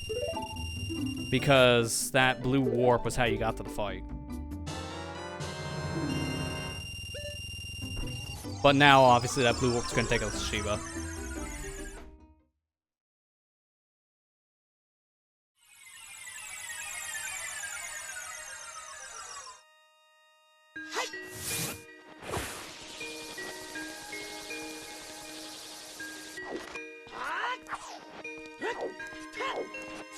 Alright, so I'm gonna upgrade these 2 blue potions.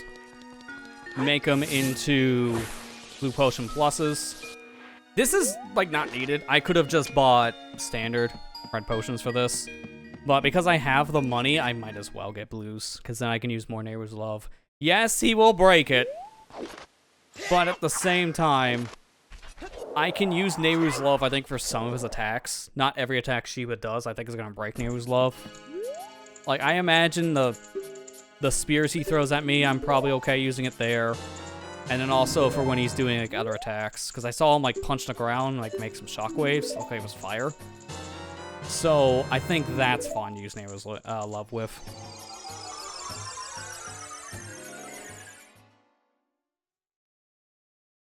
And just like what we did with the arena, I will be making a save state in front of the blue warp. That way we don't have to get these resources every time. But I will count the deaths.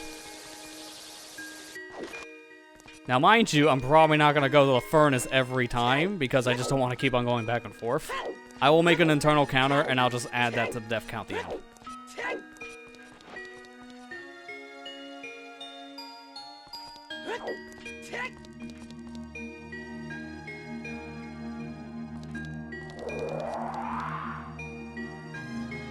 Alright, so I want to come in with full magic. That's why I'm not using Hatch's sword at all. Because I want the magic for Nehru's Love.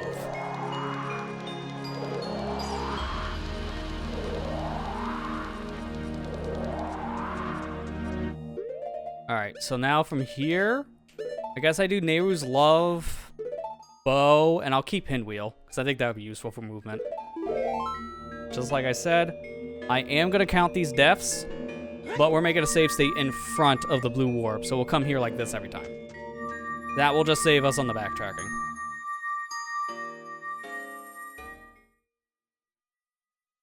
Again, for the sake of moving on, because it's already like 3.5 hours into the stream at least. And I haven't even took a break. I was going to take a break, but then the momentum just kept on going. I pray you've gotten stronger. And believe me, you'll need all the prayers you can get.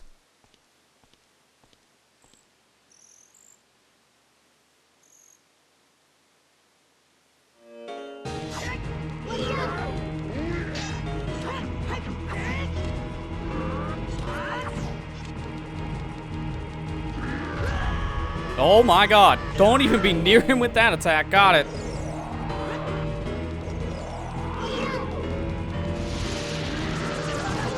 Okay, jank. Neighbor's Love. So I heard this attack was janky because it's basically the Twin Rover laser, but the hitbox is not linked to the laser. It's a little off, as you can tell. So I've heard that this boss, apparently the coding is kind of weird. So it's not like the easiest thing to go back and fix, what I understand. But mind you, that's the only like attack I think is really bad. Oh my god. Wow, that was quick.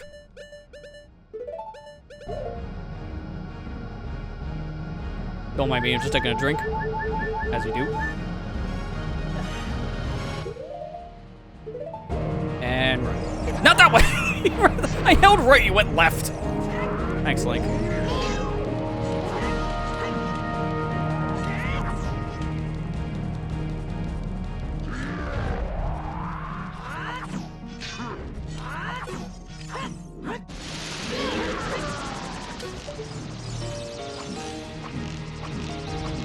Eat it. This is the worst place to get shot. Yeah, this is the courage. So it seems like after a while the arrows just stop working. That's what that comment was.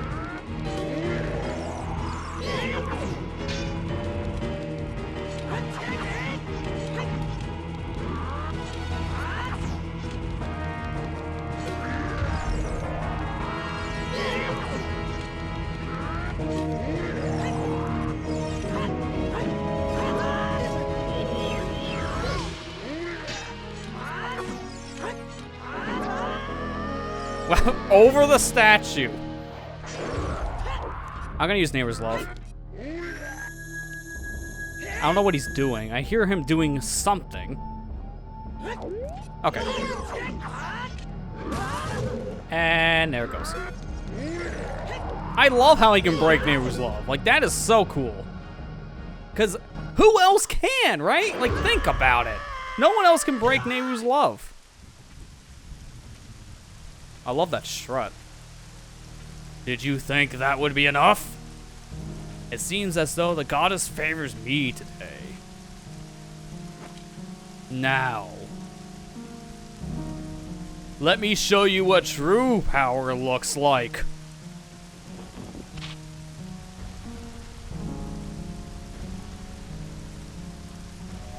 And this is phase 2. So he gets the power of Din, Feyru, and Nehru.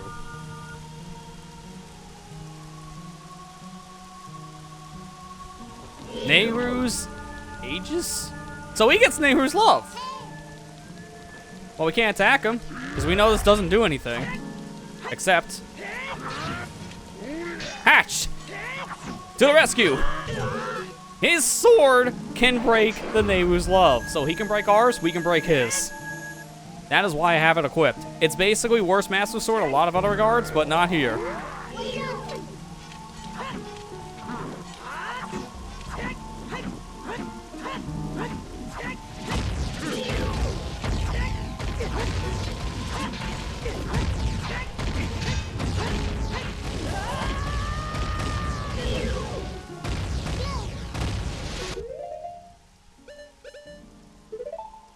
Actually, why'd I do that? We might be allowed to do it this attempt. I don't think I need to do another attempt. I think we're fine. I'm gonna use Neighbor's Love here, though, because of this hitbox thing.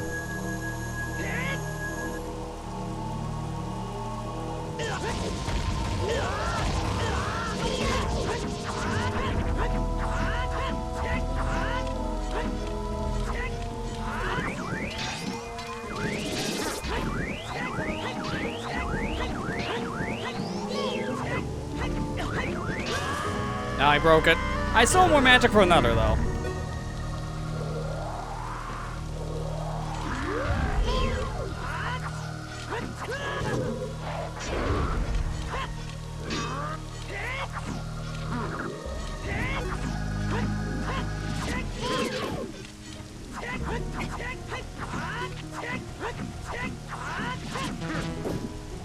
No, you don't.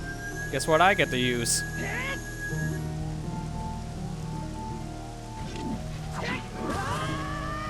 Very short-lived, mind you.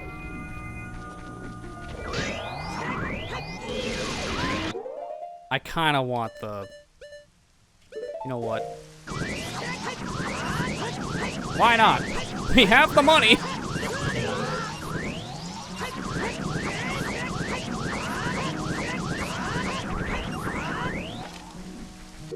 And now we drink our potion. That was a pretty good strat, which I thought would backfire immediately, because I saw how much damage he did with helmet on, and I was a little worried. We did it!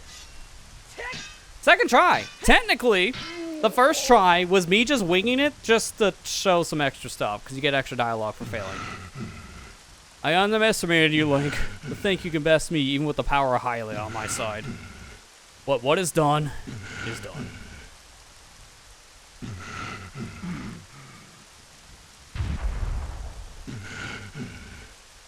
This stronghold was created for the purpose of guiding people, to lead them on the path towards their happiness. It is a place to grow. You have done well, Link. Time and time again, you struggle against the harsh reality I thrusted upon you, growing stronger each time. Be proud of yourself. The goddess believed in you, even after you failed. Through it all, you persevered.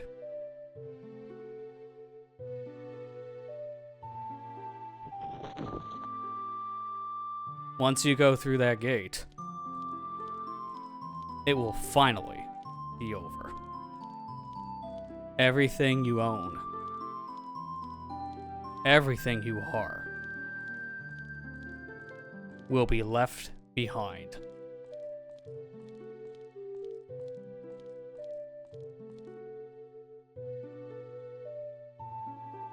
Beyond that gate, across the vast expanse of the heavens, an eternal rest awaits you.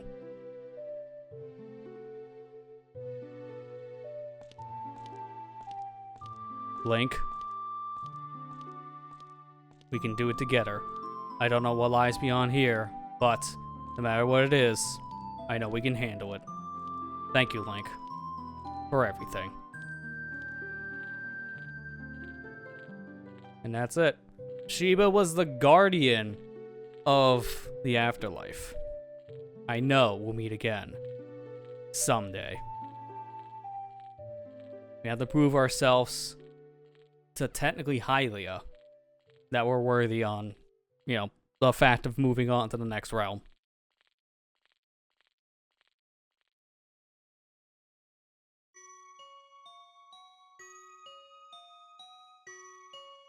Ooh, we're a child again. Yeah, excuse me.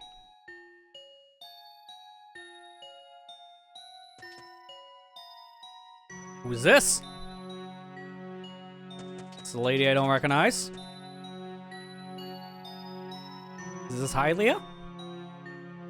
Or maybe Link's mother. Because technically, the Stronghold was basically a middle ground area. It was essentially Link's purgatory. And he proved himself to go on to the afterlife, so this could be him reuniting with his mother. Remember, in the beginning of Ocarina of Time, the story goes, a lady brought her child into the Lost Woods to be safe, and then died after. That could be his mother, being reunited in the afterlife. I want to say version 103 I'm playing actually fixed some bugs in this sequence, because apparently you can have Nehru's love in this. That was a bug. Also, apparently if you had the hatch sword equipped, Young Link had a sword. Also a bug. Fixed for this version. But that's it.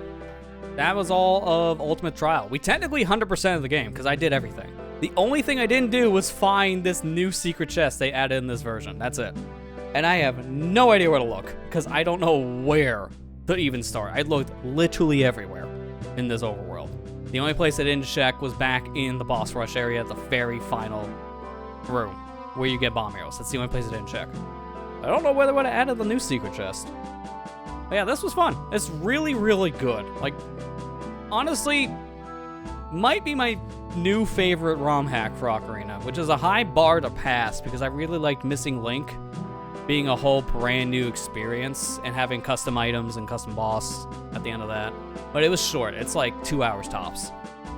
And I also really liked Steel Palace I played last year. That was really good in a full-fledged Ocarina of Time game, essentially. Bunch of custom dungeons. No custom bosses, but the boss rooms were changed slightly. And it had like really good overworlds. Like, it was really, really good.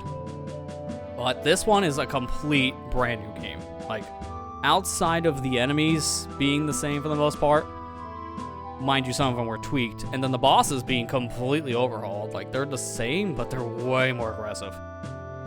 This was a fantastic time, start to finish. I can't say a single bad thing here. It was really good.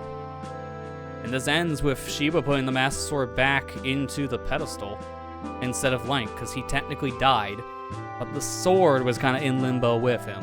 So now that Link moved on, looks like Shiba put it in the Lost Woods, because this looks like the same place you would find the Master Sword in, say, like Link to the Past or Twilight Princess.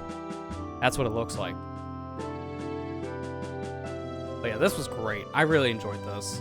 I would recommend other people try this one out too. It's that good of a game. And honestly, the custom stuff was the stuff I really liked the most. The new enemies, the new items, the brand new bosses, like a final boss being like this. Very, very custom. Having a lot of cool, unique things about it. I think it was really cool. Like, this is a really good game. And I'm looking forward to see what this team does next, because this is the same people that's working on Indigo right now. Another ROM hack of Ocarina that's super custom. Because the Rock's Feather came from that. Hatch's sword giving you the super big dash attack came from Indigo as well. So this is stuff that is currently being worked on for a whole different game. Apparently this was, I think, what the team was working on after they completed the second demo. So, yeah, this is a very impressive little middle ground project they had in between. So I'm looking forward to see what they can do with that game. Now, I heard apparently this is supposed to actually go back to the title screen. I don't know how long it's going to take, but I heard this actually does go back, and that's what I'm waiting on. I don't know if the game saved or not. I think it did. Oh no, there it goes. It just takes like 2 minutes. But now we get a new title screen, because this is the area Shiba just put the sword. That's our title screen now.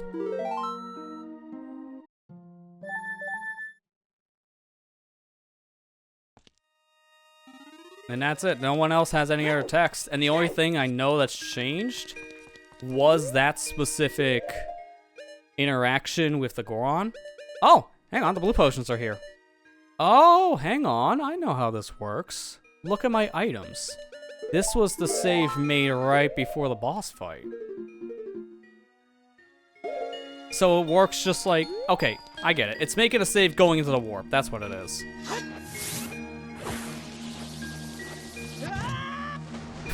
Nice. I'm gonna prove that by going back. And I'm gonna change an item. Just one item.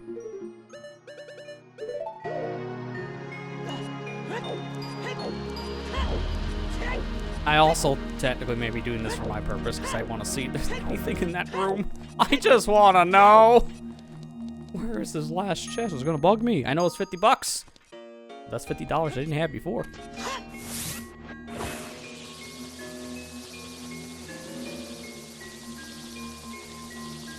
Look at me go.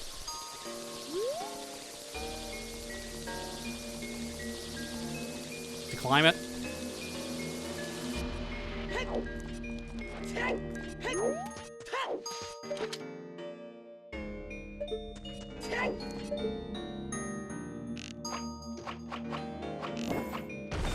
No, okay. I had to see.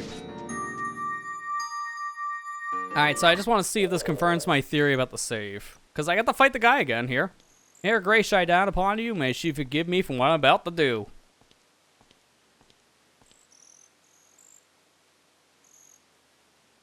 I wonder if there's a way you could maybe, like, clip out of here somehow.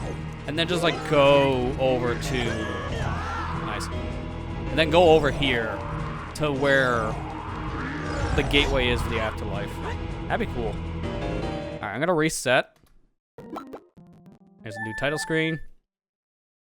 And then from here, we can see my items. No, okay, so... Wow, that's been very interesting. Did it save, actually? I don't know how the save works going to that. Maybe it's like Ocarina's normal setup, where you have to save before you beat the game if you want to actually save your progress. But I still have all my blue potions. But I had the warp equipped, and now it's not equipped. That makes me think.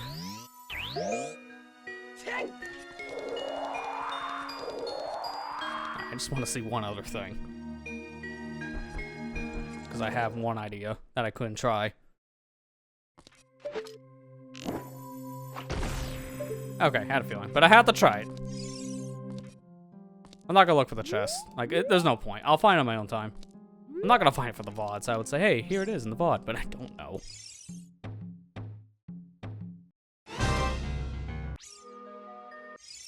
Give me a good song. One of you haven't heard.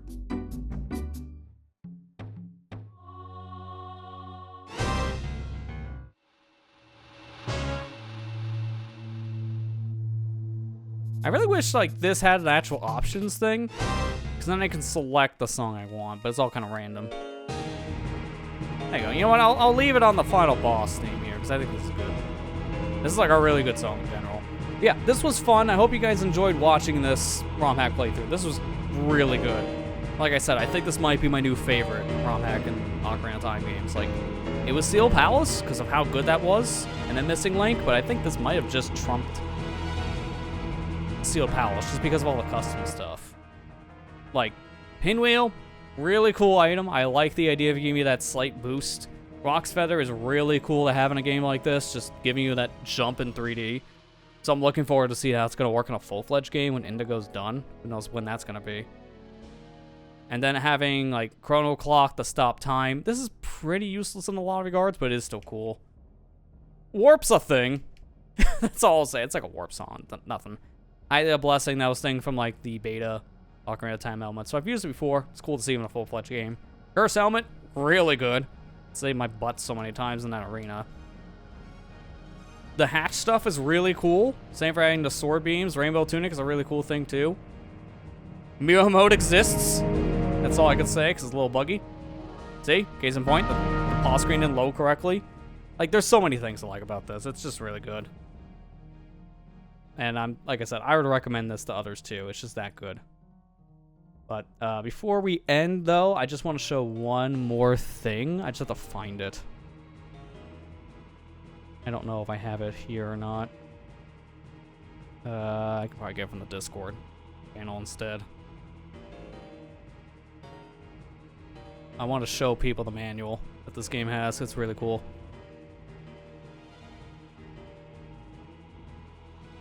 Alright, here we go. I got it.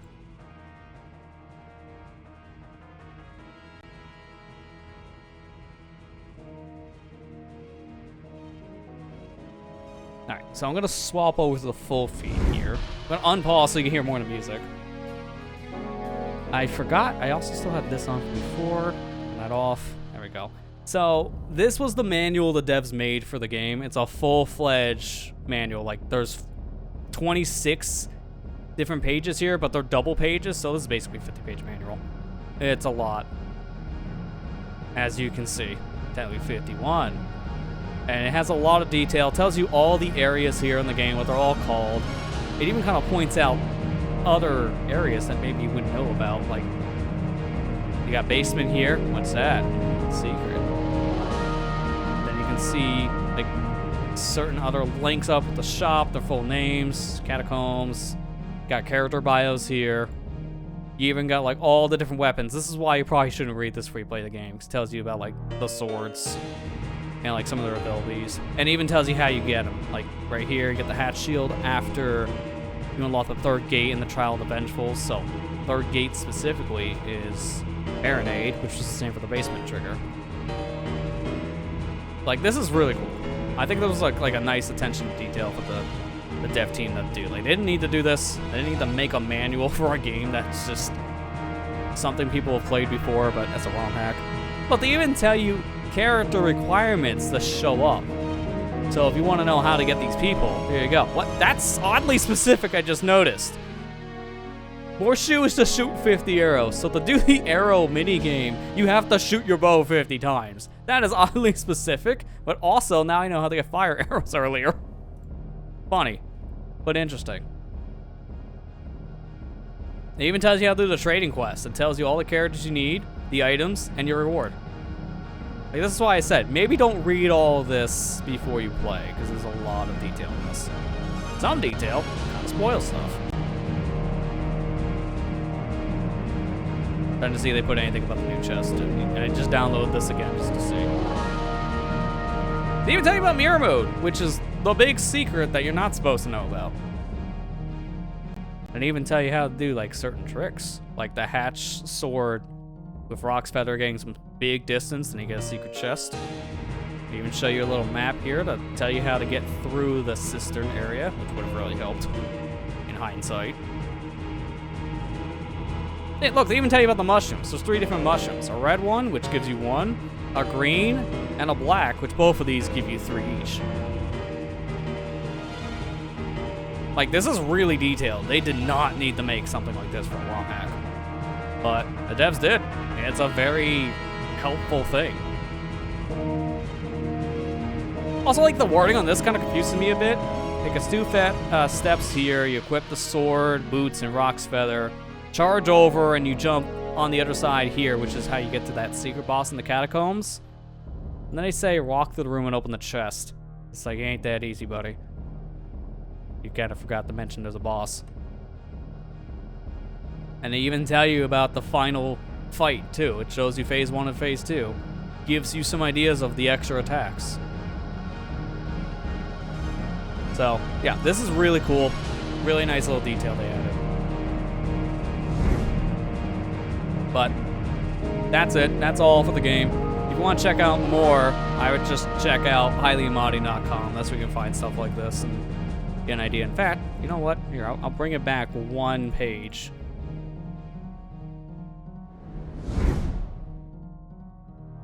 I don't tell people where to go, but let's just say maybe that QR code is a good thing to scan.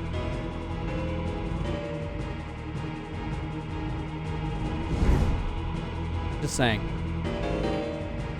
But that's gonna be it for tonight. So, thanks to everyone who came out, watched us struggle through that arena. I mean, I really wish I could have got that without nerfing down the difficulty, but it's fine. Because I think it was worth doing that, just to get a move on. Because we beat the whole game, and that was the plan, so... Not sure what I'm doing next in the Thursday slot for right now. I'll think about it, because I'm mainly just going to focus next week on trying to finish SonicGhost 6, because we don't have much of that left. So I'm not going to really set anything in stone yet. I don't have any ideas of what I'm doing next, because I want to just kind of take things a little slow and easy, instead of putting on these ridiculous challenges. So the next thing I do is probably going to be more chill, but we'll see. I don't know what that is going to be yet, but... I guess I will say, because I have been putting on some of the final touches for an upcoming certain series on the main channel. I don't want to say what it is just yet, but let's just say you might have heard me talk about plans about a certain thing earlier when I was going through the arena. Something about maybe if a fan project is high enough quality to cover on the main channel, that might actually happen. And it may or may not be one of the titles we mentioned tonight. I'll let you figure that one out. That's your hint. That's gonna be next week it'll start. So I'll go more in detail about that. Oh, also before I end it, before I forget, because the news thing's going up tomorrow, anyone have ideas about a Splatfest before I end it, just because I won't have a chance to ask anyone later? I don't care what we want to pick, but I want to make sure I'm picking the same thing everyone else is, because the team thing comes available tomorrow. I just don't know what people want. It's between a beach, palace, and a theme park. I would be more personal to theme park, but I don't care. That's pretty much the only other thing I really have to add, because I forgot to ask that during the arena attempts, because I was so focused. That's what it is. Beach. That's an interesting one. I mean, we can do beach as well. I'm impartial. I don't care. I would lean between theme park or beach. As someone who has beaches nearby, I just don't care. And same for theme parks. I got my feel. My fill of it. So, I guess I'll probably have more information about it next time we do this. So I'll let people know by then what we pick, what we want them picking. It sounds like it might be beach, but again, I'll probably just do a check-in like tomorrow or something with some people.